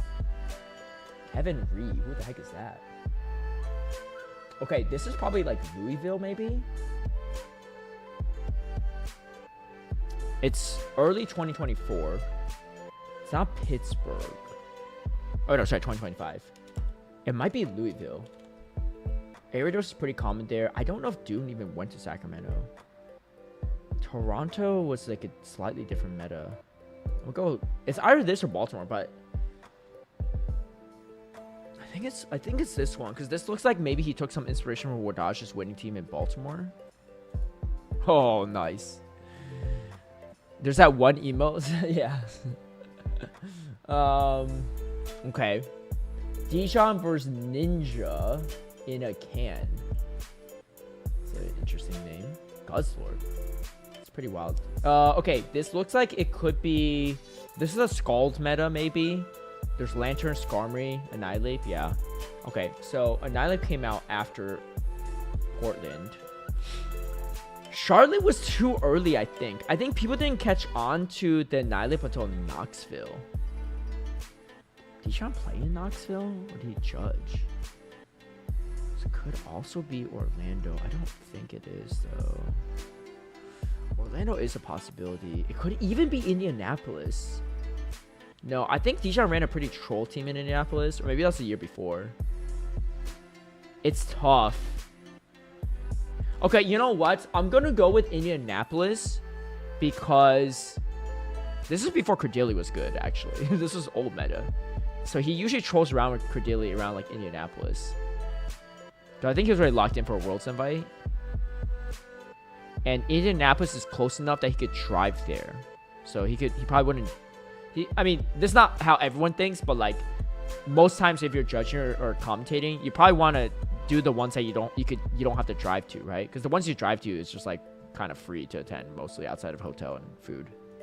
Oh, let's go. Oh, me and Softoph. This is Fresno for sure.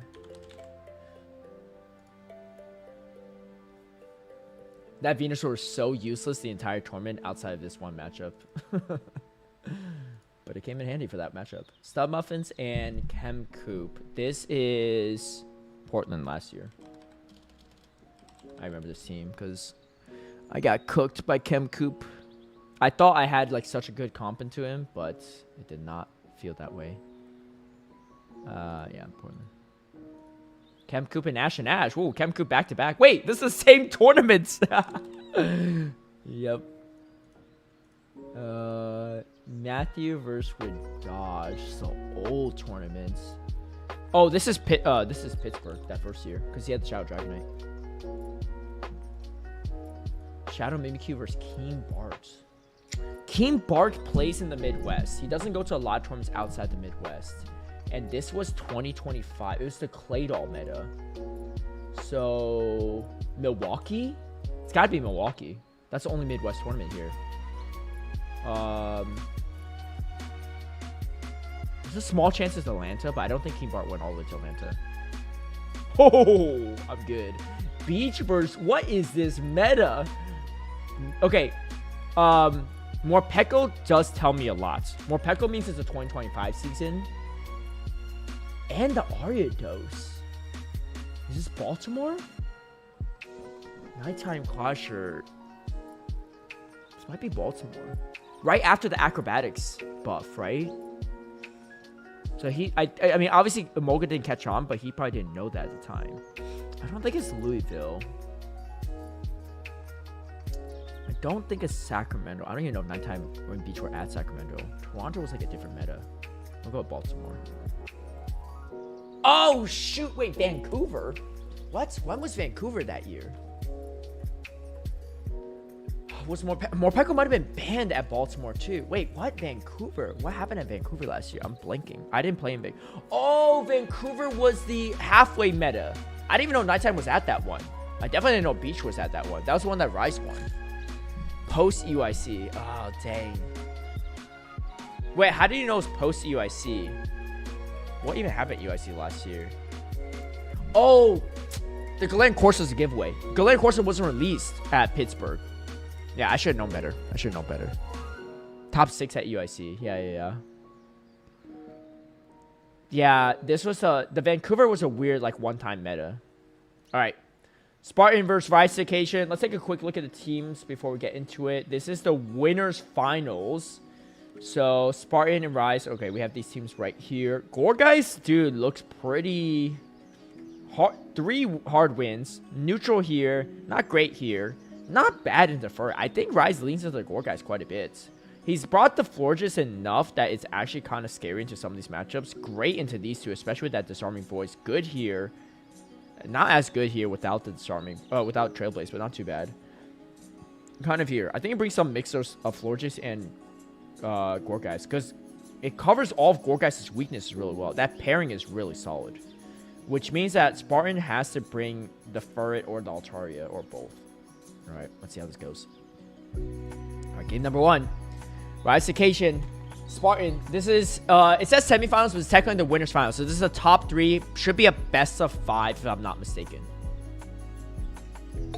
We get fantastic lead into the Scizor to start things off. Bullet Punchers are starting to add up a bit as Brutal Swing is going to come through to start doing some damage into the Scizor. We probably don't see a shield. You definitely don't go down to Dragon Tail, so Spartan just saving the shields for later. Going to throw probably a good timing. The Trailblaze is going to do a good chunk of damage still, even for resisted. Right before the second Brutal Swing was reached. Rise going to let it go. Spartan has a chance to Bullet Punch down if he chooses to, as the next move is reached. Does he go for a potential catch? Maybe not, but does he go for a shield? That's a real question. Can hang on. No, opts to just let this go. Going to go for the aggressive farm down with the Credilli. Credilli's going to get a lot of energy. This Credilli's going to be really useful for the back end matchups. Yes, there is a Scizor, but the Rock Tomb does quite a bit, and if you start grabbing shields, the Altaria has a lot of play in the back. Expecting maybe there might be a Scizor, so this energy lead is going to be super valuable. And the problem is you can't really come in with anything with Rise because there's still the Lapras in the back, and you can't just like pivot over. Spartan going to throw the Rock Tomb, going to debuff this Scizor. Do you shield this? He chooses not to shield. Now the Dragon Breath damage is actually going to do quite a bit. It's a Shadow Dragonite. Let's keep that in mind. And this is kind of feast or famine. Do you go for the resisted Sparkling Aria, or do you go for the double super effective Ice Beam? Ice Beam is reached. Instant shield from Spartan, but Rise going to grab a good shield bait on this first Sparkling Aria. The Sky Attack is reached though, and this damage is going to add up quite a bit, especially from the Shadow Altaria. I wonder how this changes the matchup compared to the non-Shadow, as I would think 2 Sky Attacks are going to threaten a KO with the Dragon Breath damage adding up. But if both shields are played out, maybe even 1 Sky Attack is enough if the Dragon Breath damage adds up over the course of those 2 shields.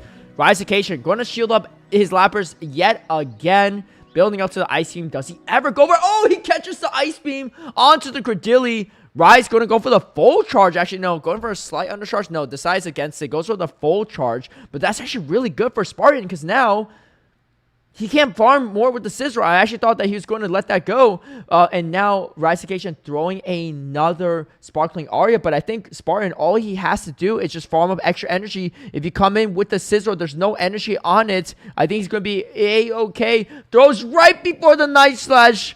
Great counting, great timing from Spartan. He's going to take out the Scizor. Can he get to the Sky Attack to take out the Lapras? I think he's going to outpace. He has a lot of residual energy, and Lapras has none. And Sky Attack is able to close it out into the Lapras. A huge Ice Beam catch is what set Spartan up for the sweep with the Shadow Altaria to start off game number 1.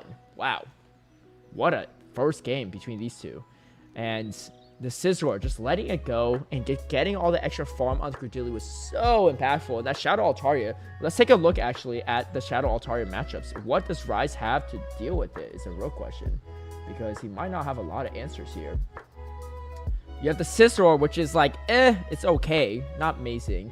That's like pretty neutral. That, as we can see, not as good. You have the Florges, and it's pretty much it. It's just the Florges. Everything else is neutral or winning matchups for the Altaria, which means that Florges might have to come out as expected. But the question is, what? I mean, Florges is bad here. It's bad here. It's not even as good into Gastron without the Trailblaze. You have okay matchups, but I think if Spartan just avoids the Florges with the Altaria, even on the even on the something's for it, he might be okay. All right, we'll see how he plays around that. But yeah, the Scizor, the catch was crazy though, but that was definitely good. Let's fast forward a little bit. I think they might be ready soon. I'm a little behind the stream for some reason. Don't want to skip too much here. Oh, okay, here we go. Game number 2. This is again a best of 5 series between these two. So still a lot of games to be played. At least 2 more, but if Rice has anything to say about it, he might try to switch that up. All right, we got Furry into Scizor. Fairly like neutral-ish matchup. The Charge Attack priority is going to favor the Scizor, and you can see the Bullet Punch adding up pretty quickly, but so does the Sucker Punch. Spartan just going straight for the Swift. Everything is resisted, and better to show this than the double resisted Trailblaze, unless you suspect that Rice is going to shield and you need to Sucker Punch down. And Spartan doesn't really have the best of matchups here. Oh my gosh, look at how weak Rise 2 is to this Altari in the back. The Gorgeist has not a lot of places to go, and Spartan going to just let this go down.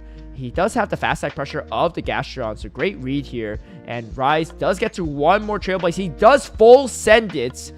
Do we get the shield out of the Gastrodon? It's a real question. Does Spartan call it? Boosted Trailblaze? Yes, he does. And he has not a lot of play into the Gastrodon, Gorgeist in the back. Switch advantage is going to be pretty big. And now comes the Gorgeist. Spartan going to throw 3 Mud Slaps before throwing the Water Pulse on good timing. This is not going to do a lot of damage though, but maybe enough to Dragon Breath down. Tries to go for maybe a potential catch. Doesn't quite get it as it's still in between the Incinerate. And now the Shadow Ball is going to be thrown. Spartan might be in a slightly tougher position now. Shadow Ball's going to hit hard. If you don't shield it, the Guzzlord is also going to just Dragon Tail you down. Now comes the Guzzlord. But Guzzlord up a shield is going to enjoy this matchup a lot more. The Shadow Sky Attacks are still going to chunk quite a bit. But the question is, can he even reach double Sky Attack? I don't think that's going to be the case. Hold on now. If he throws this Brutal Swing, Spartan might get enough entry to Sky Attack, but the Altari should lose Charge Attack priority into the Guzzlord, and he's not even at the Sky Attack, so should be able to get both of these Brutal Swings off. One might be close enough to KOing, but shouldn't be enough right off the bat. Yeah, the second one is going to have to be thrown, and that's going to be thrown, and that's going to be really good for Rise, as now the Gorgeist waiting in the back for the Gastrodon in a fantastic position. The Gastrodon still has to get through the Guzzlord on top of it. Oh, this is really tough. There is... Hold on now. There's no energy on the Gorgeist, or it doesn't... I don't think it has a C-Bomb loaded. So Spartan might have a chance here. If he could get to the Water Pulse, that's what he would need. He's trying to go for more. Tries to throw as much as he can. Oh, wait, tries to go for the catch. But the Water Pulse comes through. I actually don't think the Water Pulse is enough. Oh, this is a really frail pumpkin, but I think the Incinerate is going to be enough to close it out. Yeah, not very effective. Spartan trying to make something out of nothing. However, not enough here as we even up the series 1-1 in this best of 5. All right, wow. Okay, this is going to be a good one. I need to restart again. LW Joshua Smiley. This has got to be a recent one. Wait, hold on. Isn't it just Toronto? Yeah, it's just Toronto. I think I commentated this specific match. Dragon's doing 2 damage regardless, and Breakpoint goes down. Yeah. That's a tough one. Bird Power versus Ashen Ash. This looks like Portland. Yeah, it's Portland. Jay Lasker. BDR? This is an old matchup. Dude, this is so hard. I don't really know either of these guys, and the problem is I don't know what tournaments they could have gone to. Trevenant, Noctowl, Lantern meta, 2023. Still masked though. We can use that as good indicators. They have masked up. Is it San Diego?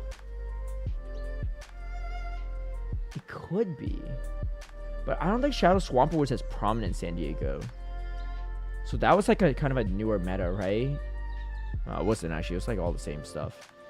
I don't know if it's I don't think it's Arlington. Salt Lake City I would recognize. It could be Peoria, but I don't think so. Lantern wasn't really relevant in Peoria. All right, let's go. Game number 3. Dallas. Was there a Dallas tournament? What's up, Bad Hand? All right. Scizor into Gastrodon, and fantastic lead for Spartan. Instant swap out to the Guzzlord, but it's going to be met with the Credility. A little bit slow on the swap, though, from Spartan, and that might cost him. Does he shield the first Brutal Swing, trying to maintain switch advantage? No, not going to. Feeling pretty confident. Maybe just saying, you know what, I'm not super concerned here, but this is exactly what the Florges wants. You draw out the Credility, and you free up the disarming Florges in the back. Now Spartan's going to spend a shield, trying to maintain the switch advantage, which makes sense. He's closing in on the Rock Tomb, but the problem is one Rock Tomb is not going to be enough to KO. Throws on good timing. It's still quite a few asses away from taking out the Guzzlord. Might have to go for another Rock Tomb. We'll see, though. Guzzlord is running low on health, but still in the yellow. Still quite a ways away of getting acid down. I think you have to commit some energy if you are Spartan. He could go for the pivot out, though. Maybe he suspects the Florges in the back. Gastrodon very safe into Rise's backline, but there was a Gorgeist in the past game, so maybe Spartan is a little bit concerned since that last game. Throws on bad timing to maximize the amount of energy, expecting Rise not to shield, and that's going to be the case.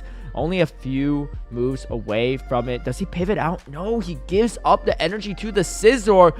And that's everything Rise needs, as in comes the Gastrodon. Might be able to grab a final shield with this Trailblaze, and that's going to be really good for Spartan. You pretty much have to shield if you're Spartan in this situation. He is going to throw up the shield. Now, though, you might get a chance where the Florges comes into Gastrodon and you get the matchup you want, and forcing Spartan to throw the energy onto the Scizor. Rise, let it go! And he calls the Body Slam, knowing that the Florges is what he needs, especially with the Credility out of the way. Can you get the Mud Slap down? He gets the Mud Slap down, though, so still actually not much loss for Spartan. And now he sees the tough matchup ahead of him. Going to throw a bait Body Slam. Needs to grab the shields off of Rise. Does Rise call it? He does throw up a shield at the very last second, knowing that he still has to throw Chilling Water. Actually, one Disarming Voice might be enough. It's all neutral damage anyway, and just in case Spartan goes for a catch, it's not going to be too bad. Let's see if he goes for it or not. Now the Body Slam comes through. Lets it go. Does he go for the Disarming Voice? Oh, he brings in the Altari instead, and that's going to be really rough for Spartan. Back-to-back Disarming Voice, and this is why you run that moveset, and it's been paying off for Rise occasion as he's still undefeated on this winner side bracket. Disarming Voice, a huge amount of super effective damage. Landing, throws. Wait, hold on. Wants to farm up extra energy. Going to spend the final shield. Gastrodon pretty much energy dry, so knows that he just gets the 2 moves. He should be in a good spot. Might be able to even Fairy Wind down. That might be a little bit aggressive. He has the back-to-back moves, and it's just going to go for the Fairy Wind down for whatever reason. Has 2 moves loaded. Throws a Chilling Water. I guess 2 moves is needed, but either way, Spartan doesn't have a move loaded on his Gastrodon. And yeah, I think Disarming Voice should do more damage for neutral. But either way, Rise going to throw both moves at the Gastrodon and going to be up 1 game in this best of 5. Spartan going to have to find a way to force the game number 5 the next game. But yeah, let's take a look here. I'm pretty sure Disarming Voice does more damage than Chilling Water. It's not that bad of a move. Stab? I think he just needed to throw 1 there, but I could be wrong. I'm just sipping real quick. Disarming Voice, 38% damage, 64 damage. Yeah, Chilling Water's 46. I think he just threw one Disarming Voice is fine. Yeah, so yeah, I think Arlington's a good shout potential. It's not San Diego's also a possibility, but I don't think so. This doesn't look like the it could be Toronto meta too, though. I'll take the assistance from Bad Hand on this one. Nice.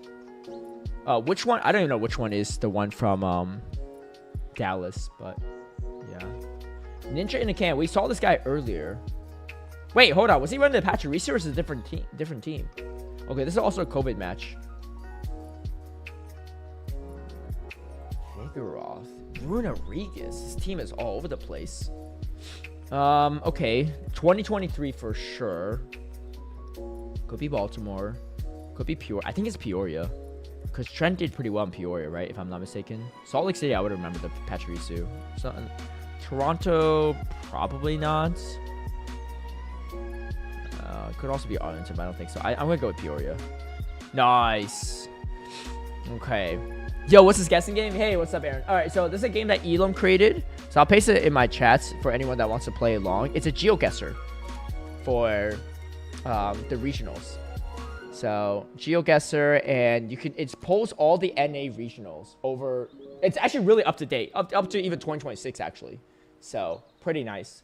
Oh, K-Sean and Lyle Jeffs. Yo, I used to think K-Sean and K-Pine were the same exact two people. I was wrong. This was 2020. Oh, shoot. Here we go. We're in the matches. It's 2024. All right. Rise Occasion versus Spartan. Starting a little bit late, but it's okay. And here we go. Altaria. I think Altaria was a safe swap into, I think, a Gorgeist lead. That Gorgeist is brutal for the Scizor as Rise Occasion closing in on another potential Grand Finals appearance. But he's got to get through this matchup first as Rise Occasion maybe just opting to stay in here knowing that he'd rather just save the Gorgeist for later. And, oh, wait. I don't think we've seen the Gorgeist yet. I don't know. Did he come in? No, his timer's not up yet. So Spartan led maybe a Furret into this. What did he lead? Okay, well, he can farm this down, though. This Furret actually looks pretty strong in the back. It's not over yet. He has a shield advantage. And in comes the Scizor. Okay, so he came in. He led Scizor, and then he brought in the Altaria into the Guzzlord. I think that's what happened. Interesting. Okay, he's going to farm down here, maybe expecting that there's a Gorgeist in the back. The super effective damage in the Gorgeist is going to be pretty nice. He could throw a Bullet Punch and swap, or just grab a shield off the Gorgeist right then and there. This damage is actually much more impactful into the Gorgeist right now. He does decide to transfer the damage over, saving the energy for later. And the C-Bomb is definitely going to start adding up damage into the Gorgeist. What can Spartan do at this moment in time? The damage is all resisted, but you're going to throw Trailblaze either way, and now comes the Lapras, softened up for it. However, has a slight energy lead. And here's the thing, the timers are super misaligned. Spartan can pivot over, and the thing is, even if you come in Gorgeist, you can throw the Night Slash in between the Incinerate pretty easily and get a decent amount of damage into that Gorgeist, and that's going to be the only super effective damage left that's not resisted being thrown into the Gorgeist as a potential. Another Sparkling Arrow is going to be thrown, and Spartan going to shield this up, knowing that's going to do more damage than the C-Bomb for later. And now goes for the Swift. If we get a shield out of Rise, it's actually going to be... Oh, hold on now. Spartan could go for a combo play. Timers are up for Spartan. Is it up for Rise? No, it's not. And going to go for the Night Slash. It might not be enough to KO, but you have the Night Slash bank for the Gorgeist. Spartan might find a win condition. Can you get the Bullet Punch down? If you boost here, it's going to be absolutely over, but not going to get the boost. Night Slash going to do a lot of super effective damage. Shouldn't be enough to KO the Gorgeist, but it's going to put it quite low, and that's might be all that you need for Spartan. Just needs to get to a few more Sucker Punches. Oh, wait, he couldn't get to the C-Bomb. That's huge. Rise, the Sparkle Aria, not enough, and Spartan finding a way around it. We have a Game 5 in the winners finals. Wow, this is really anyone's game. I really thought Spartan was out of it, but the Furret came in clutch at the right time, didn't shield up the Altaria, grabbed shields, farmed up on the Scizor into Gorgeist. Who said that was a losing matchup? You got played for sure. All right, this is probably Charlotte, right? Wait, no, sorry, 2024 Charlotte. That's when he won Charlotte Regional Grand Finals. Kelly Boy, thank you for the follow. Yeah, Fur is pretty scary in the back. Kemku versus Pranav. This was Portland last year, 2025. Remember seeing this. I feel good about this one. What's it? E-Char versus E110. This is Charlotte 2023. I know this one pretty well. El Semi versus Shiny Hunter Ben. This is a 2023 early regional. Is it Baltimore? Or is it Peoria? I don't remember if Semi was in Peoria. I think he was at Baltimore. It's not Salt Lake City. It's not Toronto. I'm going to go with Baltimore. I could be wrong, though. It's either Baltimore or Peoria. Peoria is always a potential. I just don't remember Semi playing in Peoria. And I don't remember Shiny Hunter Ben playing in Peoria either. I don't remember them in Baltimore, but I think Semi has... Oh my gosh, that was a close one. That could have gone a few different ways. Rambling Man versus Arrow 2023. Is this just Fort Wayne? I thought we had masks off for this, though. Maybe masks were still on for Fort Wayne. I thought masks were off. This looks like his Fort Wayne team, but it might be Knoxville instead. I think it might be Knoxville.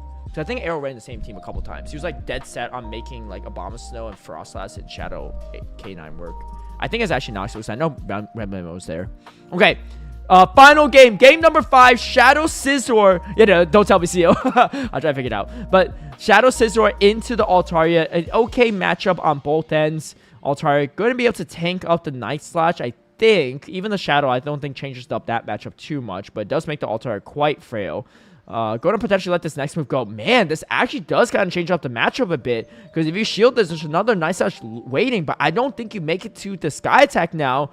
Shadow, unfortunately, not paying off for Spartan in this final game, as now comes in his own Scizor. Scizor, really wants to avoid the Scizor onto his Credilli, so he has to come in here. The Scizor in the back, though, looks really strong for Spartan. He is one. Oh, no, charge attack priority. Spartan going for the bullet punch down. We have the Guzzlord in the back, but the Credilli looks so strong, and this floor just has nowhere to go. You come in Guzzlord, but the problem is, where do you go for the Credilli, or where do you go for the Florges?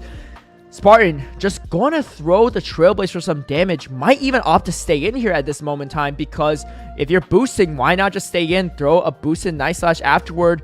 He gets the guaranteed boost, going for more, tries to go for a catch and catches the brutal swing. But Rise, he has to stay in. He doesn't want to come in. Florges and the Credilli, it's not going to be a great time. Let's see what he does.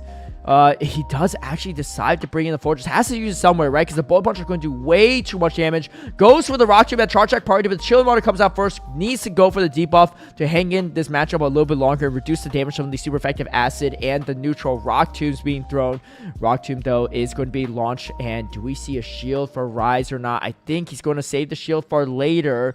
But the question is, what do you really shield at this point? Because you have resist attacks on the Scizor, so not really going to be the best usage of shields. Maybe going to opt to shield this next Rock Tomb, but it would be doing a little bit less damage.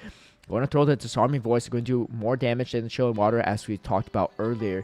And now going to leave with extra energy. Spartan, he's got Bullet Punches down. Timer's not up yet. He might be able to get it. He does go for the Bullet Punch down. Still a shield remaining on Rise's side. We need a boost if ever I've ever seen one in a match, and we get the first shield. Wait, hold on. If we boost here, the Night Slash should definitely KO. A huge 1-in-8 opportunity for Spartan, and he doesn't get the boost, but he gets the Night Slash. I don't think this is enough. I think Rise should be able to get to the brutal swing in time. Resistant Night Slash, not going to KO the Guzzlord, and Rise finds himself a spot in the grand finals yet again. A top 2 finish for him, and Spartan goes down to that losers finals. Wow, a pretty back and forth epic series in the end game there. But 5 games, what more can you ask for? And Rise making the right shield calls in those situations. The Bullet Punch down, unfortunately, didn't pay off. Honestly, if Spartan boosts there, it's over, right? So that was his only win condition. But he had to go for it. I guess also because Rise could have maybe let the Night Slash go. He had to tank one either way. But if Spartan boosts there, well, no, because if he no shields it, then if Spartan could just straight not have to throw another move. So yeah, I think it's the right call. But wow, it came down to the wire there. All right, Rambling Man versus Arrow. This is his Fort Wayne team, but I think this is Knoxville.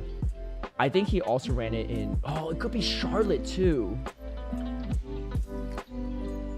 Did he play in Charlotte? I don't think Arrow might have played in Charlotte. He's playing in a lot of tournaments. I think it's... Rambling Man could easily go to both Knoxville and Charlotte because he's from Georgia. This looks like his Knoxville team, though, where he, like... Alright, the sooner the tournament, the more likely it's a mask tournament. I'm gonna go with Knoxville, but it could be Charlotte. It's one or the other. I don't think it's Fort Wayne. It's his Fort Wayne team, but I don't know if Rambling Man's there, and I don't think that was a mask tournament. Oh my gosh, let's go. Woo! That was a close one. It could I think they both might have both been at Charlotte and both ran the same team as well. So the more recent tournaments I feel like are slightly easier. 2023 tournaments are so hard. All right, I might get a new high score though. Oh, wait, hold on. Let's take a look at the bracket real quick before we get too far. So this is actually, it's going to be what? Spartan versus the winner of... Oh, wait, they did this slightly out of order. So Ash and Rocha next. Did we see that? No, we didn't see that, right? Yeah, we haven't seen that. They're running almost... Oh, yeah, I talked about it earlier because I thought that was going to be the next matchup, but it actually wasn't. All right, so they're running the same team except for Fur and the Moltres. Okay. Both have a lot of play into each other. It's like 1 billion tournaments for 2026. Yeah, it was like 1 billion tournaments, and the meta didn't change because that was back when like Scopely or Niantic didn't change the meta every 3 months. Like we had a Boom Burst update at some point, right? So it was really, yeah, 2023 2023 is slightly easier because you can go off the mass. 2024 is really hard. No, it's 2023 that's really hard. 2023 is really hard. That was the one where there's that Trevenant knockdown meta, yeah. The mass can help break up some of the tournaments a little bit. Okay, Shadow Machamp. What the heck is this tournament? I mean, Elam knows it, right? Galarian Moltres. Was it just Pittsburgh last year? Let me think. No, this is recent. This is this year, actually. What is this tournament? When did Magic Mason bring a Shadow Machamp? No, this is not this year, actually, because Cresselia has been so irrelevant. This was early last year. This is Pittsburgh last year. It was or Baltimore last year. Yeah, I think it's the first tournament. Dunsparce makes sense. Dude, this is so wild. This is wild. Yeah, I think Magic Mason was still trying stuff out. Because it was right after we got was it Karate Chop was buffed or something? So you're probably running Karate Chop Machamp. Oh, woo! Yo, what's up, Tomahawk? I try to beat my own record, but this is just Peoria, right? Wait, hold on. Yeah, it's Peoria. Hoff Rodriguez that tournament too? That's crazy. I know the Primeape is the giveaway, and Tony Jr. was also in Top Cut for that one. I didn't remember her Hoff Rodriguez, the Tapu Fini, obviously. Kevin Saladares and Telegraph Train. This is a really early tournament. Oh, what is this? Vancouver? Kevin's from Canada. Telegraph Chain is on the West Coast. This is definitely a 2022 tournament. All right, let me just do 2022. It could be Indy. I don't think it's Indy, though. I think it's Vancouver. I didn't play in this tournament, but I was listening to it when I was driving from Atlanta to LA, so I didn't see any of the battles. I just heard it all. Ooh, okay. New record might be on lockdown. Okay, Doombug versus Shadow Brady. Halucha. This looks like a San Antonio. Wait, is this a San Antonio run from last year? This meta looks weird, though.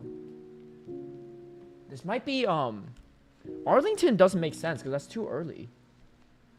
No, we still have Massbat then. So it's a 2024 tournament. Wait, no, it still could be 2023, actually, because Registeel or Trevenant's around. So it's after San Diego. We had a Mass there. Don't think it's Orlando. Could be Vancouver? Because I remember people were trading Halucha back then. Oh, I think it is Vancouver. Is that Vancouver? I think Shadow Brady was at Vancouver. I think some people were running Halucha. It was like one of the first Haluchas we've seen. I don't even know if he was at Fort Wayne. I don't know if he's at Charlotte either. Is that Hartford? Hartford might make sense too.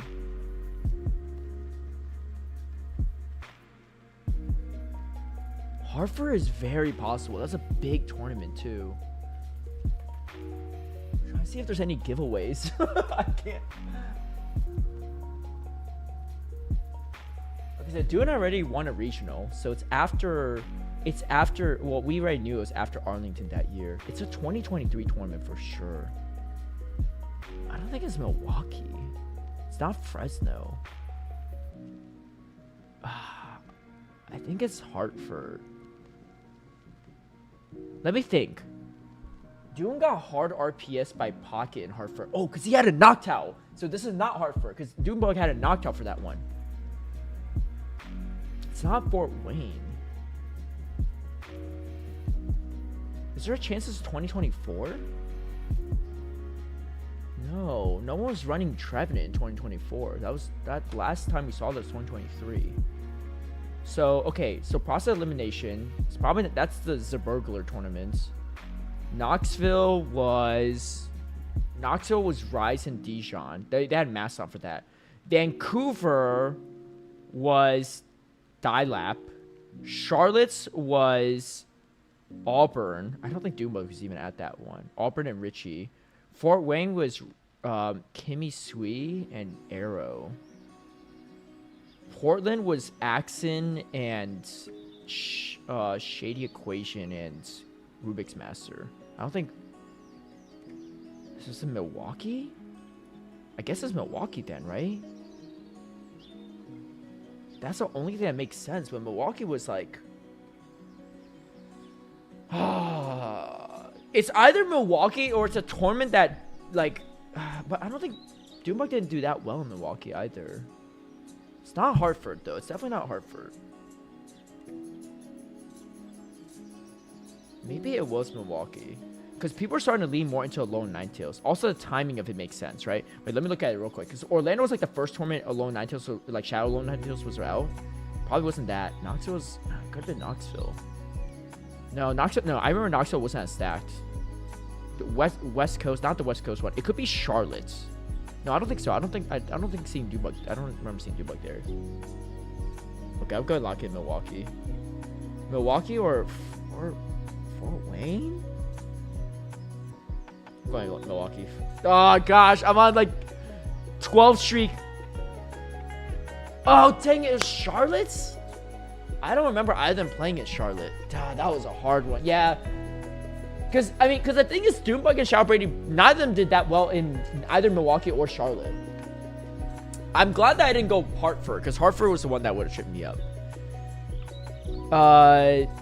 There was a Grands between Rising 2, but that was Milwaukee 2022. Yeah. Back to square one.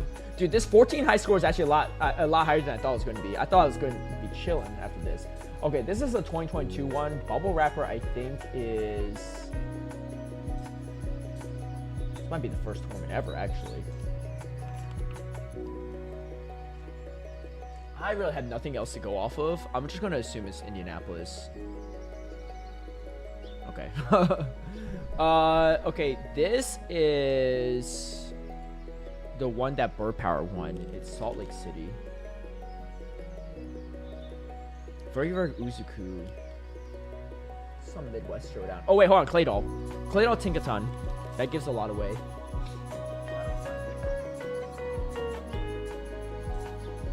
Oh, is it Vancouver? Wait, hold on. I saw this Vergy team earlier, but I'm blanking now. Milwaukee's what I'm going to guess because it's Uzuku, and he's in that area. Yeah. I think Vergy. Oh, Vergy's from Texas, actually. I don't know if he's still from Texas. All right, this is, yeah, Charlotte that year that Lyle won. Magic Mason versus Dijon. What are these teams? Licky? This is not Trevenant meta. This might be like Peoria or something. Okay, so we saw that Pittsburgh, he had no, that was a different year. Okay, it's 2024 for sure. It's either Pittsburgh, Peoria, or I don't think it's Sacramento. And then Toronto was a slightly different meta, I think. No, it's still similar, but... Was it Toronto? Would Dijon go all the way to Toronto to compete? I feel like there's a greater chance Dijon just competed at Peoria because it's closer to him. I think that would make the most sense, right? Losers Finals Group B. I don't think Dijon top cut here, but did Magic Mason top cuts? One of them top cut. He got cooked by Mason, though, I'm pretty sure. I'm gonna go with Peoria. It could be Pittsburgh. Wait, no, hold on. Dijon did pretty good at Pittsburgh, actually. He almost made top cup. He didn't. I think it's actually Pittsburgh. I think it's Pittsburgh. Because I don't think he brings as much Alolan Marowak after Pittsburgh. Because Pittsburgh, everyone's running, like, double bulky Lickitung Umbreon. Oh! I'm so good. Some of these are tough.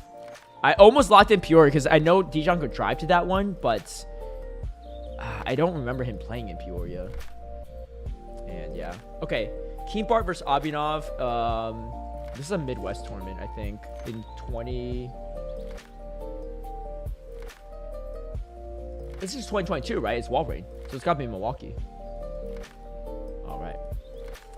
Me versus Magic Mason is Hartford. We got cooked. Kayshawn versus Lyle. That's Charlotte. Kayshawn's only played in one tournament his whole life, so that's an easy one. Plus Lyle and Kayshawn, they've only matched up once. Well, yeah, because K-Shell's only played one tournament. Cedric versus Pockets. This is kind of recent. This is the 2024 season. Dude, this is so weird. They have 12 different Pokemon. I think it's the 2024 season where Vigoroth and... Yeah, because Vigoroth's relevant. So it has to be 2024 season. It's somewhere... It's not Indianapolis. He had a Bastion team there. I don't think he was at Orlando. Maybe he was. Vancouver? No. Where is Cedric from? Cedric from... He went to Portland. Maybe it's Vancouver, actually. Losers Finals Group C. Huh. Let me think. So, it was Portland, then Charlotte, then Knoxville, Vancouver, EUIC, Orlando. EUIC is between these two. This looks like a very EUIC-esque team. So, Lyle won this one. A lot of people were running the Vigoroth around that time. He won Vancouver as well. Was that year? Yeah, that was that year. With a Poliwrath team. Is that Knoxville? Who did what in Orlando that year? That was the Doombug Triple Shadow. It's not Indianapolis, so I'm gonna go with Knoxville. Commentated that one too, but I don't remember. Looks like a very Knoxville meta team. There's always a possibility it's Vancouver. I'm a little nervous as Vancouver, actually. Cedric going to Vancouver is a possibility because the first time I played against was at Portland, but that doesn't say too much, I guess. Let's go with Knoxville. I think my streak ends here. Oh, it was Orlando? Orlando makes sense because this looks like Emi Guido's team that he won with EUIC. Dang it. Cedric is Utah. Okay. Oh, well, he just made a trip. I guess it doesn't matter if he's Utah or not. He still made it to Orlando, right? So I shouldn't. I know Dijon's games well. Yeah. Yeah. Orlando's post-USC. Yeah, that's a good clue. Dang it. Getting a random ass call from someone. I'm not sure. Wait. Give me 1 second. I just want to make sure it's not important.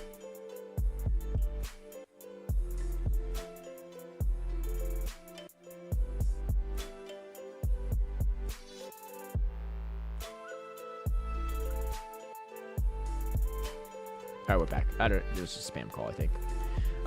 Dang it. All right, let's get back into this a bit. Dude, honestly, this downtime's kind of fun. I'm honestly looking forward to doing this shield guest every time. Dude, I don't know what we gotta do, Elam, but if I could get this somehow approved for not I get it approved, but like get someone to approve it for like official Pokemon streams, that would be so much fun. I don't think so though, but oh man, that would be so much fun. Like this I would do this all day long. I don't care if the Wi-Fi cuts out for the players. I'll play with this with Butters or Sofa or whoever forever. That'd be so fun. This would be such good content too. I think there's some things I can't really explicitly say on official stream, right? Like there's some certain things I'm saying, like nothing crazy, but like there's certain things I'm saying that probably is not appropriate. This looks like Andrew Mahar's being jacked as hell is such a giveaway. I'm pretty sure this is just his Pittsburgh run, right? I don't remember No Trouble. Oh, No Trouble Cup was there actually, I think. He's running a weird team, but it's got to be his Pittsburgh run, right?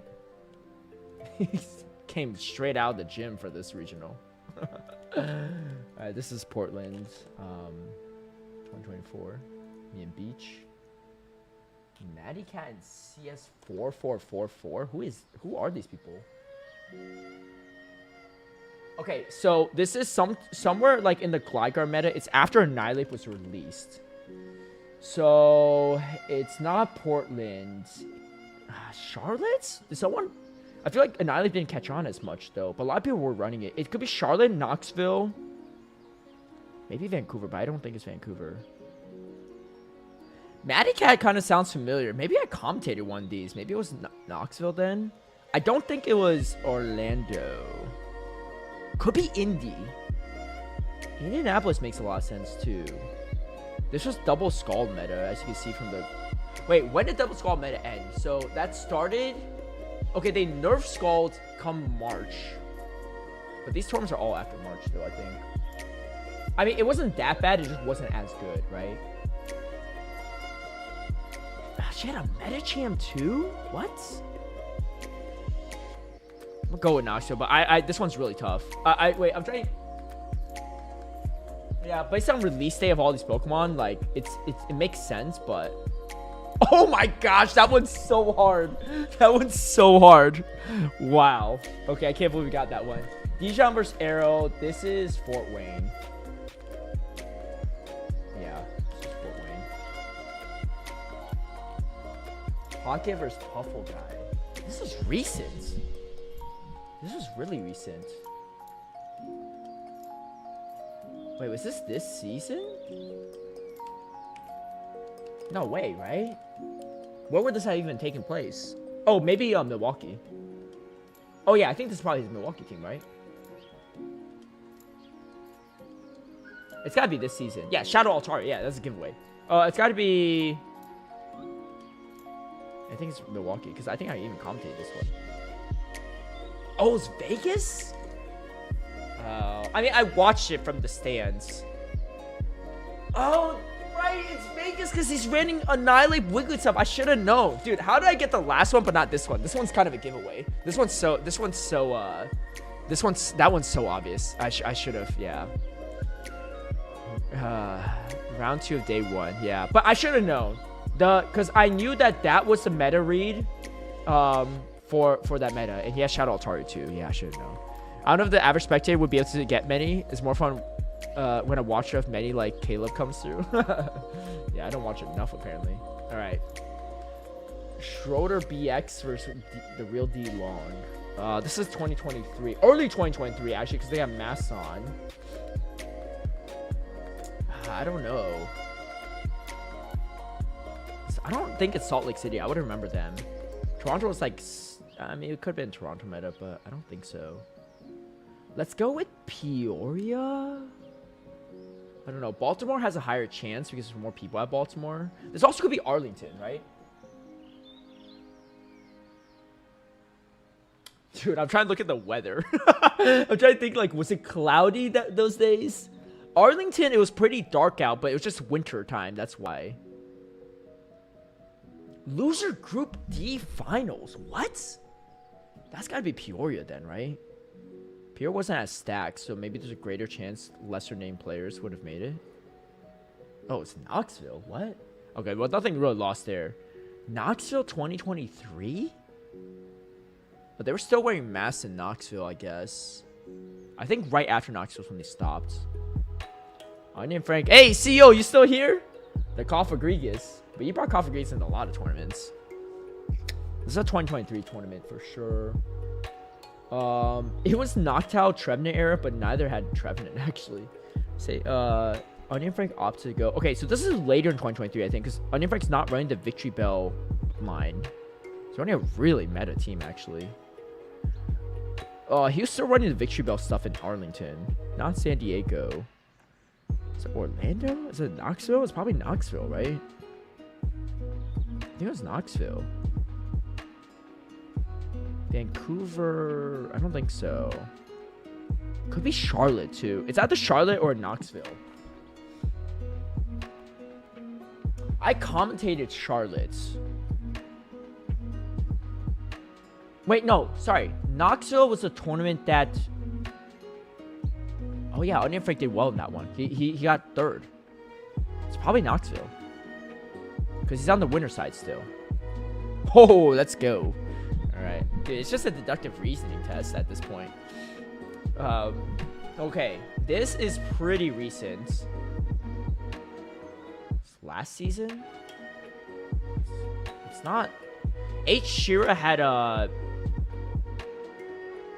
Wait, this wasn't just this weekend. No, it wasn't. So it had to be last season. Because H. Shira had a Tinkaton in Pittsburgh. I remember that.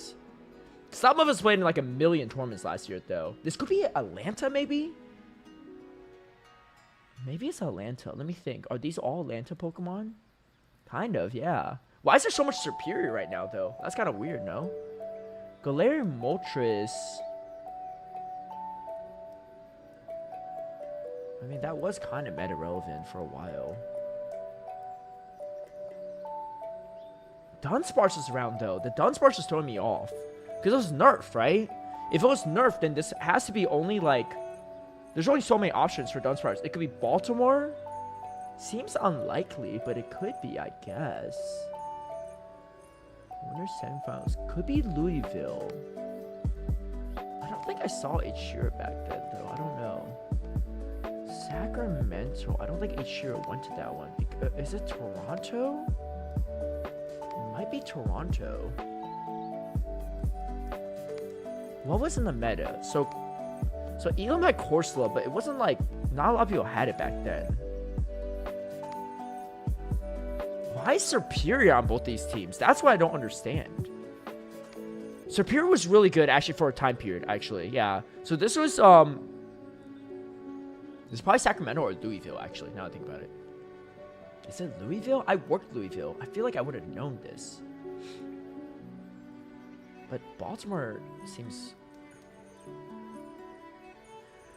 Oh, I'm going to regret putting Louisville. I don't think it's Sacramento, though. So it's either Baltimore or Louisville. I didn't work Baltimore, so maybe it's just Baltimore.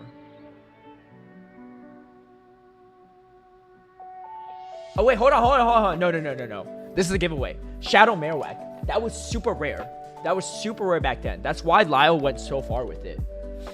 So Louisville was the one he won. Okay, not that. It could be Sacramento then. Was H-Shira at Sacramento? Toronto seems less likely. Because by then we had a new meta. It was December. A lot of things shifted. Is it really Sacramento? It's either that or H-Shira had a Shadow Marowak that a lot of people didn't have. But the thing is, not a lot of people have Shadow Marowak for Sacramento either, actually. It was pretty inaccessible. Okay, I'm going to go based on logic here. H-Shira's from Southeast US. Louisville is pretty close to that. So that's a pretty easy for one to travel to. Her flying all the way to Sacramento maybe doesn't make as much sense. San Antonio? I'm so far off. Wait, when is even San Antonio? When did that even happen?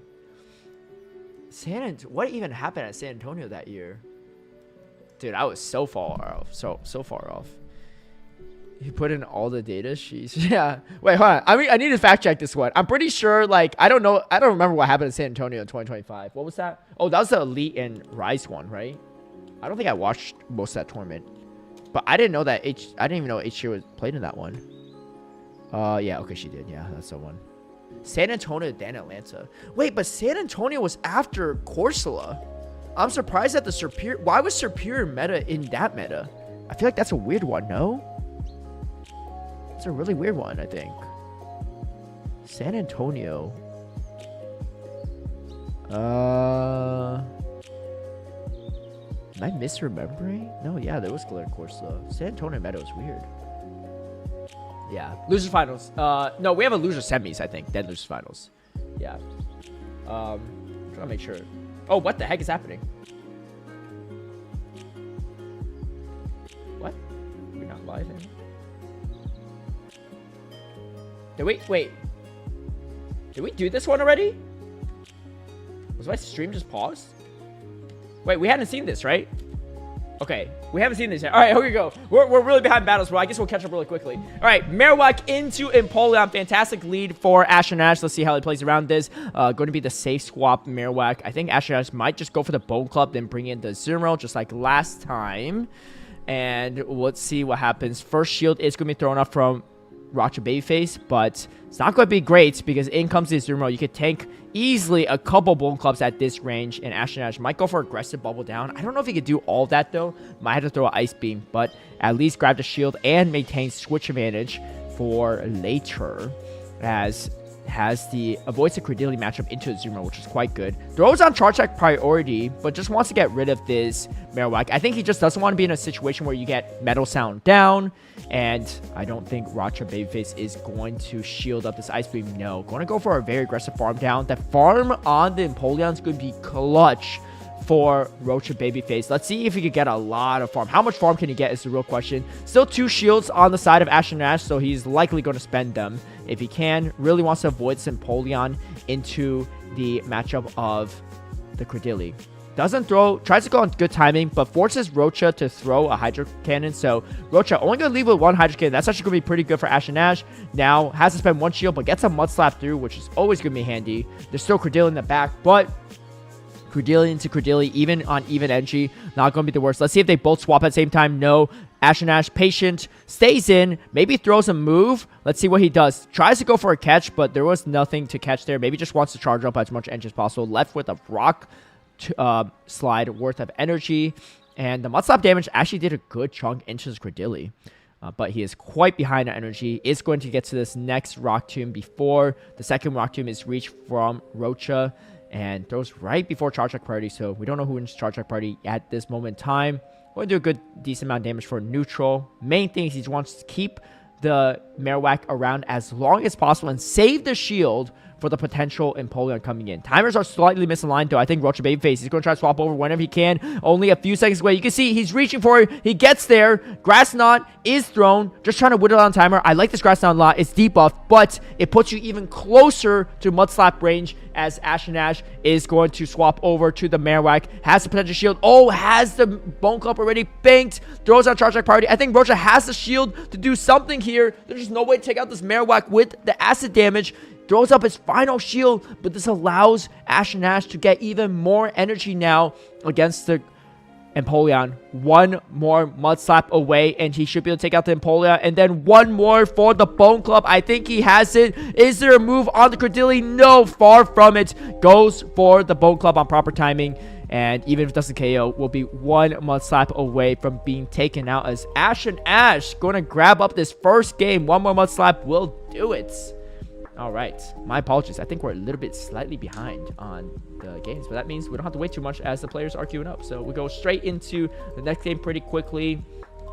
This is the losers quarterfinals, so semifinals. So it's a best of 3. 1 more game and Ashen Ash has a chance to make it into that grand finals yet again, like last year. Faces a really tough lead.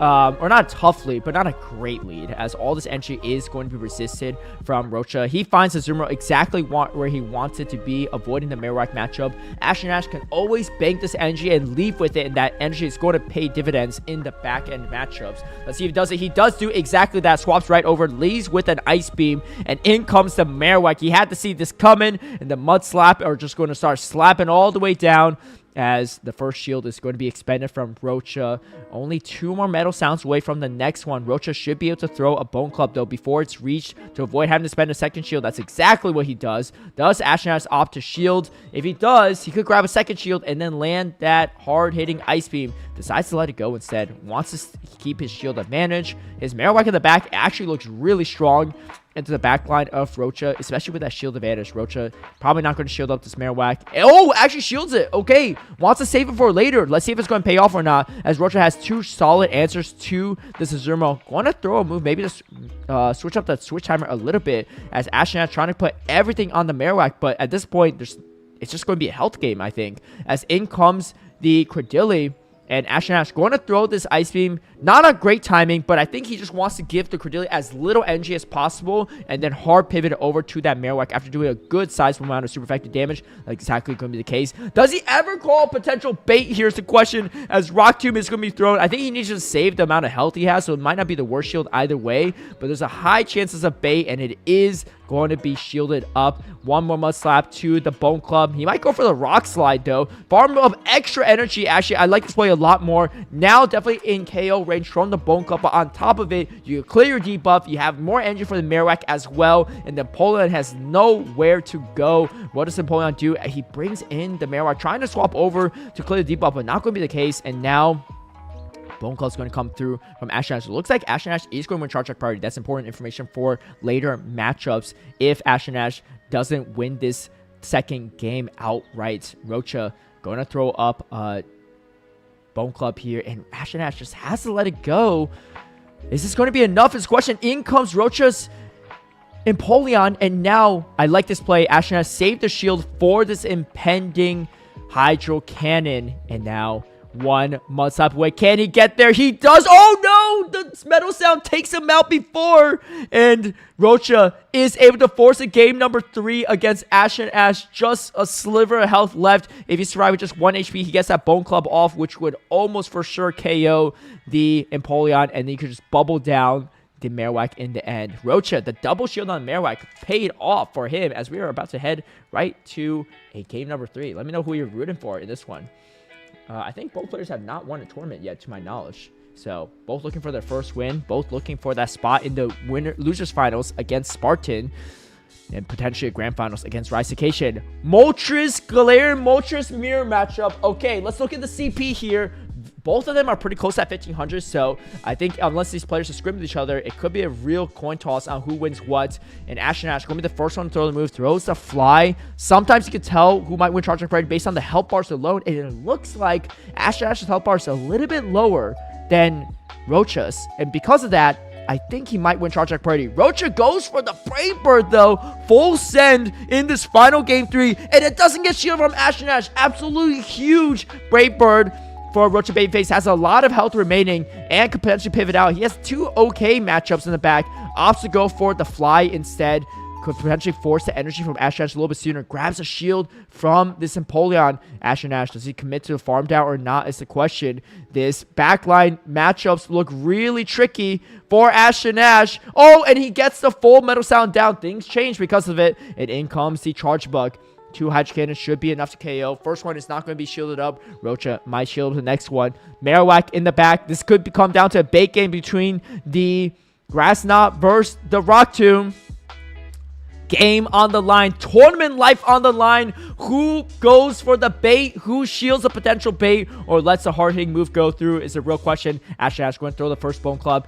Obviously, you don't want to shield this up. If you shield it up, sometimes you give your opponent's idea that, you know, it's probably going to be a bait here. Oh, Rocha full send the Grass Knot. Does Ash make the right call or not? It's a real question. He throws up the shield at the last second. A huge shield from Ash so far, doing very little damage to this Marowak because of all these resistant acid. And now Rocha has to put up his final shield. Can he get to the Grass Knot in time before another Bone Club is reached? The Marowak had a slight energy lead. There's still a Charge Bug in the back. You're going to get to it. He's trying to swap over. He catches it. Wait, he catches the Grass Knot. Yes, he doesn't get the Hydro Cannon off, but that's all good because the Marowak still has a ton of health to deal with both the Charger Bug and the Credilli. No energy remaining. One more for the Rock Side, and he's going to do it. Ash is going to make it to the losers finals against Rocha on that last second catch on the Empoleon. Absolutely massive. Despite the huge lead Rocha carved out for himself with that Brave Bird in the mirror. Man, really tough games for Rocha in the last bit of it, but Ash going to be able to close it out here. I know it's lagging, but I think this is a near done conclusion. A rematch here would be a little bit ridiculous. All right, Ash. I thought he was going to call it, but he shields it. And the catch was what really saved him, I think. All right, let's see what we got going here. We're a little behind, which is good because got more matches later. Oh, ooh, I think we're closing in. All right, so it's going to be Ash versus Spartan. Sometimes they run similar teams. Let me see real quick. Let me take a look at teams just for a second. Oh, perfect. They're right beside each other. Wait, this is a rematch. Yeah, Spartan won the first time around, I think. So this is going to be a rematch between the two. And it looked like Ash just didn't have a lot of places to go. Double ground strategies for Spartan. Meanwhile, Ash, they all have unique, it's a complete unique 12 Pokemon, actually. Just very different grounds. Marowak looks pretty good into a lot of these matchups outside of the Altaria. So, yeah, it's got play. I mean, even Gastron's not too bad. I think we're going to see a lot of Marowak. But here we go. Start things off. Going to be the head-to-head between Empoleon and Unova Stunfisk. Generally speaking, a slight edge over to Unova Stunfisk because it outpaces that second move. And you can tank the Hydro Cannon, no problem. You can technically tank a Mud Bomb, but it's not great, especially with the super effective Thunder Shocks adding up. First shield's gonna be spent from Spartan. Wants to keep the Unova Stunfisk around. It's not actually that amazing into the backline matchup, and Ash just hard pivots over to the Marowak. I actually don't hate this play because it's a Shadow Altaria, and now you have a shield advantage, so you might be able to even flip this matchup if you're Ash. The question is, does he really want to flip the matchup? Get the Altaria out, and both shields spent from Spartan off the bats. Kind of wild. This Shadow Dragon Breath plus the Sky Attack actually might make this matchup a little bit harder for Marowak. Usually Marowak can take the Sky Tech and get to another move, but it's going to be close. Does Ashen get there? And no, just very content on this. Oh, brings in the Altaria. I like this play a lot because Spartan, unless he's running ABA ground, he knows that there's no Mud Slapper in the back in all likelihood. And now the Shield of Vanish Empoleon can do a ton of work in the entire line of Spartan. Spartan, he might pivot out here. He needs to try to get out. He comes in the Scizor. I like this play a lot. Could eat up the energy, but Ashen saves the energy for later. And now comes the Scizor to realign things a bit. Throws a nice slash. You kind of need to shield something here, right? But Ashen maybe just going to put everything onto the Azumarill. I like to play. Oh, we get a boost, though, from the nice slash. Doesn't really matter too much because I think this Hydro Cannon should be enough to take it out. Maybe could have let a few more Bullet Punches go. This is a little bit weird now because you could get a very aggressive farm down with the Sunfist, and maybe Ashen slight misplay here might cost him. A strong Thundershock down could be massive, but actually going for the Dragon Breath instead, wants to leave with energy. Drill Peck going to do a good chunk, wants to save the health on that Sunfist as much as possible. I do like this play from Spartan. He should be able to hang on. Can you really bubble down the Altar from this range? No. So this allows you. Oh! And he ends up catching the Ice Beam, expecting the comp play. Has the Sky Attack for later. That could be absolutely crucial. Still super effective damage coming through from the Ice Beam onto Sunfist. Sunfist is loaded with energy. Has back-to-back Thundershocks. The thing is, you need to get the 3 Thundershocks to have a chance to put this in Sky Attack range because you're just not at it. And Ashen just choosing not to shield at all. It's going to be interesting. Ashen needs to get to 2 more Ice Beams to have a chance at this game. He is closing in on that. A few more bubbles is going to come close to doing it. Throws this one. And yes, the Altaria has the move loaded, but I don't think it's going to get to 2 moves in time. Let's see, though. Can this pacing somehow do it? Ashen still has... Oh, wait, hold on. He has a lot of energy. Almost at the back-to-back Sky Attack. You have to shield this if you're Ashen There's just no way you can. Can he make a miracle catch? It is so hard to catch. Spartan just needs to throw in between the bubbles. He's waiting, and he does it perfectly. Gets the Sky Attack off. A few more Dragon Breaths should be able to do it and take out this Empoleon. I don't think the Empoleon has enough health left remaining. Let's see it. And it looks like not going to be the case as Shadow Altaria closes things out for Spartan. A really dicey matchup. Spent both shields right off the bats. Made something out of it. Oh, wow. Okay, yeah. His Altaria left with way more energy than I remembered. This is a best of 5. Here we go. Game number 2. Spartan finding a terrible lead into Ashen Let's see how he plays it out. Throws some energy and now swaps over. In comes the Empoleon. Interesting swap from Ashen given that he had the Marowak, but he just wants to be in a situation where he doesn't get farmed down from the Altaria. I get it, but is it going to cost him? Spartan goes for the hard-hitting Trailblaze. He might just be able to win switch advantage off of this alone. Gets to the back-to-back Hydro Cannon. Now Spartan has Night Slash, so he's going to win Charge Attack Party on this next move. Can force potentially the second shield from Spartan right off the bat on this Night Slash Charge Attack priority. And let's see, does Ashen throw up his first shield? No, he lets it go. Interesting plays from Ashen Now Spartan is boosted by 1 stage. Don't make it 3. Not going to be the case for now. I know Ashen has had some bad luck with some boosts, but trying to get to the Trailblaze. Gets to the Trailblaze and catches. Wait, hold on. A boosted Trailblaze on the Altaria. I don't know if this is the move he wanted to catch, but Spartan going to be loving that one. Over half the health bar chunked away on the Azumarill. Almost no health left on the remaining Pokemon. And that is not going to be the move that Ashen want to catch. Goes for the play rough. Only 1 shield remaining for Spartan. Just wants to whittle down all these health bars as much as possible. Spartan confident, just lets this go. Doesn't think that he needs to potentially even get to the second move. So Spartan going to overfarm quite a bit. And I think that was the right play from Ashen Just need to be able to mud slap this down. But there's still a whole Altaria in the back. You have 2 shields on the Marowak, but what can you do with it? Is the real question. Does a Rock Slide take out an Altaria with one Rock Slide? Shadow Altaria, I don't think it's enough. They'll put it quite low though. If you can mud slap down afterward, that could be good. But Altaria is still full health. And Ashen trying to go for it. He doesn't get there before the next Swiftest reach. I think he might just concede this matchup straight up at this point in time. Swift going to connect, and Spartan finding a dominant victory here in game number 2. Absolutely wild. All right, back against the wall. Ashen down 0-2. Can he pull off the reverse sweep is the real question. That's a tough spot for anyone to be in. But here we go. Starting off, game number 3. Could be the last game for Ash and Nash, unless he digs deep. We have a fantastic matchup in the lead here. Okay, not really great matchups for the Cicero, but you draw it out, and that's going to be pretty good because Ash and Ash, he has great play into the back end, and he doesn't want to see the Cicero onto his Credilli. Now you have the Zermo, you have the Credilli. This Gastron does have a lot of places to go. Still Credilli on the side. Oh yeah, well, that's just guaranteed boost, right? Of course. Nice touch. It's going to come through. Ash and Ash probably going to shield this up and go for the Sucker Punch down. This engine will go pretty far into the entire team of Spartan. He actually opts to not shield. Okay. Oh, just hang on barely. Maintain switch advantage. That's actually even bigger for Ash and Ash. I thought he maybe was going to go for the bubble down, but confident that his Moltres survives, or maybe not confident. Either way, he seemed like he was going to... He didn't care if he won switch advantage or not. Now he has to Credilli for the Gastrodon. Still kind of a weird matchup for the Credilli. Gastrodon has a slight entry advantage. What could be in the back? He might think it might be Empoleon. He does come in Credilli, which is in a way the right call, but in a way the Credilli into the Azumarill is also going to be quite good. Spartan might opt to go for shield. Spates with a body slam doesn't get shielded. Bold bait does not pay off.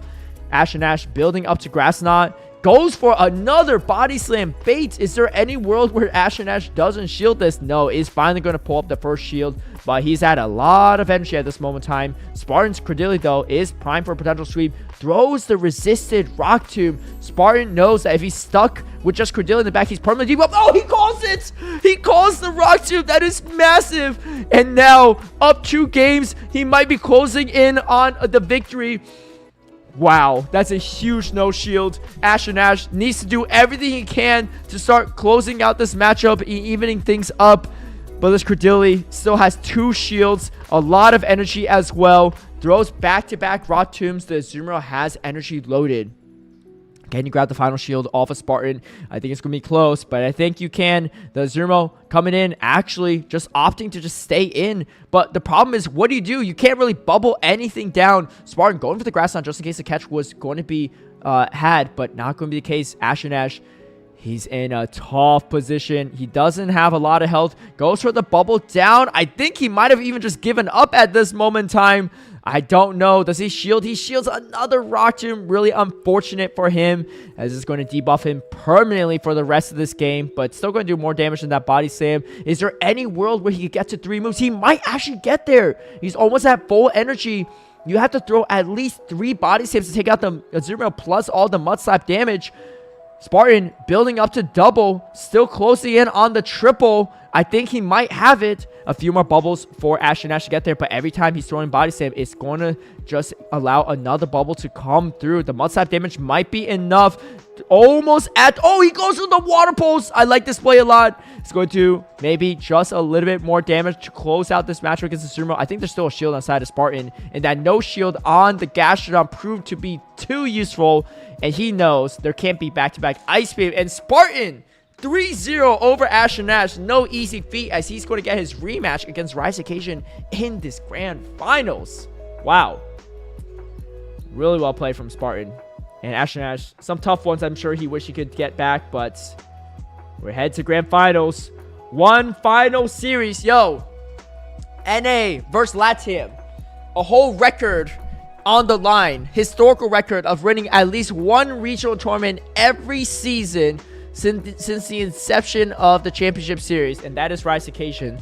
Spartan, on the other hand, let's see if he's actually won a tournament. I don't think he has. He got 2nd at Monterey this past year. He's been so close, honestly, and he got 2nd at Mexico City in 2022. Also a really hard one, because that was like back when you auto-qualify or you don't auto-qualify, but there's nothing in between. So 2 second place finishes. Could get at least a 3rd one, but, you know, he's looking for that gold medal. And let's see if he can do it. He's got to beat Rise Occasion in 2 head-to-head matchups. Who did he lose in Monterey? I think it was against Hard Jeff. He lost to Marto and then Hard Jeff. But definitely a player that has a lot of accolades in his own right and has the ability to beat some of the best. Yeah, his only regional this year was Monterey before this. He played at LAIC, but that was about it. So maybe he was in Toronto. I'm actually not sure. But, yeah. Okay. We're all caught up. You know what time it is. It's GeoGuessr time. San Antonio 2025. What the heck happened to that one? I need to remember that one. Okay, this is easy. Kemku versus Jay Lasker. 2023. Kemku is in the Portland area originally. This could be Portland. Could be Portland. Portland probably still had masks on, I think. Actually, I don't know. Could be Vancouver. Vancouver more likely to have masks on. I don't know about Portland. Go with Vancouver. I don't know if people have masks. There's no giveaways for the shadows. All those shadows were around. It's still the Trevenant meta though. It could be Portland too. I'm gonna go with Vancouver because it's just earlier in the season. Portland makes more logical sense for Kemku because I think he used to live there. I mean, I've only got one streaks, right? Arlington? Oh, I guess Arlington makes sense. Kemku has a lot of friends in Texas. That doesn't look like Arlington background though. Arlington, yeah, maybe. Dang, that's a hard one. Yo, what up? Yo, you ready for the grand finals? Let's get you in here. Dude, that snuck up on me. It's already the grand finals. Grand finals time, yo. Me and you. I've been casting like a real cast this whole time, so let's do it if you're down. Okay, yeah, we can do it like a real cast. Dude, you seen this GeoGuessr game from Elam? It's so much fun. Dude, I had the feeling as soon as I came in here, you're gonna ask me to play. And dude, I'm like, it's so fun. For hours now. No, watch this. No. Okay, so you have to guess. So you know how it goes, right? You see my screen? Yeah, let me move my camera because it's kind of blocking the screen. Yeah. Okay. So yeah, we have a grand finals coming. It's Rise Case or Spartan. Rise on the winner side. Okay, I'll let you. We can work on this together, collective, right? I think I'm probably doing the heavy lifting. That's just my guess. So we're guessing for this one in particular. Yeah, so they're all regionals, right? But you can sort by year, and they're in chronological order. This looks like this is recently, obviously. Yeah, I think this is Milwaukee. Right? Semis. Oh wait, hold on. This could be Vegas. Actually, I think it's Vegas. I think it's Vegas too, because I remember. Yeah, I think it's Vegas. It's Vegas because he had the Shadow Dustnor and he had the Gastrodon. Yeah. You commentate this one, but yeah. And Cyrano went off on in Vegas too, and Rise obviously. Okay. See, this is where you gotta go with this, right? The face mask makes a difference. Okay, I know this one. It's Knoxville. I'm pretty sure it's Knoxville or Charlotte. It's 2023 Knoxville or Charlotte. I don't know which one though. I remember this. This guy had like a Focus Blast Mew. This was before open team sheets. My God, you're. Oh, Orlando. Damn. Yeah, wait. I'm not as good. No, okay, so 2023 is really hard. It was the same meta for like 6 months straight, and there were like 1 million tournaments back then, and there were a ton in the Southeast. I'm going off of random because he's from the Southeast, so he goes to Orlando, Charlotte, Knoxville, those tournaments, right? Yeah, good. You're locked in right now. All right. I wasn't as locked in. This is Pittsburgh this year. That's quick. Oh, it's Overlord's Raiko's only tournament. Wow, at this point they need to just only let you see the screenshot for like. No. I'm not like the rainbow guy, whoever. I would love to be the rainbow guy of Pokemon GeoGuessr. Yeah. Dude, I should just play this whenever I'm stuck in queues in GBL. Queue times about feel real easy. This has to be This is from. Dude, I love this from game. Last weekend. This is from Toronto. Yeah. It was. Yeah. Yeah. Okay. There's a few with like DHC with the Shadow Gyarados. It's like, well, this is a little bit easier. Okay. This is Party Marty. Indy, right? No, this might be Salt Lake City. He had a Shadow Venusaur in that one. Yeah, it's not Walring meta. I think it's Salt Lake City. Wow. Oh, I'm on point. Shiny Dialga. This might be Peoria. This is 2022 season. Oh, it is. Yeah, you're right. It's got to be Indy, right? It could be Milwaukee because he's from the Midwest. Yeah, my guess would be Milwaukee. Hold on. You're echoing on my end. Let me think. Oh, yeah. Mute yourself on Video Ninja. No, I think I just had the stream. Oh, stream open? Okay. Yeah, Wait. Let's think about it. It's Indy. Okay. I don't know if he went to Milwaukee, but I know he went to Indy. That's how he met Dijon. That's how Dijon recruited him to his team. He met this guy named Shiny Dialga, and he liked him. So you think this is the first Yeah. ever regional? It's India or Milwaukee, 2022. Oh shoot! I was right though. It was one or the other. It was Milwaukee. I didn't know he went to Milwaukee. Milwaukee. I didn't think it was Indianapolis. Well, you commentated both, right? Yeah. I know I commentated Milwaukee with you, but I didn't remember this one. Oh, okay. Here we go. Oh. All right. You want to look at the teams real quick? Yeah, I'll pull up the teams. Yeah. So Draco Viz. So quick reminder: Rise Occasion versus Spartan. Just these two in the bottom. Rise is running a disarming voice Florges, and the Gore guys was pretty solid for him too. They're like Spartan had to get the Furret and the Altari on the Gore guys, but the Gore guys was really cooking for Rise. It went to game 5 in the winners finals. You watched the first matchup. Yeah, because this is a rematch of winners finals. Yeah. Okay. Yeah. All right. Let's get into it. Let's do it like the real thing. Grand finals. Here we go. Let's go. Shadow Scizor into Gastrodon. Fantastic lead for Spartan. I think Rise Occasion going to pivot out. He has 2 great answers. Goes to the Guzzlord right away. Doesn't really have an answer to this Guzzlord, so Spartan might chip first with a Mud Slap and then dip out. Doesn't really matter too much about the health on this Gastrodon because you're going to resist all that Bullet Punch damage for later. But Rise going to misalign the timers quite a bit and throw that first Brutal Swing. That's smart from Rise because, yeah, looking at the team, there's just no answer to Guzzlord neutrally. It's actually kind of crazy how much the Guzzlord usage has jumped up here. And now Spartan's just staying in, and you can get the alignment with Guzzlord in the scenarios.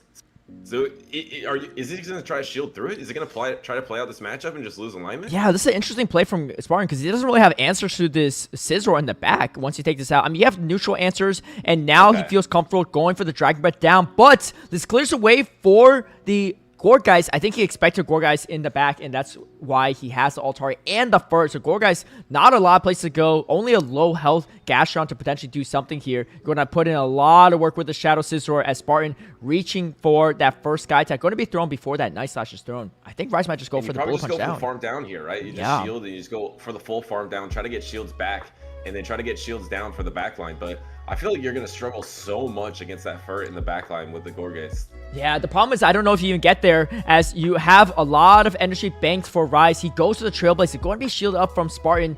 Rise now knows he needs to take out this Fur as fast as possible. But the Sucker Punch damage is going to add up. So is the Bullet Punch damage. Might go for the Night Slash on Charge Rack Priority. That's exactly what he does. You can see the Sucker Punch damage adding up so much.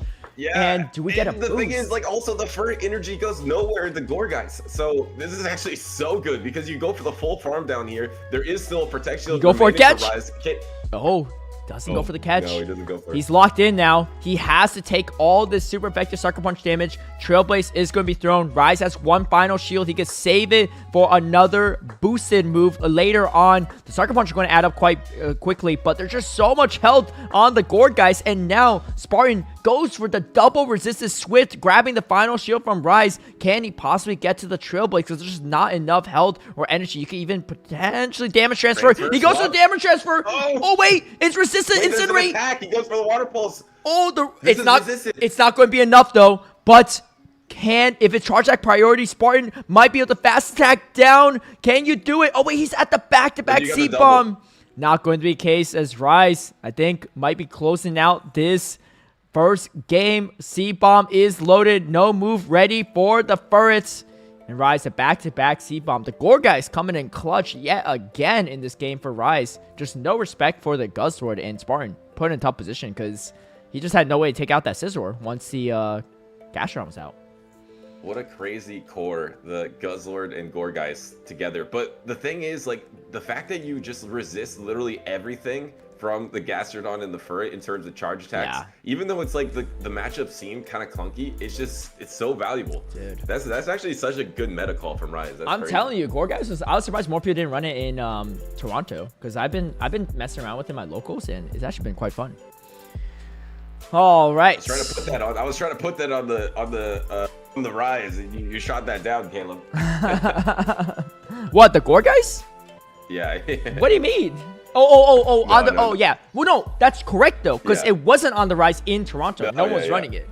I don't. No, it's know, not. but like, I still think it's I was good. trying to feature it. Oh, Yeah. wait, we're already in game number 2. It's the Shadow Scizor lead from Spartan into the Shadow Scizor lead of Rise. Have you already seen the charge tag? I don't think we have. Yeah, I don't think we saw this specific matchup, so we'll see. Both players probably going to throw the Night Slash right away. You could also catch the Night Slash on the Guzzlord. Does Rise opt to go for it? He doesn't throw the move right away. Doesn't want to reveal charge tag priority. Now, there's always a chance for a boost. 1 in 8 chance on both sides. Spartan, does he get the boost? And no boost. Next Night Slash is going to be reached. Rise might go for a catch after this one, unless he boosts on this one. I think he's going to go for it. I don't think he's going to win charge attack party. And the thing is, alignment's going to matter a lot, because look at the back line. You have the Florges that would much rather see, actually going for it. He went for the back-to-back. Yeah, he went for... Suddenly, the Spartan had to use both his protect shields. I think Spartan maybe expecting there might have been a catch, but instead, not going to be the case. He's going to go for the full bullet punch down. He has a lot of energy. I think he might just go for a pivot out. In comes the Guzzlord. He throws a Night Slash. No real answers to this in the back besides Credilli.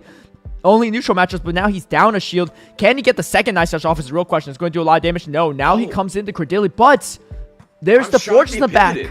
The Fortress in the back, and you don't really want to come in. He double shielded and used resisted energy and then used the pivot. And so now Rise is going to get the alignment in the back. Yeah, he has a switch advantage. He's probably not going to swap out, though, as the Fortress wants to avoid this Credilli matchup as much as possible. Spartan doesn't know it, but the Fortress not the hardest counter to the Furret, so as long as he takes out this Guzzler, he might have a big shot at it.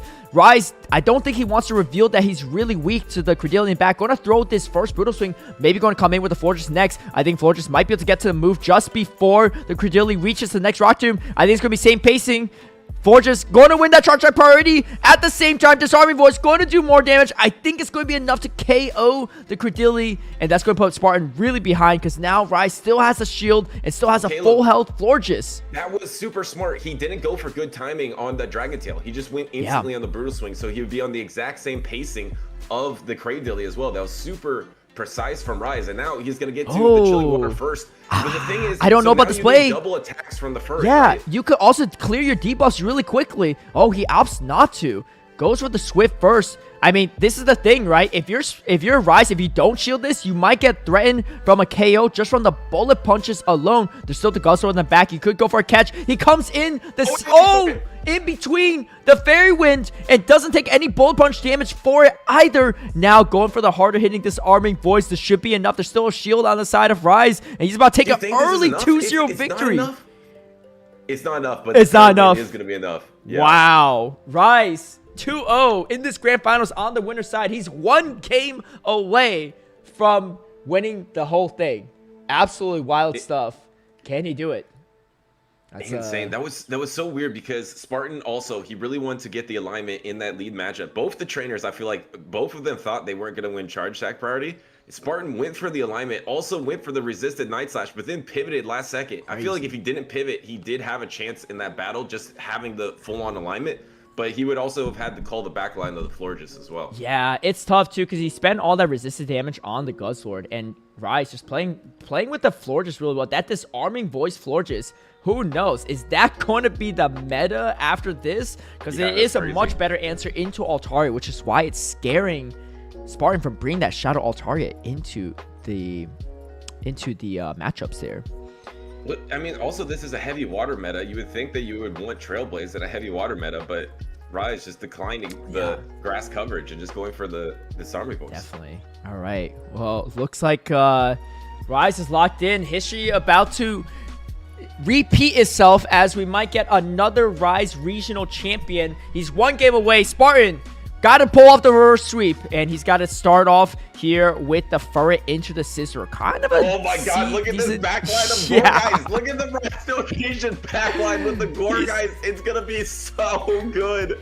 And the Trailblaze is going to be thrown. Spartan knows that he needs to keep this Furret around somehow, but it's not easy to swap over. And the problem is, you swap a Scizor into a boosted Scizor, that's not a good time. And the Gore guys, 2 Incinerates will do it.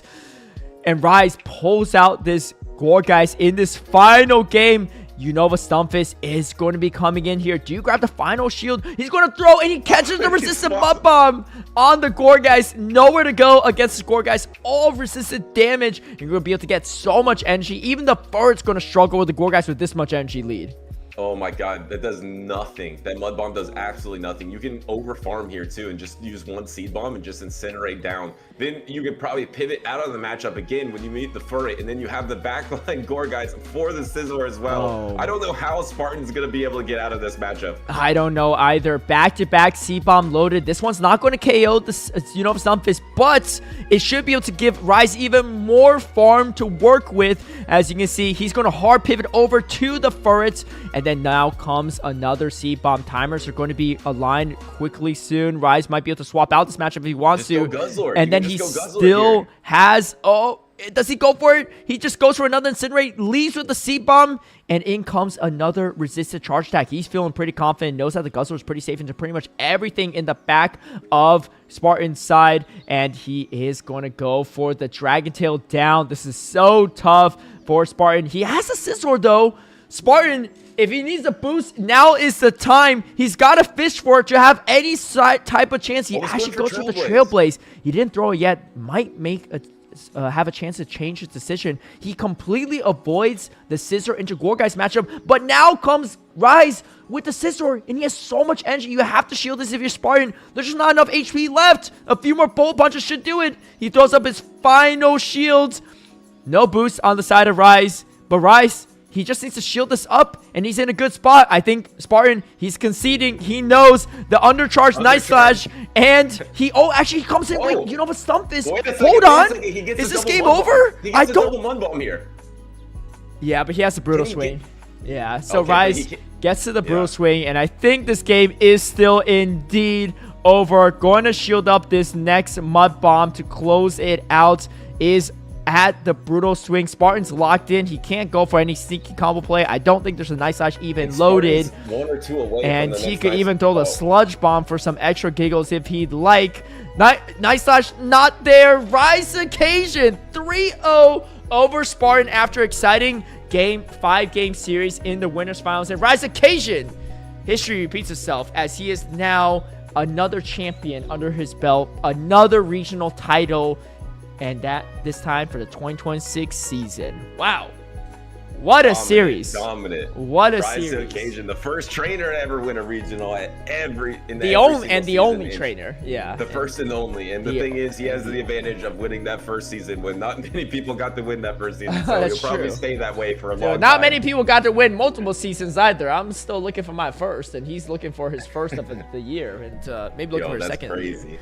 And that was pretty dominant. That was pretty dominant from the team composition reads to the way that he was playing. And also from like our perspective, obviously we saw how good the Gourgeist was in the back, but it was even smarter and safer to just leave that Guzzlord in the back, knowing it's the safest Pokemon that can beat anything on the team of Spartan. So like really, really clean gameplay from Rise. Like the entire 3, that was like one of the most dominant grand finals that I've seen in a long time. Yeah, definitely. The winners finals was pretty close, so I thought that was going to be pretty close too, but it's been a long week, and Spartan does get another second place finish. Spartan's only played 2 regionals this year, got second at Monterey, second at Mérida, got a second in his first ever tournament in Mexico City, so he's still on the hunt for his first ever title, but got in a lot of championship points, another medal, and no shame in losing to Rise Occasion. A tale as old as time, Rise Occasion winning regionals, but... that's going to do it. I don't know if there's any additional footage they do a medal ceremony or not. Probably not. So I'm just going to bank on that. But that was a fun time. All right, you want to do one final GeoGuessr to see it? See how far we get? Yeah, sounds good. Just in case they do medals, sounds right? Good. One final one. All right. Just me, Josh Lee, Eomero. Oh, wait. Hold this on. Is Sacramento, I think. 2020. Yeah, it probably is because... It's that Metacham, Lickitung, Umbreon meta. It's a good guess because Josh Lee is a local around the Bay Area. This was Milwaukee last year, I think. Oh, dude, you guessed so quickly. That's crazy. I'm trying to be like Rainbows. Yeah, I know. Jesus. What's your high score? Oh, 14. Yeah, okay. It got really... Oh, I actually caught one. I actually got answer one right, and it showed it wrong. But I knew I was right when I double-checked on Dracoviz. I outsmarted the machine. This one's it. Teddy GM versus GM versus Elam. Ooh, versus Elam. Running the big meta. Okay. This might be Orlando. This is the Wait, this how is many? the Gligar Wait, so season. you literally, it doesn't give you like a multiple choice of like 10 options. No. You literally You just have to choose know. a regional. But you can figure out the year usually pretty easy based on the Yeah, meta. yeah, from the meta. This Big is- meta, so 2024. I think this is after UIC. I don't think it's Indy. Oh, I think it's this Orlando. was before Elam was unstoppable. Yeah, it's before Elam won his first. This was 2024. This I was think I'm gonna go Orlando. Go Elam. All right, you're not helping me out with much. That's obvious. Oh, it's Charlotte's. Okay. I Yeah, was helping he you had a good run in Charlotte. I do remember that. He got like third. That was his breakout performance. Okay. Oh, there's no Annihilate. Yeah. See, you had these contact schools like that, right? No Annihilate, right? So it wasn't Annihilate was released midway yeah. through that season, but yeah. Anyway, love the game. Shout out to Elam for making it a great way to kind of kill all the downtime. Actually, I played so much of that I forgot the battles were still going on. Like at one point the battles got like my stream was paused. And I didn't realize. I was like, man, it's taking a while for these next ones. But anyway, I appreciate everyone stopping by. It was a fun time, and looks like we are gonna close it out. So I'm just gonna raid Home Slice Henry. I don't really know anyone else online right now. So yeah, thanks for tuning in, and congrats to Rise, congrats to Spartan, congrats to Ash. Congrats Rise, congrats Spartan. Congrats Ashton Ash too. Yeah, and thanks for stopping by for the grand finals, Butters. I appreciate it. And that was we'll fun. raid Henry, so say hi to him, and I'll catch you all later. Peace.